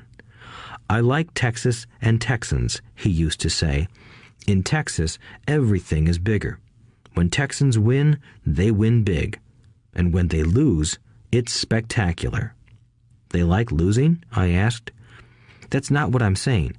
Nobody likes losing. Show me a happy loser, and I'll show you a loser, said Rich Dad. It's a Texan's attitude toward risk, reward, and failure I'm talking about. It's how they handle life. They live it big. Not like most of the people around here, living like roaches when it comes to money, terrified that someone will shine a light on them and whimpering when the grocery clerk shortchanges them a quarter. Rich Dad went on, "What I like best is the Texas attitude. They're proud when they win, and they brag when they lose. Texans have a saying, if you're going to go broke, go big. You don't want to admit you went broke over a duplex." He constantly told Mike and me that the greatest reason for lack of financial success was because most people played it too safe. People are so afraid of losing that they lose, were his words. Fran Tarkenton, a one-time great NFL quarterback, says it still another way. Winning means being unafraid to lose. In my own life, I've noticed that winning usually follows losing. Before I finally learned to ride a bike, I first fell down many times. I've never met a golfer who has never lost a golf ball. I've never met people who have fallen in love who have never had their heart broken. And I've never met someone rich who has never lost money. So for most people, the reason they don't win financially is because the pain of losing money is far greater than the joy of being rich. Another saying in Texas is, everyone wants to go to heaven, but no one wants to die. Most people dream of being rich, but are terrified of losing money, so they never get to heaven. Rich Dad used to tell Mike and me stories about his trips to Texas. If you really want to learn the attitude of how to handle risk, losing, and failure, go to San Antonio and visit the Alamo. The Alamo is a great story of brave people who chose to fight, knowing there was no hope of success. They chose to die instead of surrendering. It's an inspiring story worthy of study. Nonetheless, it's still a tragic military defeat. They got their butts kicked. So, how do Texans handle failure? They still shout, "Remember the Alamo." Mike and I heard this story a lot. He always told us this story when he was about to go into a big deal and he was nervous. After he had done all his due diligence and it was time to put up or shut up, he told us this story. Every time he was afraid of making a mistake or losing money, he told us this story. It gave him strength, for it reminded him that he could always turn a financial loss into a financial win. Rich Dad knew that failure would only make him stronger and smarter. It's not that he wanted to lose. He just knew who he was and how he would take a loss. He would take a loss and make it a win. That's what made him a winner and others losers. It gave him the courage to cross the line when others backed out. That's why I like Texans so much, he would say. They took a great failure and turned it into inspiration, as well as a tourist destination that makes them millions. But probably his words that mean the most to me today are these. Texans don't bury their failures. They get inspired by them. They take their failures and turn them into rallying cries. Failure inspires Texans to become winners. But that formula is not just the formula for Texans. It is the formula for all winners. I've said that falling off my bike was part of learning to ride. I remember falling off only made me more determined to learn to ride, not less. I also said that I have never met a golfer who has never lost a ball.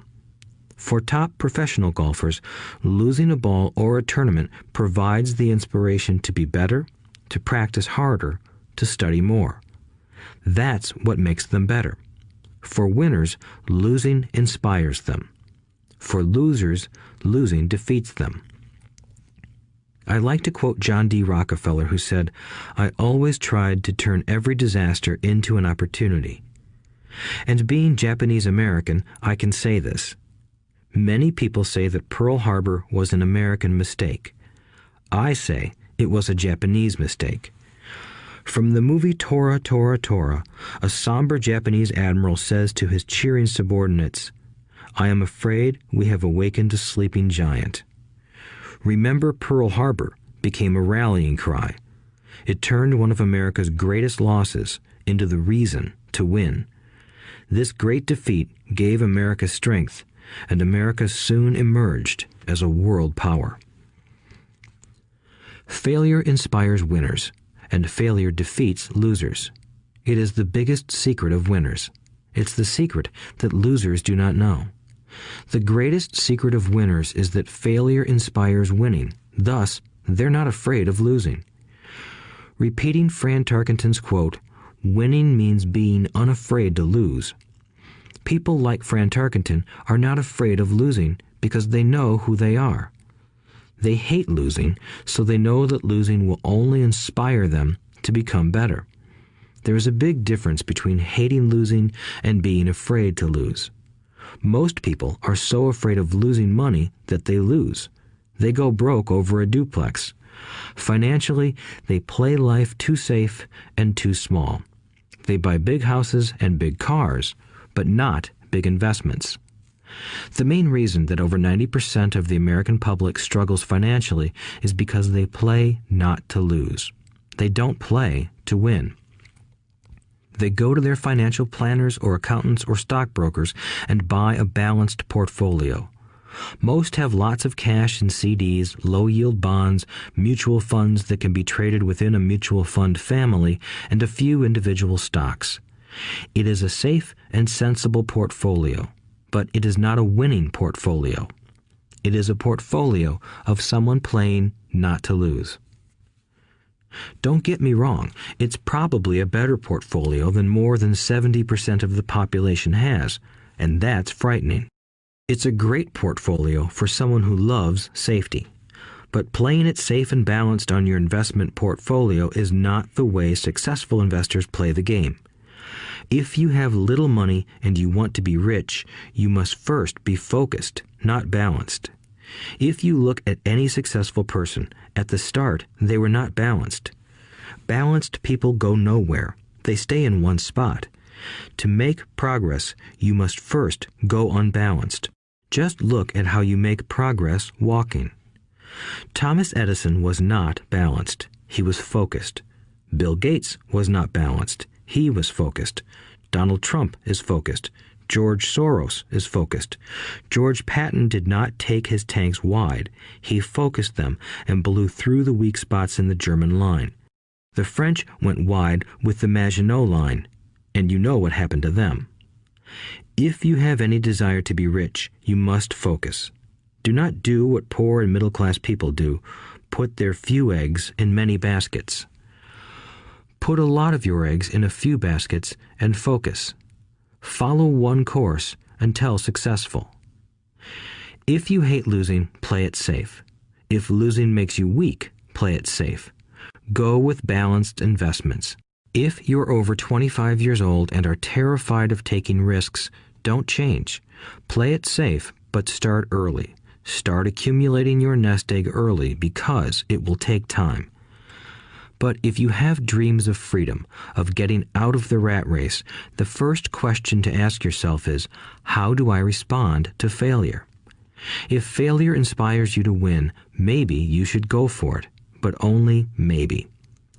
If failure makes you weak or causes you to throw temper tantrums, like spoiled brats who call attorneys to file lawsuits every time something doesn't go their way, then play it safe. Keep your daytime job, or buy bonds or mutual funds. But remember, there is risk in those financial instruments also, even though they may appear safe. I say all this, mentioning Texas and Fran Tarkenton, because stacking the asset column is easy. It's really a low-aptitude game. It doesn't take much education. Fifth-grade math will do. But building your asset column is a game in which attitude plays a major role. It takes guts, patience, and a great attitude toward failure. Losers avoid failing, and failure turns losers into winners. Just remember the Alamo. Overcoming cynicism. The sky is falling. The sky is falling. Most of us know the story of Chicken Little, who ran around warning the barnyard of impending doom. We all know people who are that way. There's a Chicken Little inside each of us. As I stated earlier, the cynic is really a little chicken. We all get a little chicken when fear and doubt cloud our thoughts. All of us have doubts. I'm not smart. I'm not good enough. So-and-so is better than me. Our doubts often paralyze us. We play the what-if game. What if the economy crashes right after I invest? What if I lose control and I can't pay the money back? What if things don't go as I planned? Or we have friends or loved ones who will remind us of our shortcomings. They often say, "What makes you think you can do that? If it's such a good idea, how come someone else hasn't done it? That will never work. You don't know what you're talking about." These words of doubt often get so loud that we fail to act. A horrible feeling builds in our stomach. Sometimes we can't sleep. We fail to move forward. So we stay with what is safe, and opportunities pass us by.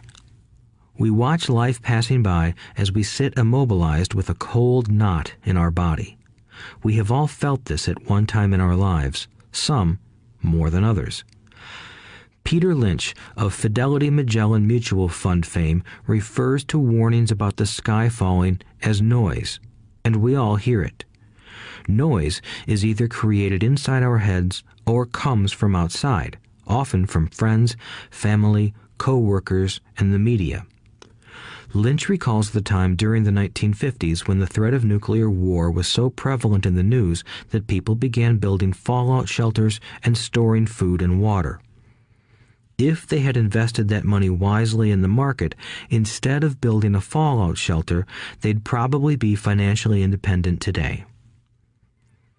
When violence breaks out in a city, gun sales go up all over the country.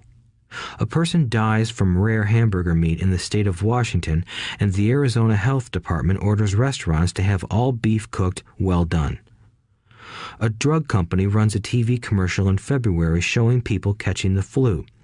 Colds go up as well as sales of cold medicine. Most people are poor because when it comes to investing, the world is filled with Chicken Littles running around yelling, "The sky is falling, the sky is falling." And Chicken Littles are effective because every one of us is a little chicken. It often takes great courage to not let rumors and talk of doom and gloom affect your doubts and fears. But a savvy investor knows that the seemingly worst of times is actually the best of times to make money. When everyone else is too afraid to act, they pull the trigger and are rewarded. Some time ago, a friend named Richard came from Boston to visit Kim and me in Phoenix. He was impressed with what we had done through stocks and real estate. The Phoenix real estate prices were depressed. We spent 2 days showing him what we thought were excellent opportunities for cash flow and capital appreciation. Kim and I are not real estate agents. We are strictly investors. After identifying a unit in a resort community, we called an agent who sold it to him that afternoon. The price was a mere $42,000 for a 2-bedroom townhome. Similar units were going for $65,000. He had found a bargain. Excited, he bought it and returned to Boston. 2 weeks later, the agent called to say that our friend had backed out. I called immediately to find out why. All he said was that he talked to his neighbor, and his neighbor told him it was a bad deal. He was paying too much. I asked Richard if his neighbor was an investor. Richard said he was not. When I asked why he listened to him, Richard got defensive and simply said he wanted to keep looking. The real estate market in Phoenix turned, and a few years later, that little unit was renting for $1,000 a month, $2,500 in the peak winter months. The unit was worth $95,000. All Richard had to put down was $5,000, and he would have had a start at getting out of the rat race. Today, he still has done nothing. Richard's backing out did not surprise me. It's called buyer's remorse, and it affects all of us. The little chicken won, and a chance at freedom was lost. In another example, I hold a small portion of my assets in tax lien certificates instead of CDs. I earn 16% per year on my money, which certainly beats the interest rates banks offer on CDs. The certificates are secured by real estate and enforced by state law, which is also better than most banks. The formula they're bought on makes them safe. They just lack liquidity. So I look at them as 2 to 7 year CDs. Almost every time I tell someone that I hold my money this way, especially if they have money in CDs, they will tell me it's risky. They tell me why I should not do it. When I ask them where they get their information, they say from a friend or an investment magazine. They've never done it, and they're telling someone who's doing it why they shouldn't. The lowest yield I look for is 16%, but people who are filled with doubt are willing to accept a far lower return. Doubt is expensive. My point is that it's those doubts and cynicism that keep most people poor and playing it safe. The real world is simply waiting for you to get rich. Only a person's doubts keep them poor. As I said, getting out of the rat race is technically easy. It doesn't take much education, but those doubts are cripplers for most people. Cynics never win, said Rich Dad. Unchecked doubt and fear creates a cynic. Cynics criticize and winners analyze was another of his favorite sayings. Rich Dad explained that criticism blinded while analysis opened eyes. Analysis allowed winners to see that critics were blind and to see opportunities that everyone else missed. And finding what people miss is key to any success. Real estate is a powerful investment tool for anyone seeking financial independence or freedom. It is a unique investment tool. Yet every time I mention real estate as a vehicle, I often hear, "I don't want to fix toilets." That's what Peter Lynch calls noise.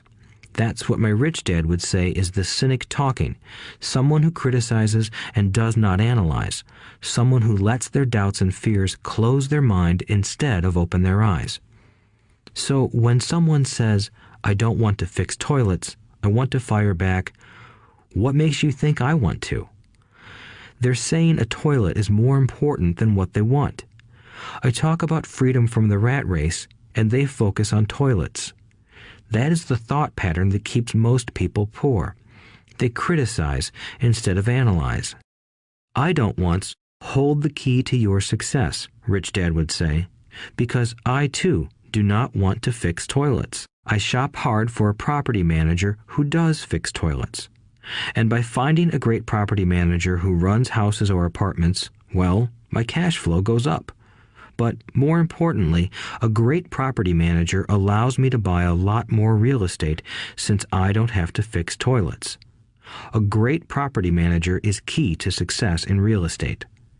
Finding a good manager is more important to me than the real estate. A great property manager often hears of great deals before real estate agents do, which makes them even more valuable. That is what Rich Dad meant by, I don't once hold the key to your success. Because I do not want to fix toilets either, I figured out how to buy more real estate and expedite my getting out of the rat race. The people who continue to say, I don't want to fix toilets, often deny themselves the use of this powerful investment vehicle. Toilets are more important than their freedom.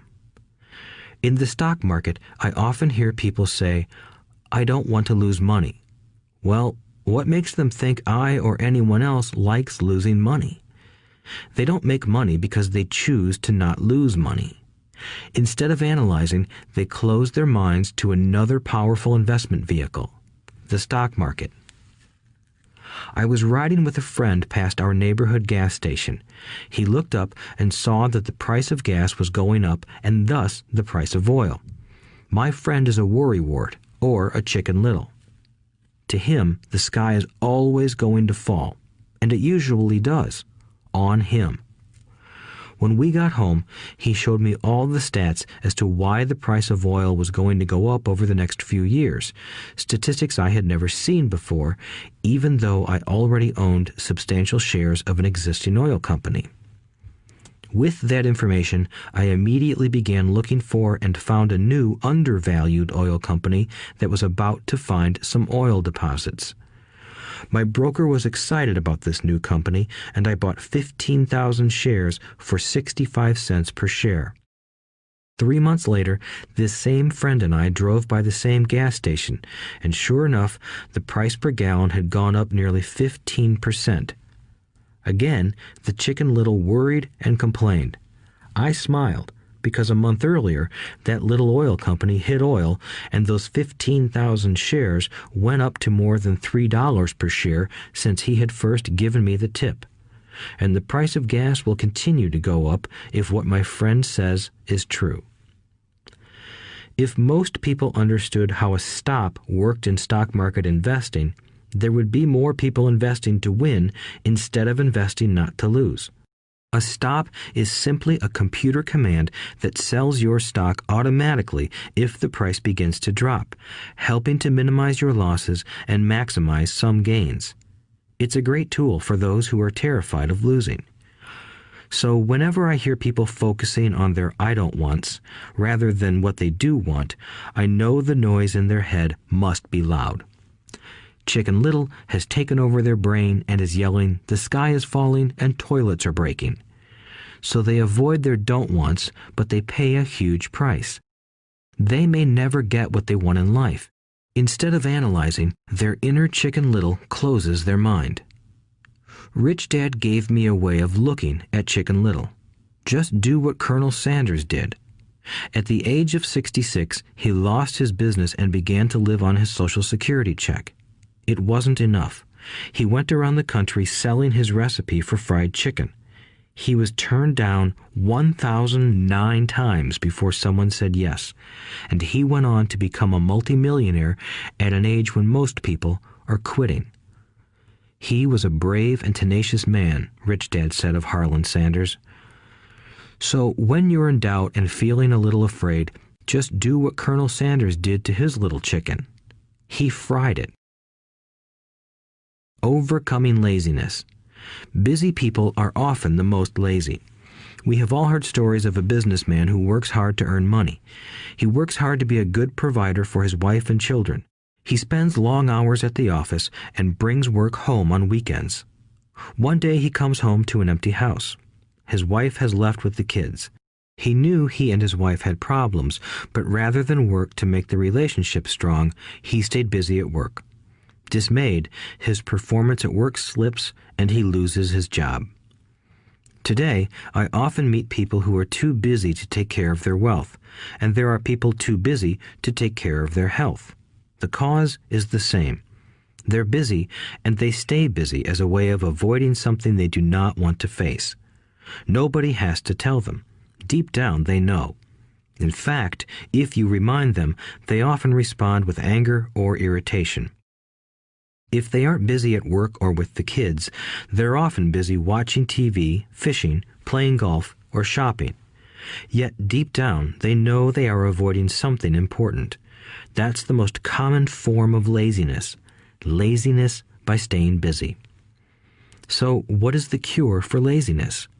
The answer is a little greed. For many of us, we were raised thinking of greed or desire as bad. Greedy people are bad people, my mom used to say, yet we all have inside of us this yearning to have nice, new, or exciting things. So, to keep that emotion of desire under control, often parents find ways of suppressing that desire with guilt. You only think about yourself. Don't you know you have brothers and sisters? Was one of my mom's favorites. You want me to buy you what? Was a favorite of my dad. Do you think we're made of money? Do you think money grows on trees? We're not rich people, you know. It wasn't so much the words, but the angry guilt trip that went with the words that got to me. Or the reverse guilt trip was the I'm sacrificing my life to buy this for you. I'm buying this for you because I never had this advantage when I was a kid. I have a neighbor who is stone broke but can't park his car in his garage. The garage is filled with toys for his kids. Those spoiled brats get everything they ask for. I don't want them to know the feeling of want are his everyday words. He has nothing set aside for their college or his retirement, but his kids have every toy ever made. He recently got a new credit card in the mail and took his kids to visit Las Vegas. I'm doing it for the kids, he said with great sacrifice. Rich Dad forbade the words, I can't afford it. In my real home, that's all I heard. Instead, Rich Dad required his children to say, how can I afford it? He believed that the words, I can't afford it, shut down your brain. It didn't have to think anymore. How can I afford it opened up the brain and forced it to think and search for answers. But most importantly, he felt the words, I can't afford it, were a lie, and the human spirit knows it. The human spirit is very, very powerful, he would say. It knows it can do anything. By having a lazy mind that says, I can't afford it, a war breaks out inside you. Your spirit is angry, and your lazy mind must defend its lie. The spirit is screaming, come on, let's go to the gym and work out. And the lazy mind says, but I'm tired. I worked really hard today. Or the human spirit says, I'm sick and tired of being poor. Let's get out there and get rich. To which the lazy mind says, rich people are greedy. Besides, it's too much bother. It's not safe. I might lose money. I'm working hard enough as it is. I've got too much to do at work anyway. Look at what I have to do tonight. My boss wants it finished by morning. I can't afford it also causes sadness, a helplessness that leads to despondency and often depression. How can I afford it opens up possibilities, excitement, and dreams. So Rich Dad was not so concerned about what we wanted to buy as long as we understood that how can I afford it creates a stronger mind and a dynamic spirit. Thus, he rarely gave Mike or me anything. He would instead ask, how can you afford it? And that included college, which we paid for ourselves. It was not the goal, but the process of attaining the goal that he wanted us to learn.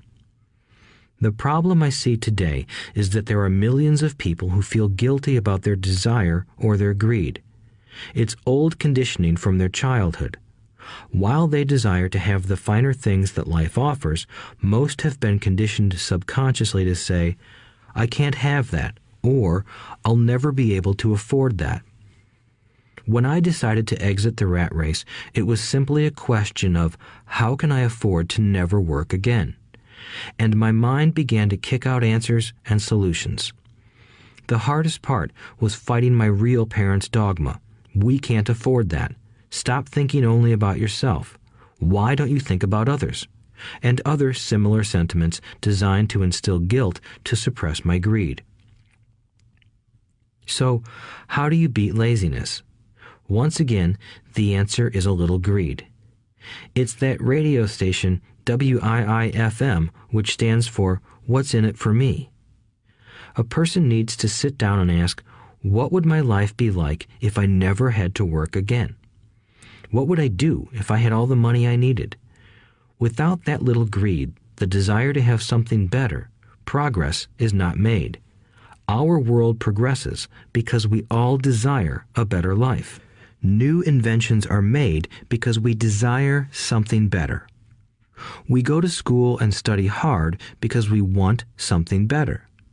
So whenever you find yourself avoiding something you know you should be doing, then the only thing to ask yourself is, what's in it for me? Be a little greedy. It's the best cure for laziness.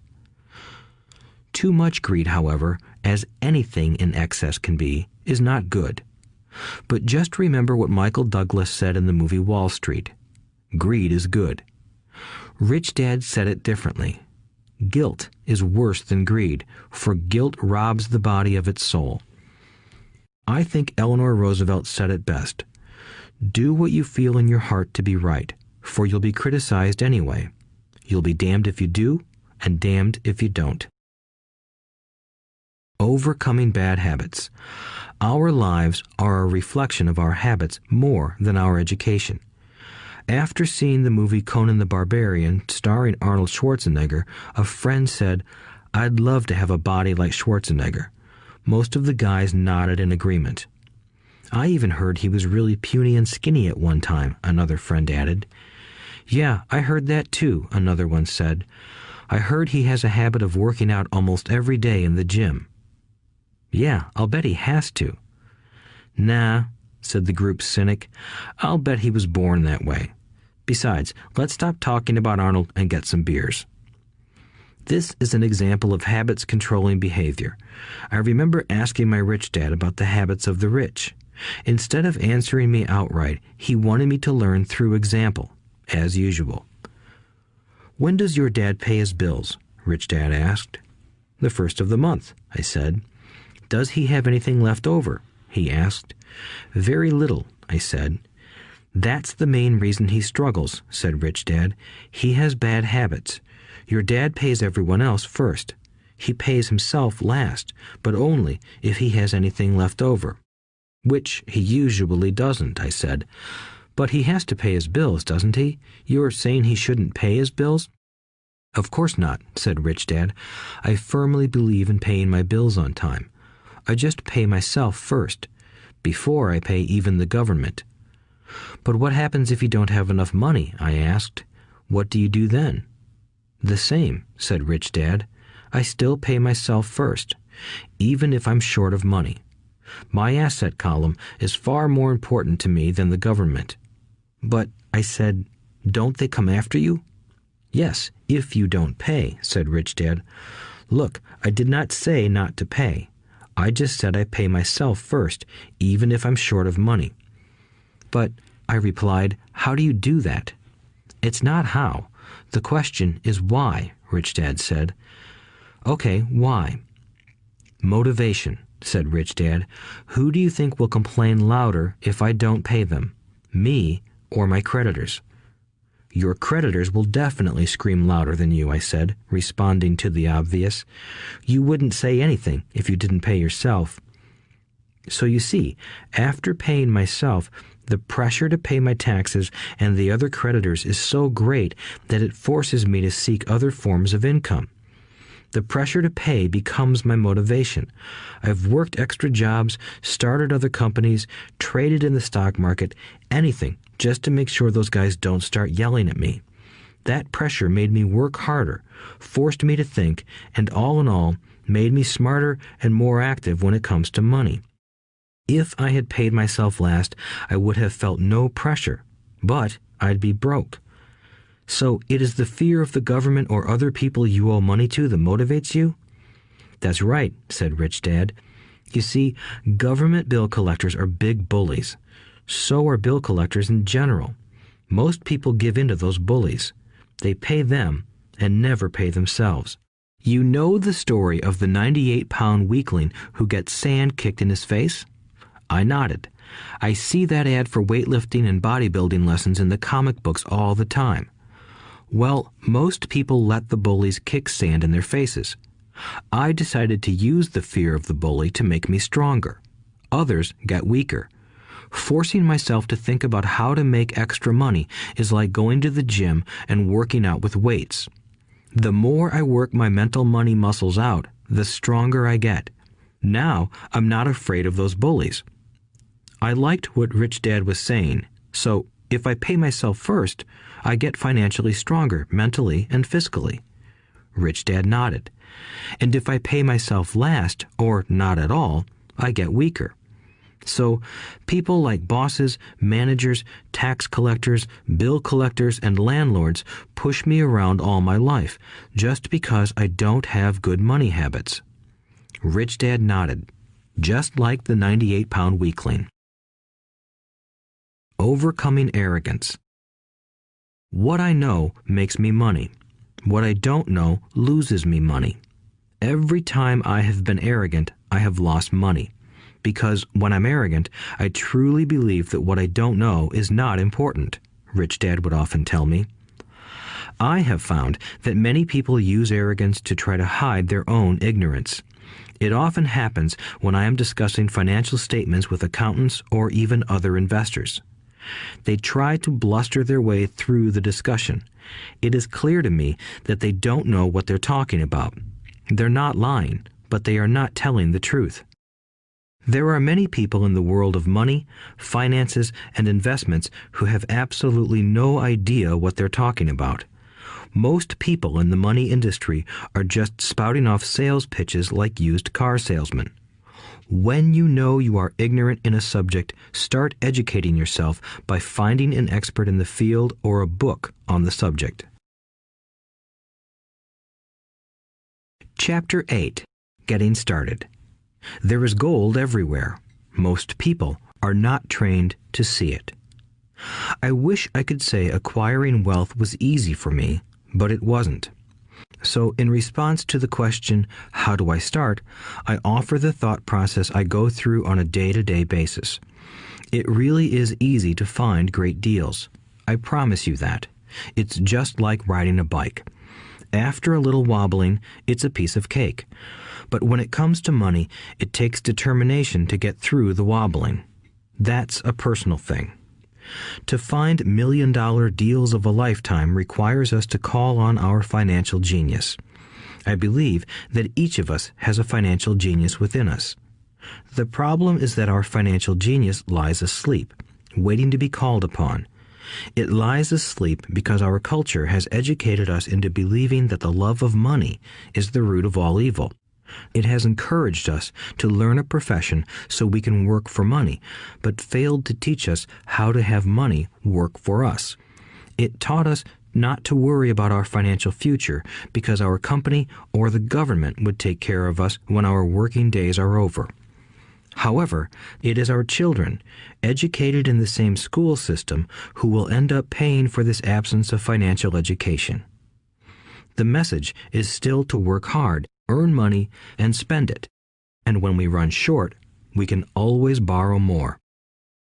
Unfortunately, 90% of the Western world subscribes to the above dogma, simply because it's easier to find a job and work for money.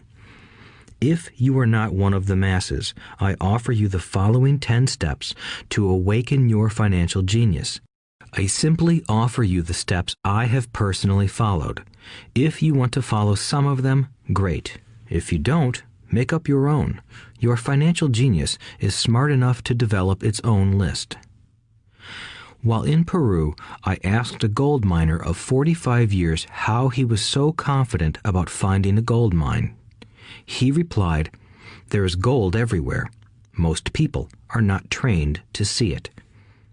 And I would say that is true. In real estate, I can go out and in a day come up with 4 or 5 great potential deals. while the average person will go out and find nothing, even looking in the same neighborhood. The reason is that they have not taken the time to develop their financial genius. I offer you the following 10 steps as a process to develop your God-given powers, powers over which only you have control. 1. Find a reason greater than reality, the power of spirit. If you ask most people if they would like to be rich or financially free, they would say yes. But then reality sets in. The road seems too long with too many hills to climb. It's easier to just work for money and hand the excess over to your broker. I once met a young woman who had dreams of swimming for the U.S. Olympic team. The reality was that she had to get up every morning at 4 o'clock to swim for 3 hours before going to school. She did not party with her friends on Saturday night. She had to study and keep her grades up, just like everyone else. When I asked her what fueled her superhuman ambition and sacrifice, she simply said, "I do it for myself and the people I love. It's love that gets me over the hurdles and sacrifices." A reason or a purpose is a combination of wants and don't wants. When people ask me what my reason for wanting to be rich is, I tell them that it is a combination of deep emotional wants and don't wants. I will list a few. First, the don't wants, for they create the wants. I don't want to work all my life. I don't want what my parents aspired for, which was job security and a house in the suburbs. I don't like being an employee. I hated that my dad always missed my football games because he was so busy working on his career. I hated it when my dad worked hard all his life and the government took most of what he worked for at his death. He could not even pass on what he worked so hard for when he died. The rich don't do that. They work hard and pass it on to their children. Now, the wants. I want to be free to travel the world and live in the lifestyle I love. I want to be young when I do this. I want to simply be free. I want control over my time and my life. I want money to work for me. Those are my deep-seated emotional reasons. What are yours? If they are not strong enough, then the reality of the road ahead may be greater than your reasons. I have lost money and been set back many times, but it was the deep emotional reasons that kept me standing up and going forward. I wanted to be free by age 40, but it took me until I was 47, with many learning experiences along the way. As I said, I wish I could say it was easy. It wasn't, but it wasn't that hard either. I've learned that without a strong reason or purpose, anything in life is hard. If you do not have a strong reason, there is no sense listening further. It will sound like too much work. 2. Make daily choices. The power of choice. Choice is the main reason people want to live in a free country. We want the power to choose.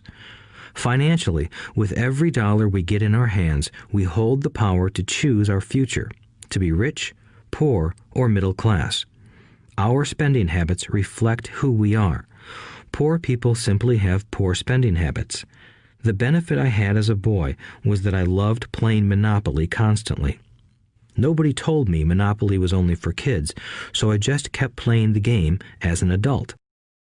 I also had a rich dad who pointed out to me the difference between an asset and a liability. So a long time ago, as a little boy, I chose to be rich, and I knew that all I had to do was learn to acquire assets, real assets. My best friend, Mike, had an asset column handed to him, but he still had to choose to learn to keep it. Many rich families lose their assets in the next generation simply because there was no one trained to be a good steward over their assets. Most people choose not to be rich. For 90% of the population, being rich is too much of a hassle. So they invent sayings that go, "I'm not interested in money. I'll never be rich. I don't have to worry. I'm still young. When I make some money, then I'll think about my future." My husband or wife handles the finances. The problem with those statements is that they rob the person who chooses to think such thoughts of two things.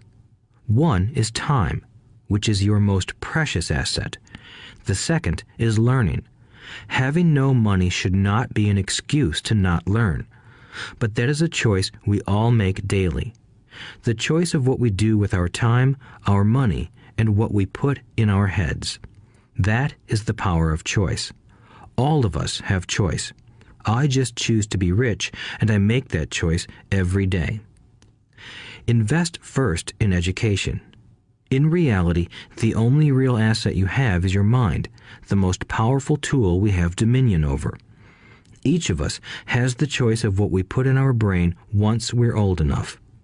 You can watch TV, read golf magazines, or go to ceramics class or a class on financial planning. You choose. Most people simply buy investments rather than first investing in learning about investing. A friend of mine recently had her apartment burglarized. The thieves took her electronics and left all the books. And we all have that same choice.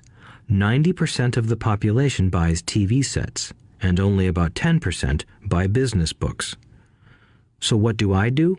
I go to seminars. I like it when they are at least 2 days long because I like to immerse myself in a subject. In 1973, I was watching this guy on TV who was advertising a 3-day seminar on how to buy real estate for nothing down. I spent $385, and that course has made me at least $2 million, if not more. But more importantly, it bought me life. I don't have to work for the rest of my life because of that one course. I go to at least 2 such courses every year. I love CDs and audiobooks. The reason? I can easily review what I just heard. I was listening to an investor say something I completely disagreed with. Instead of becoming arrogant and critical, I simply listened to that 5-minute stretch at least 20 times, maybe more. But suddenly, by keeping my mind open, I understood why he said what he said. It was like magic. I felt like I had a window into the mind of one of the greatest investors of our time. I gained tremendous insight into the vast resources of his education and experience. The net result? I still have the old way I used to think, and I now have a new way of looking at the same problem or situation. I have 2 ways to analyze a problem or trend, and that is priceless.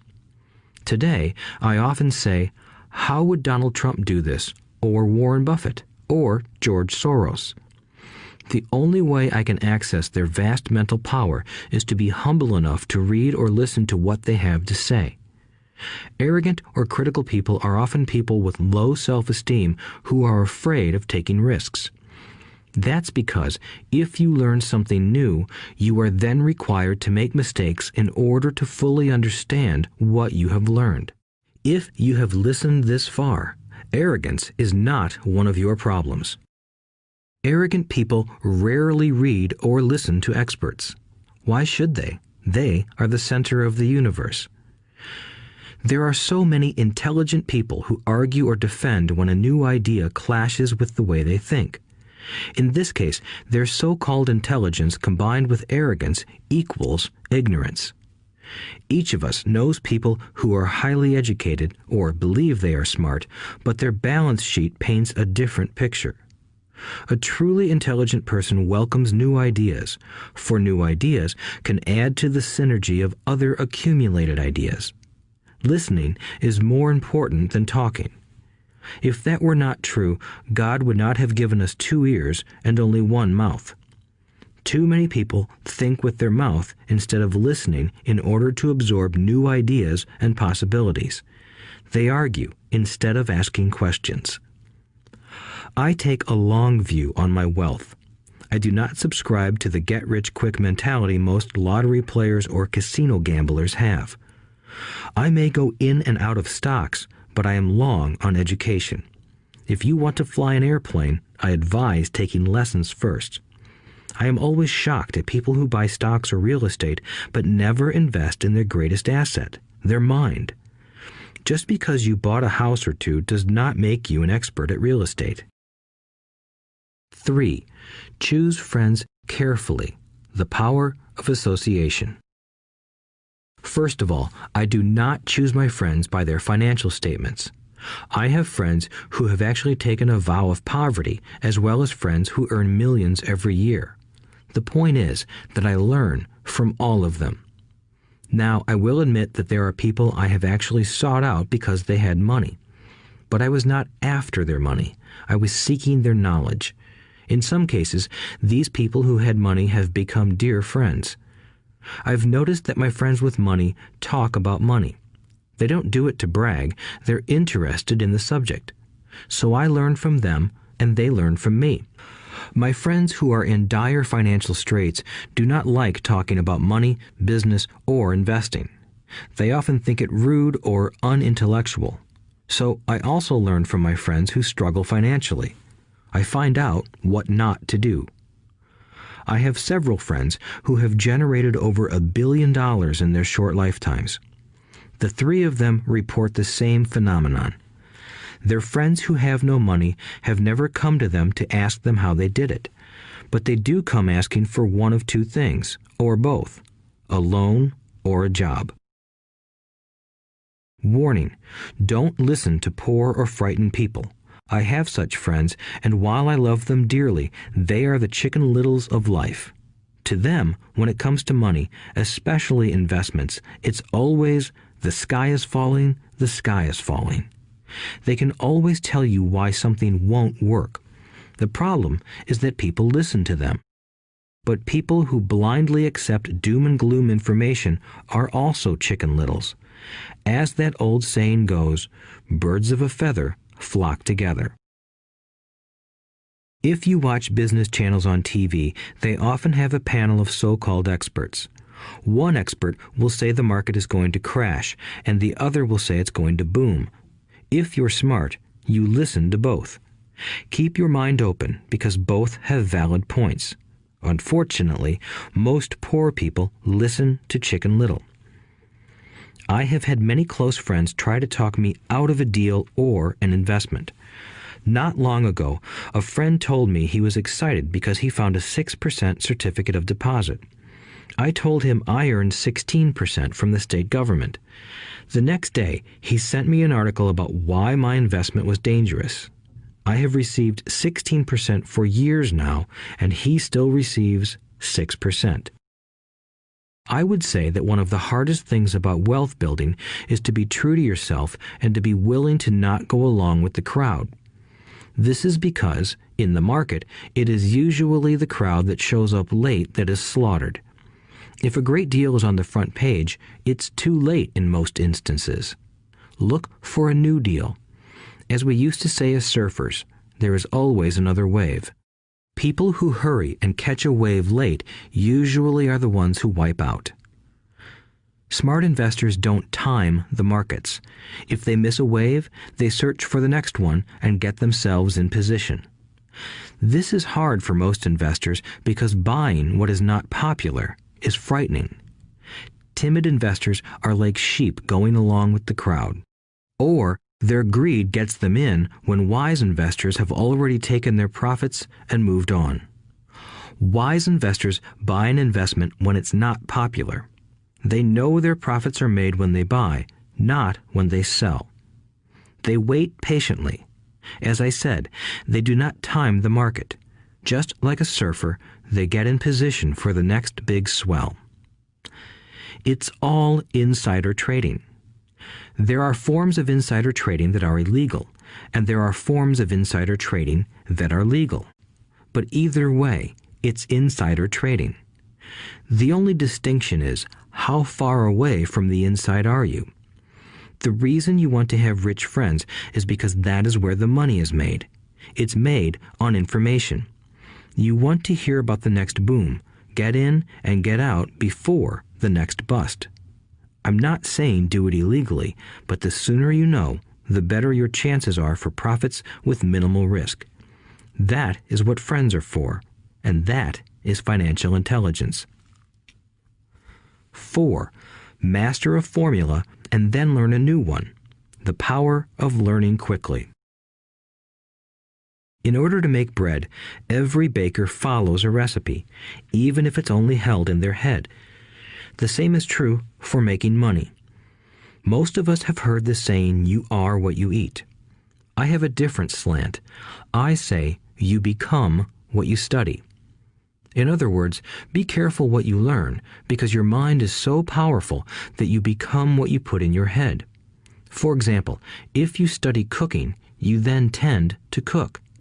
If you don't want to be a cook anymore, then you need to study something else.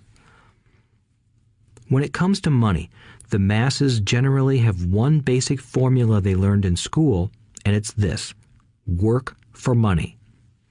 The predominant formula I see in the world is that every day millions of people get up, go to work, earn money, pay bills, balance checkbooks, buy some mutual funds, and go back to work. That is the basic formula, or recipe. If you're tired of what you're doing, or you're not making enough, it's simply a case of changing the formula via which you make money. Years ago, when I was 26, I took a weekend class called How to Buy Real Estate Foreclosures. I learned a formula. The next trick was to have the discipline to actually put into action what I had learned. That is where most people stop. For 3 years, while working for Xerox, I spent my spare time learning to master the art of buying foreclosures. I've made several $million using that formula. So after I mastered that formula, I went in search of other formulas. For many of the classes, I did not directly use the information I learned, but I always learned something new. I have attended classes designed for derivative traders, commodity option traders, and chaologists. I was way out of my league, being in a room full of people with doctorates in nuclear physics and space science. Yet, I learned a lot that made my stock and real estate investing more meaningful and lucrative. Most junior colleges and community colleges have classes on financial planning and buying traditional investments. They are good places to start, but I always search for a faster formula.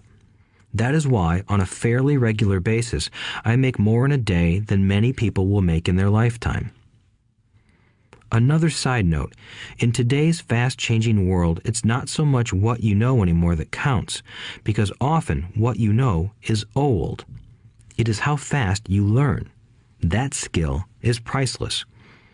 It's priceless in finding faster formulas, recipes, if you will, for making dough.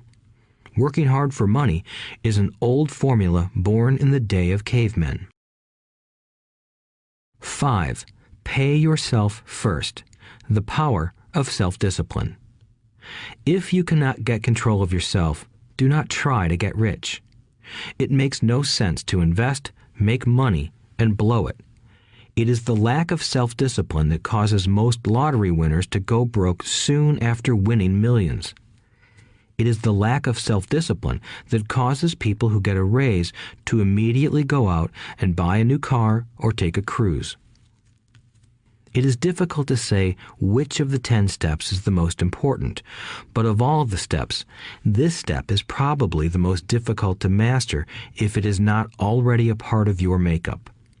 I would venture to say that personal self-discipline is the number one delineating factor between the rich, the poor, and the middle class. Simply put, people who have low self-esteem and low tolerance for financial pressure can never be rich. As I have said, a lesson learned from my rich dad was that the world will push you around. The world pushes people around, not because other people are bullies, but because the individual lacks internal control and discipline. People who lack internal fortitude often become victims of those who have self-discipline. In the entrepreneur classes I teach, I constantly remind people to not focus on their product, service, or widget, but to focus on developing management skills. The 3 most important management skills necessary to start your own business are management of 1. Cash flow, 2. People, 3. Personal time. I would say the skills to manage these three apply to anything, not just entrepreneurs. The three matter in the way you live your life as an individual or as part of a family, a business, a charitable organization, a city, or a nation. Each of these skills is enhanced by the mastery of self-discipline. I do not take the saying, "pay yourself first," lightly. The statement, "pay yourself first," comes from George Clayson's book, The Richest Man in Babylon. Millions of copies have been sold. But while millions of people freely repeat that powerful statement, few follow the advice. As I said, financial literacy allows one to read numbers, and numbers tell the story. By looking at a person's income statement and balance sheet, I can readily see if people who spout the words, "pay yourself first," actually practice what they preach. In reality, each month, many allocate money to their asset column before they pay their monthly expenses. Although millions of people have read Clayson's book and understand the words, "pay yourself first," in reality, they pay themselves last. Now, I can hear the howls from those of you who sincerely believe in paying your bills first, and I can hear all the responsible people who pay their bills on time. I am not saying be irresponsible and not pay your bills. All I am saying is do what the book says, which is pay yourself first. If you can truly begin to understand the power of cash flow, you will soon realize why 90% of people work hard all their lives and need government support like Social Security when they are no longer able to work. Kim and I have had many bookkeepers, accountants, and bankers who have had a major problem with this way of looking at pay yourself first. The reason is that these financial professionals actually do what the masses do. They pay themselves last. There have been times in my life when, for whatever reason, cash flow was far less than my bills. I still paid myself first. My accountant and bookkeeper screamed in panic. "They're going to come after you. The IRS is going to put you in jail. You're going to ruin your credit rating. They'll cut off the electricity." I still paid myself first. Why, you ask? Because that's what the story, The Richest Man in Babylon, was all about. The power of self-discipline and the power of internal fortitude. As my rich dad taught me the first month I worked for him, most people allow the world to push them around. A bill collector calls and you pay or else. A sales clerk says, "Oh, just put it on your charge card." Your real estate agent tells you, "Go ahead. The government allows you a tax deduction on your home." That is what the book is really about. Having the guts to go against the tide and get rich. You may not be weak, but when it comes to money, many people get wimpy. I am not saying be irresponsible. The reason I don't have high credit card debt and doodad debt is because I pay myself first. The reason I minimize my income is because I don't want to pay it to the government. That is why my income comes from my asset column through a Nevada corporation. If I work for money, the government takes it. Although I pay my bills last, I am financially astute enough to not get into a tough financial situation. I don't like consumer debt. I actually have liabilities that are higher than 99% of the population, but I don't pay for them. Other people pay for my liabilities. They're called tenants. So rule number 1 in paying yourself first is don't get into debt in the first place. Although I pay my bills last, I set it up to have only small, unimportant bills that are due. When I occasionally come up short, I still pay myself first.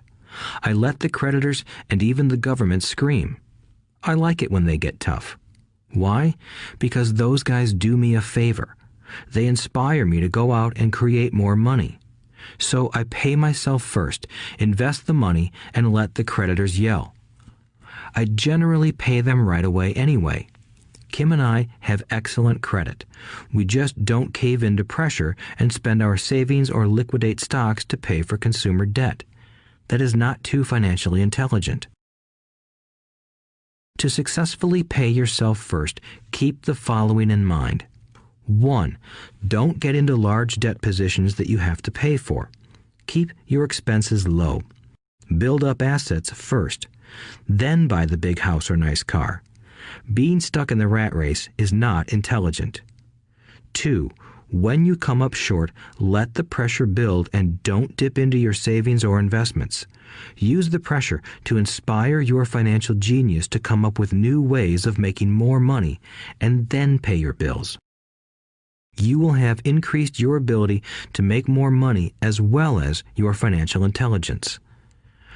So many times I have gotten into financial hot water and used my brain to create more income while staunchly defending the assets in my asset column. My bookkeeper has screamed and dived for cover, but I was like a good soldier defending the fort. Fort assets. Poor people have poor habits.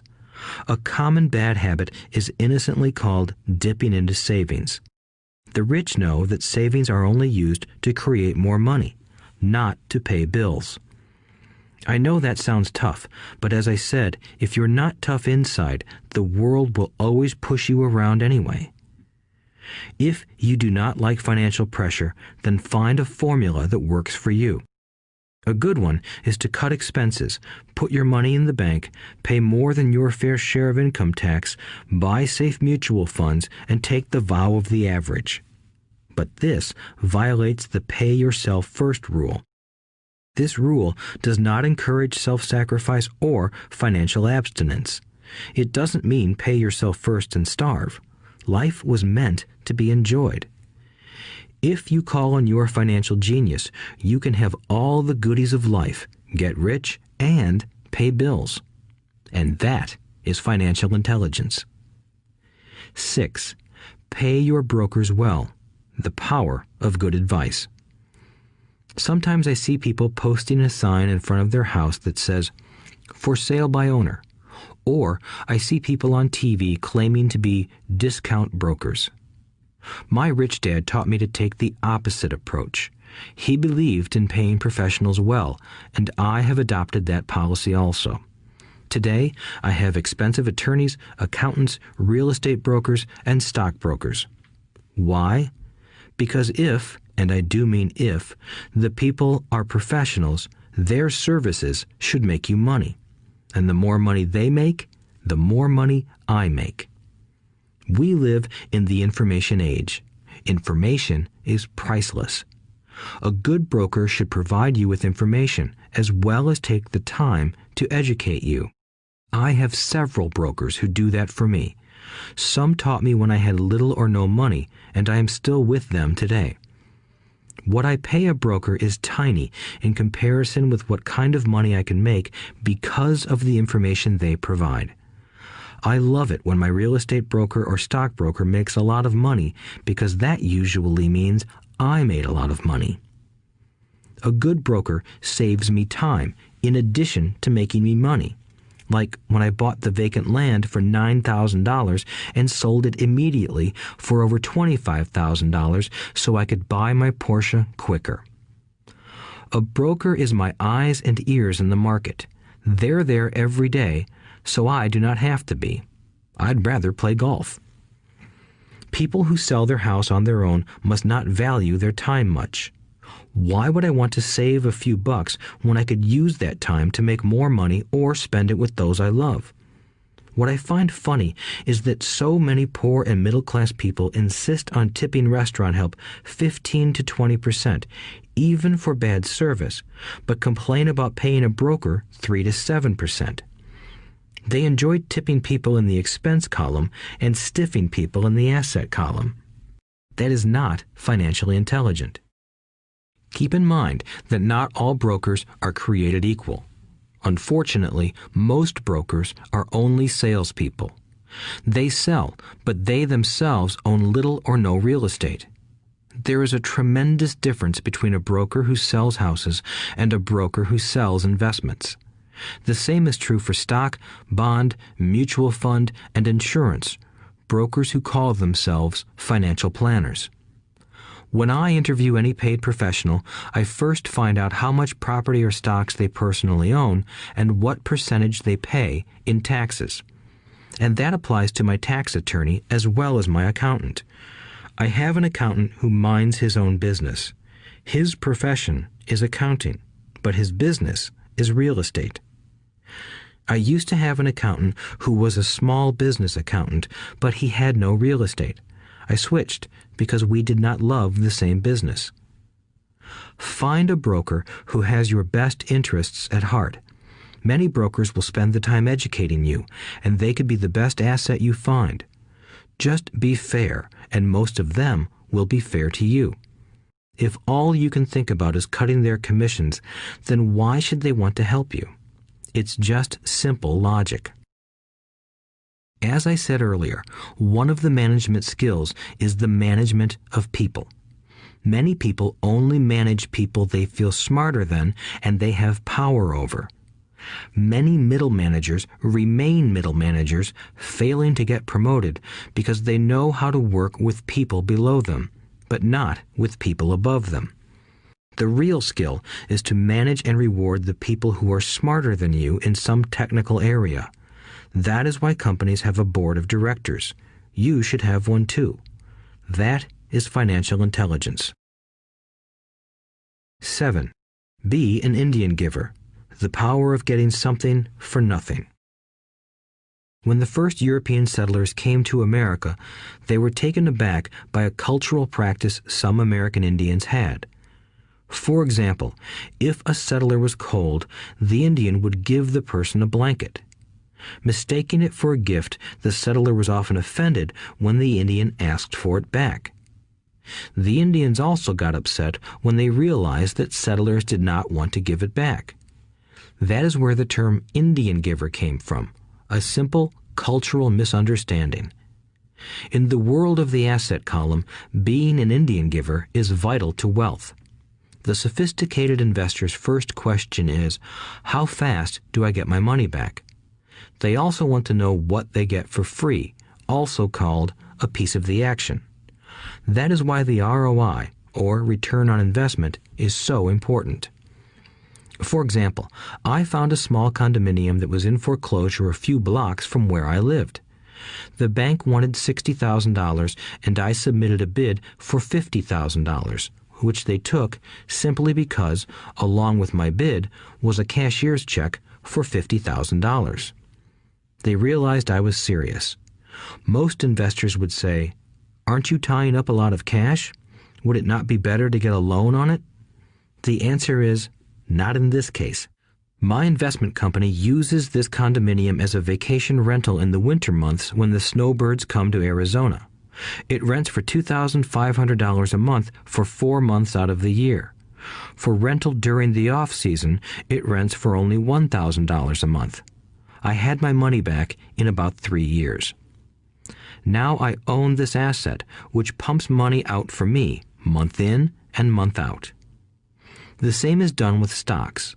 Frequently, my broker calls and recommends I move a sizable amount of money into the stock of a company that he feels is just about to make a move that will add value to the stock, like announcing a new product.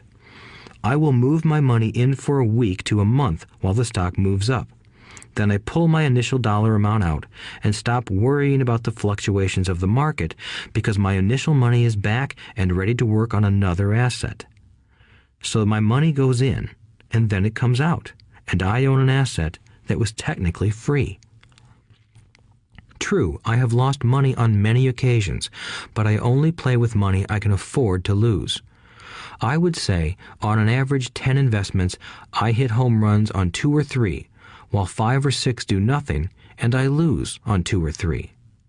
But I limit my losses to only the money I have in at that time. People who hate risk put their money in the bank. In the long run, safe savings are better than no savings. But it takes a long time to get your money back, and, in most instances, you don't get anything for free with it.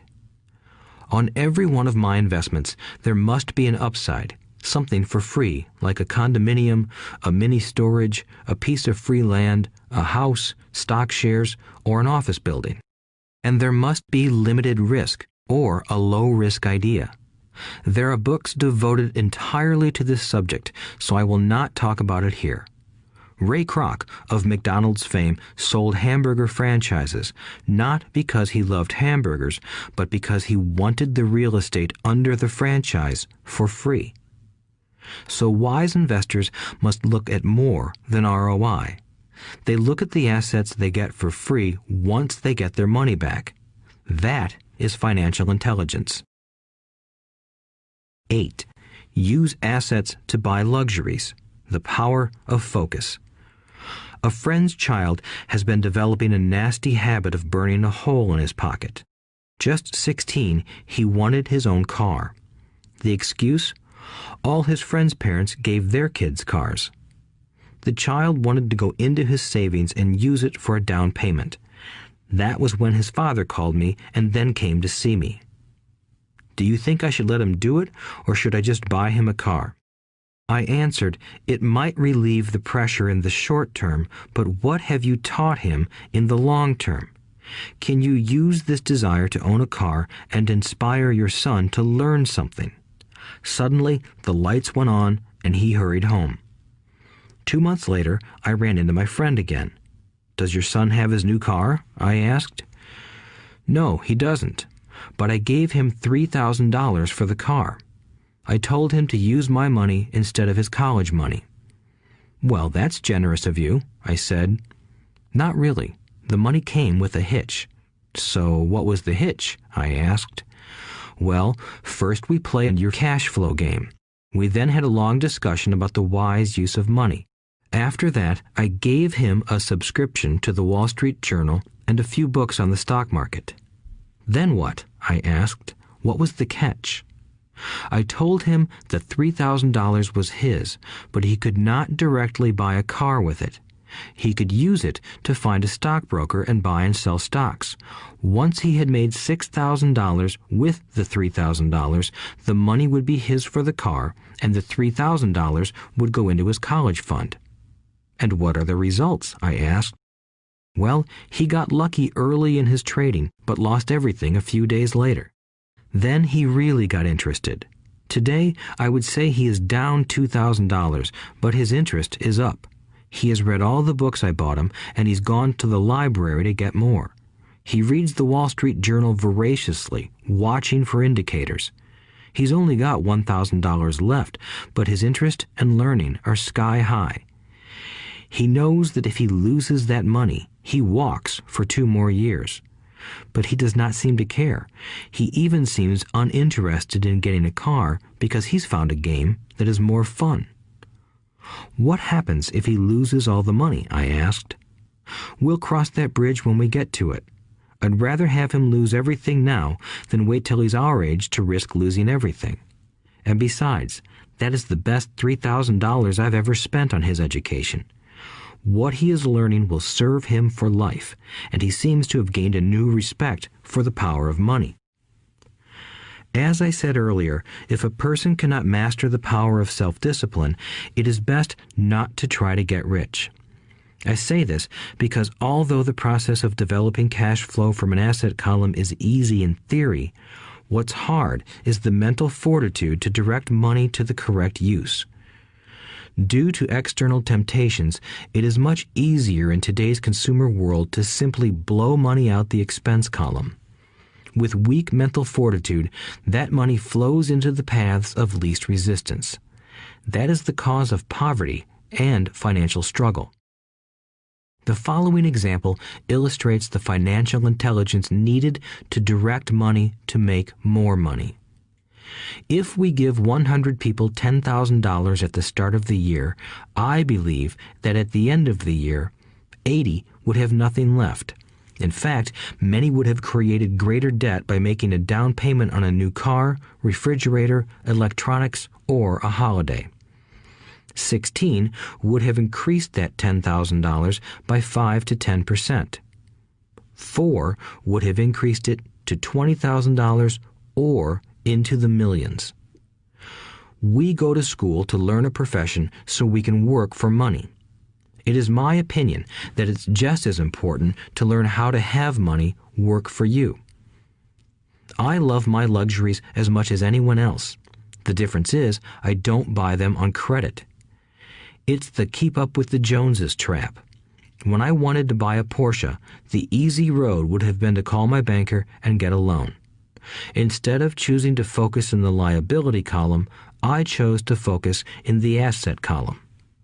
As a habit, I use my desire to consume to inspire and motivate my financial genius to invest.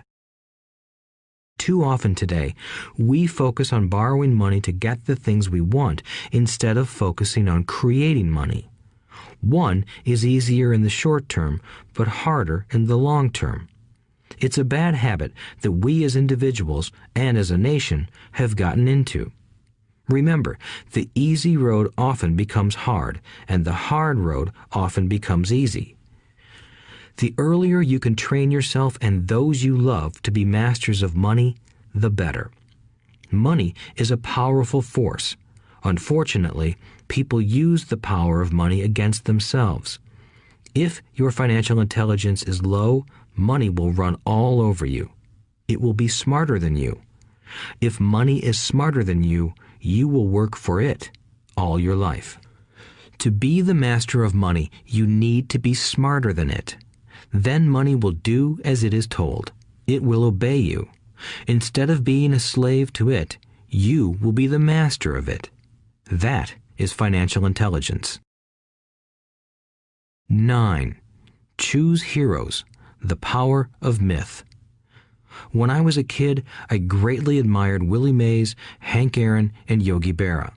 They were my heroes, and I wanted to be just like them. I treasured their baseball cards. I knew their stats, the RBIs, the ERAs, their batting averages, how much they got paid, and how they came up from the minor leagues. As a 9-year-old kid, when I stepped up to bat or played first base or catcher, I wasn't me. I pretended I was a famous baseball player. It's one of the most powerful ways we learn, and we often lose that as adults. We lose our heroes. Today, I watch young kids playing basketball near my home. On the court, they're not little Johnny. They're pretending to be their favorite basketball hero. Copying or emulating heroes is true power learning. I have new heroes as I grow older. I have golf heroes, and I copy their swings and do my best to read everything I can about them. I also have heroes such as Donald Trump, Warren Buffett, Peter Lynch, George Soros, and Jim Rogers. I know their stats just like I knew the ERAs and RBIs of my childhood baseball heroes. I follow what Warren Buffett invests in, and I read anything I can about his point of view on the market and how he chooses stocks. And I read about Donald Trump, trying to find out how he negotiates and puts deals together. Just as I was not me when I was up to bat, when I'm in the market or I'm negotiating a deal, I am subconsciously acting with the bravado of Trump. Or, when analyzing a trend, I look at it as though Warren Buffett were doing it. By having heroes, we tap into a tremendous source of raw genius. But heroes do more than simply inspire us. Heroes make things look easy. Making it look easy convinces us to want to be just like them. If they can do it, so can I. When it comes to investing, too many people make it sound hard. Instead, find heroes who make it look easy. 10. Teach and you shall receive. The power of giving. Both of my dads were teachers. My rich dad taught me a lesson I have carried all my life, the necessity of being charitable or giving. My educated dad gave a lot of his time and knowledge, but almost never gave away money. He usually said that he would give when he had some extra money, but of course, there was rarely any extra. My rich dad gave money as well as education. He believed firmly in tithing. If you want something, you first need to give, he would always say. When he was short of money, he gave money to his church or to his favorite charity. If I could leave one single idea with you, it is that idea. Whenever you feel short or in need of something, give what you want first, and it will come back in buckets. That is true for money, a smile, love, or friendship. I know it is often the last thing a person may want to do, but it has always worked for me. I trust that the principle of reciprocity is true, and I give what I want. I want money, so I give money, and it comes back in multiples. I want sales, so I help someone else sell something, and sales come to me. I want contacts, and I help someone else get contacts. Like magic, contacts come to me. I heard a saying years ago that went, "God does not need to receive, but humans need to give." My rich dad would often say, poor people are more greedy than rich people. He would explain that if a person was rich, that person was providing something that other people wanted. In my life, whenever I have felt needy or short of money or short of help, I simply went out or found in my heart what I wanted and decided to give it first. And when I gave, it always came back. It reminds me of the story of the guy sitting with firewood in his arms on a cold, freezing night. He is yelling at the pot-bellied stove, "When you give me some heat, then I'll put some wood in you." And when it comes to money, love, happiness, sales, and contacts, all one needs to remember is to give first. Often, just the process of thinking of what I want and how I could give that to someone else breaks free a torrent of bounty. Whenever I feel that people aren't smiling at me, I simply begin smiling and saying hello. Like magic, the next thing I know, I'm surrounded by smiling people. It is true that your world is only a mirror of you. So that's why I say, teach and you shall receive. I have found that the more I teach those who want to learn, the more I learn. If you want to learn about money, teach it to someone else. A torrent of new ideas and finer distinctions will come in. There are times when I have given and nothing has come back, or what I have received is not what I wanted. But upon closer inspection and soul-searching, I was often giving to receive in those instances, instead of giving for the joy that giving itself brings. My dad taught teachers, and he became a master teacher. My rich dad always taught young people his way of doing business. In retrospect, it was their generosity with what they knew that made them smarter. There are powers in this world that are much smarter than we are. You can get there on your own, but it's easier with the help of the powers that be. You only need to be generous with what you have. Chapter 9. Still want more? Here are some to-dos. Many people may not be satisfied with my 10 steps. They see them more as philosophies than actions. I think understanding the philosophy is just as important as the action. There are many people who want to do instead of think, and then there are people who think but do not do. I would say that I am both. I love new ideas, and I love action. So for those who want a to-do list on how to get started, I will share with you some of the things I do in abbreviated form. Stop doing what you're doing. In other words, take a break and assess what is working and what is not working. The definition of insanity is doing the same thing over and over and expecting a different result. Stop doing what is not working and look for something new. Look for new ideas. For new investing ideas, I go to bookstores and search for books on different and unique subjects. I call them formulas. I buy how-to books on formulas I know nothing about. For example, in the bookstore I found the book The 16% Solution by Joel Moskowitz. I bought the book and read it, and the next Thursday I did exactly as the book said. Most people do not take action, or they let someone talk them out of whatever new formula they are studying.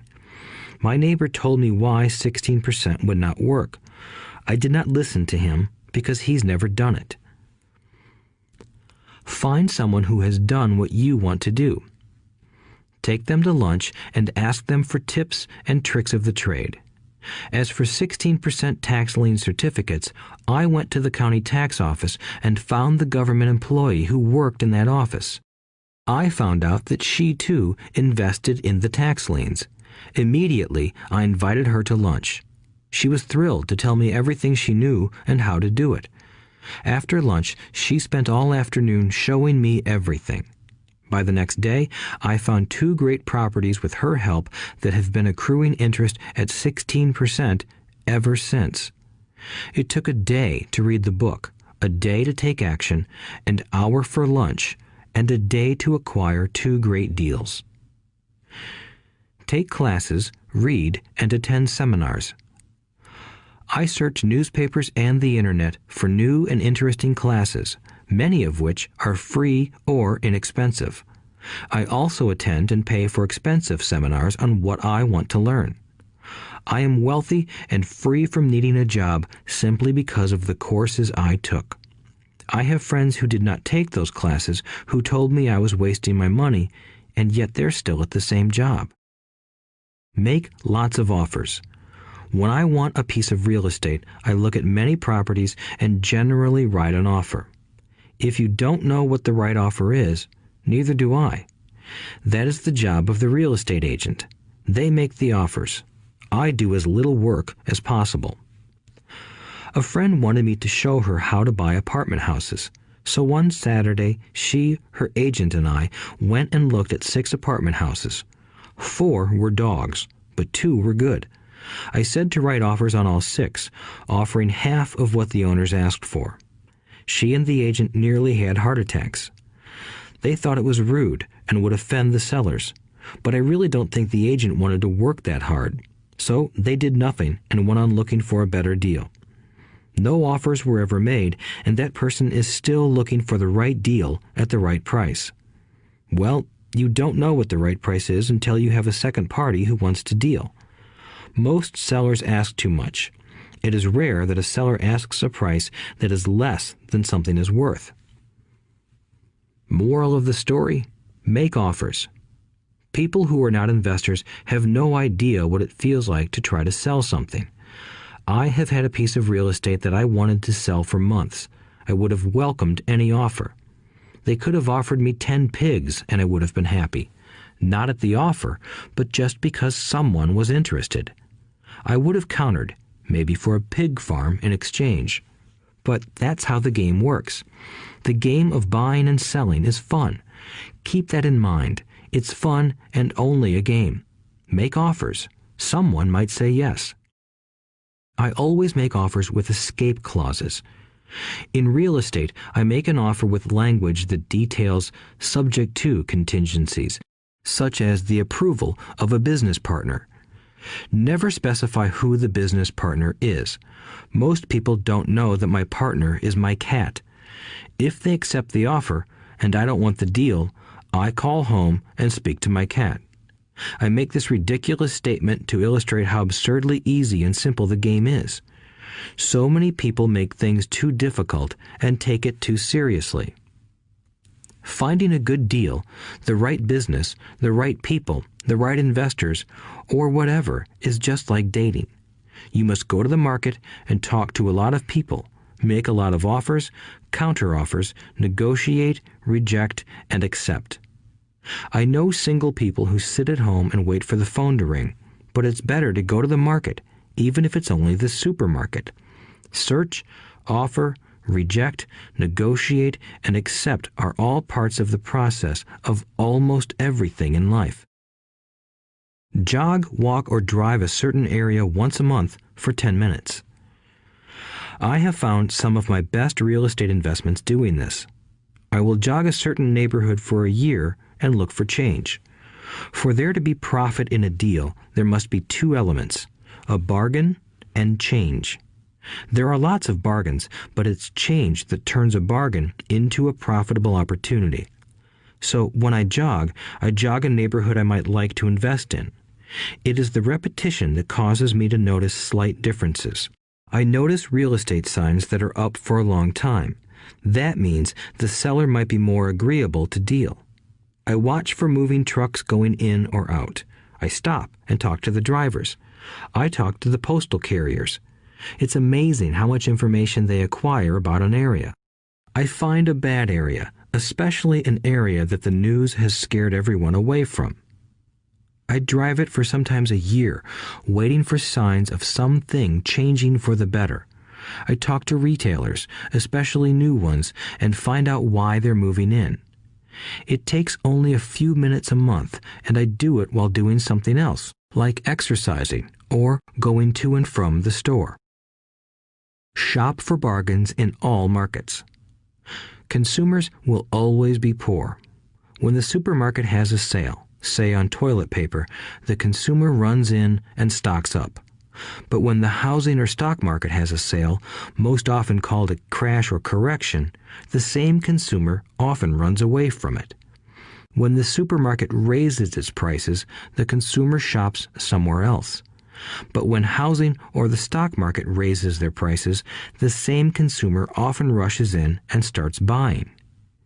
Always remember, profits are made in the buying, not in the selling. Look in the right places. A neighbor bought a condominium for $100,000. I bought the identical condo next door for $50,000. He told me he's waiting for the price to go up. I told him that profit is made when you buy, not when you sell. He shopped with a real estate broker who owns no property of her own. I shopped at the foreclosure auction. I paid $500 for a class on how to do this. My neighbor thought that the $500 for a real estate investment class was too expensive. He said he could not afford the money or the time. So he waits for the prices to go up. Look for people who want to buy first, then look for someone who wants to sell. A friend was looking for a certain piece of land. He had the money, but did not have the time. I found a large piece of land, larger than what my friend wanted to buy, tied it up with an option, called my friend, and he said he wanted a piece of it. So I sold the piece to him and then bought the land. I kept the remaining land as mine for free. Moral of the story: buy the pie and cut it in pieces. Most people look for what they can afford, so they look too small. They buy only a piece of the pie, so they end up paying more for less. Small thinkers don't get the big breaks. If you want to get richer, think big. Think big. Retailers love giving volume discounts simply because most business people love big spenders. So even if you're small, you can always think big. When my company was in the market for computers, I called several friends and asked them if they were ready to buy also. We then went to different dealers and negotiated a great deal because we wanted to buy so many. I have done the same with stocks. Small people remain small because they think small, act alone, or don't act at all. Learn from history. All the big companies on the stock exchange started out as small companies. Colonel Sanders did not get rich until after he lost everything in his 60s. Bill Gates was one of the richest men in the world before he was 30. Action always beats inaction. These are just a few of the things I have done and continue to do to recognize opportunities. The important words are have done and do. As repeated many times throughout this audiobook, you must take action before you can receive the financial rewards. Act now. Final thoughts.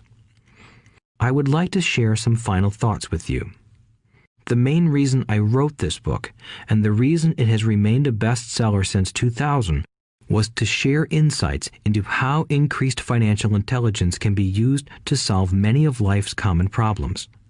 Without financial training, we all too often use the standard formulas to get through life. Work hard, save, borrow, and pay excessive taxes. Today, more than ever, we need better information. I use the following story as an example of a financial problem that confronts many young families today. How do you afford a good education for your children and provide for your own retirement? It requires using financial intelligence instead of hard work.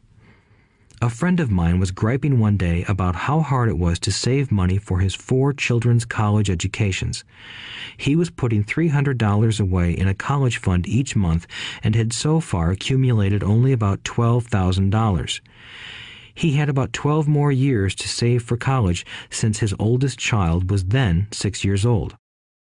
At the time, the real estate market in Phoenix was terrible. People were giving houses away. I suggested to my friend that he buy a house with some of the money in his college fund. The idea intrigued him, and we began to discuss the possibility. His primary concern was that he did not have credit with the bank to buy another house since he was so overextended. I assured him that there were other ways to finance a property rather than through the bank. We looked for a house for 2 weeks, a house that would fit all our criteria. There were plenty to choose from, so shopping was fun. Finally, we found a 3-bedroom, 2-bath home in a prime neighborhood. The owner had been downsized and needed to sell that day because he and his family were moving to California where another job waited. The owner wanted $102,000, but we offered only $79,000. He took it immediately and agreed to carry back the loan with a 10% down payment. All my friend had to come up with was $7,900. As soon as the owner moved, my friend put the house up for rent. After all expenses were paid, including the mortgage, he put $125 in his pocket each month. His plan was to keep the house for 12 years and let the mortgage get paid down faster by applying the extra $125 to the principal each month. We figured that in 12 years, a large portion of the mortgage would be paid off and he could possibly be clearing $800 a month by the time his first child went to college. He could also sell the house if it had appreciated in value. 3 years later, the real estate market greatly improved in Phoenix, and he was offered $156,000 for the same house by the tenant who lived in it. Again, he asked me what I thought. I advised that he sell it, using a 1031 tax-deferred exchange. Suddenly, he had nearly $80,000 to operate with. I called another friend in Austin, Texas, who then moved this tax-deferred capital gain into a mini storage facility. Within 3 months, he began receiving checks for a little less than $1,000 a month, which he then poured back into the college fund. A couple of years later, the mini warehouse sold, and he received a check for nearly $330,000 as proceeds from the sale. He rolled those funds into a new project that would now generate over $3,000 a month in income, again going into the college fund. He is now very confident that his goal will be met easily. It only took $7,900 to start and a little financial intelligence. His children will be able to afford the education they want, and he will then use the underlying asset, wrapped in his legal entity, to pay for his retirement. As a result of this successful investment strategy, he will be able to retire early. Thank you for listening to this audiobook. I hope it has provided some insights into utilizing the power of money to work for you. Today, we need greater financial intelligence to simply survive. The idea that it takes money to make money is the thinking of financially unsophisticated people. It does not mean that they're not intelligent. They have simply not learned the science of making money. Money is only an idea. If you want more money, simply change your thinking. Every self-made person started small with an idea and then turned it into something big. The same applies to investing. It takes only a few dollars to start and grow it into something big. I meet so many people who spend their lives chasing the big deal or trying to amass a lot of money to get into a big deal. But to me, that is foolish. Too often, I have seen unsophisticated investors put their large nest egg into one deal and lose most of it rapidly. They may have been good workers, but they were not good investors. Education and wisdom about money are important. Start early. Buy a book. Go to a seminar. Practice. Start small. I turned $5,000 cash into a $1 million asset, producing $5,000 a month cash flow in less than 6 years. But I started learning as a kid. I encourage you to learn because it's not that hard. In fact, it's pretty easy once you get the hang of it. I think I have made my message clear. It's what is in your head that determines what is in your hands. Money is only an idea. There is a great book called Think and Grow Rich. The title is not Work Hard and Grow Rich. Learn to have money work hard for you, and your life will be easier and happier. Today, don't play it safe. Play it smart. The 3 incomes. In the world of accounting, there are 3 different types of income. 1. Ordinary earned. 2. Portfolio. 3. Passive. When my poor dad said to me, "Go to school, get good grades, and find a safe, secure job," he was recommending I work for earned income. When my rich dad said, "The rich don't work for money, they have their money work for them," he was talking about passive income and portfolio income. Passive income, in most cases, is income derived from real estate investments. Portfolio income is income derived from paper assets such as stocks and bonds. Portfolio income is the income that makes Bill Gates the richest man in the world, not earned income. Rich Dad used to say, the key to becoming wealthy is the ability to convert earned income into passive income or portfolio income as quickly as possible. He would say, taxes are highest on earned income. The least taxed income is passive income. That is another reason why you want your money working hard for you. The government taxes the income you work hard for more than the income your money works hard for. In my second book, Rich Dad's Cash Flow Quadrant, I explain the 4 different types of people who make up the world of business. They are E, employee, S, self-employed, B, business owner, and I, investor. Most people go to school to learn to be an E or an S. The cash flow quadrant is written about the core differences of these 4 types and how people can change their quadrant. In fact, most of our products are created for people in the B and I quadrants. In Rich Dad's Guide to Investing, book number 3 in the Rich Dad series, I go into more detail on the importance of converting earned income into passive and portfolio income. Rich Dad used to say, all a real investor does is convert earned income into passive and portfolio income. If you know what you're doing, investing is not risky. It's just common sense. The key to financial freedom.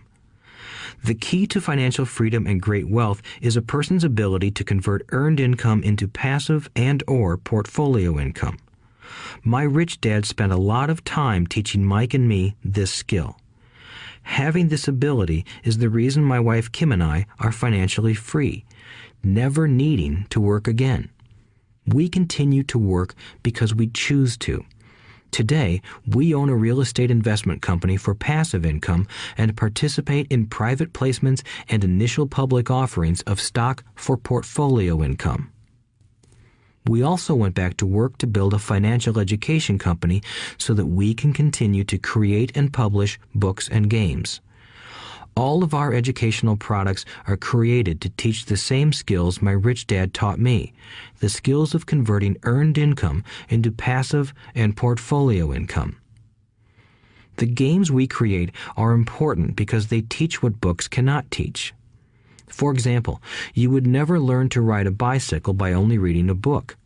Our cash flow games for adults and cash flow for kids game are designed to teach players the basic investment skills of converting earned income into passive and portfolio income. They also teach the principles of accounting and financial literacy. These games are the only educational products in the world that teach people all of these skills simultaneously.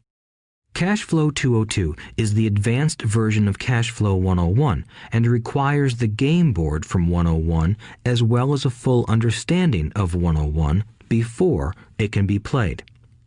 Cash Flow 101 and Cash Flow for Kids teach the principles of fundamental investing. Cash Flow 202 teaches the principles of technical investing. Technical investing involves advanced trading techniques such as short selling, call options, put options, and straddles. A person who understands these advanced techniques is able to make money when the market goes up, as well as when the market comes down.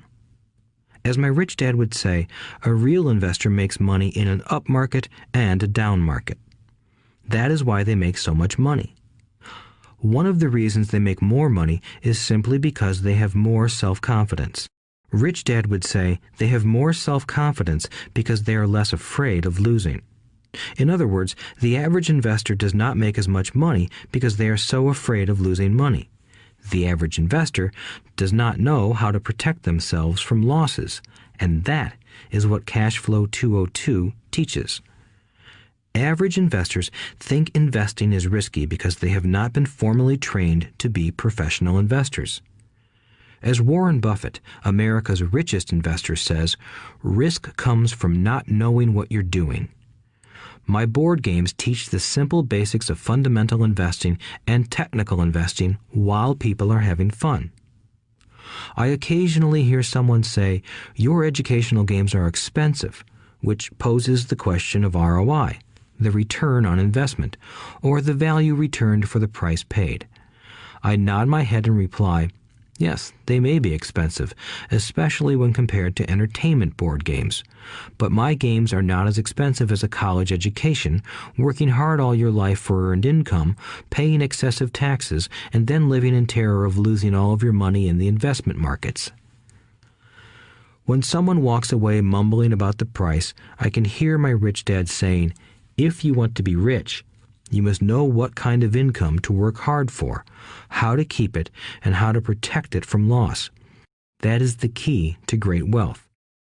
Rich Dad would also say, if you do not understand the differences in those three incomes and do not learn the skills on how to acquire and protect those incomes, you will probably spend your life earning less than you could and working harder than you should. My poor dad thought a good education, a good job, and years of hard work were all you needed to be successful. My rich dad also thought a good education was important. But to him, it was also important that Mike and I know the differences in the three incomes and what kind of income to work hard for. To him, that was basic financial education. Knowing the differences in the three incomes and learning the investment skills of how to acquire the different incomes is basic education for anyone who strives to acquire great wealth and achieve financial freedom, a special kind of freedom that only a few will ever know. As Rich Dad states in lesson number 1, the rich do not work for money. They know how to have money work hard for them. Rich Dad said, earned income is money you work for, and passive and portfolio income is money working for you. Knowing that little difference has been significant in my life. Or, as Robert Frost ends his poem, and that has made all the difference. Take action. All of you were given two great gifts, your mind and your time. It is up to you to do what you please with both. With each dollar bill that enters your hand, you and only you have the power to determine your destiny. Spend it foolishly, and you choose to be poor. Spend it on liabilities, and you join the middle class. Invest it in your mind and learn how to acquire assets, and you will be choosing wealth as your goal and your future. The choice is yours and only yours. Every day, with every dollar, you decide to be rich, poor, or middle class. Choose to share this knowledge with your children, and you choose to prepare them for the world that awaits. No one else will. You and your children's future will be determined by choices you make today, not tomorrow. I wish you great wealth and much happiness with this fabulous gift called life. Robert Kiyosaki.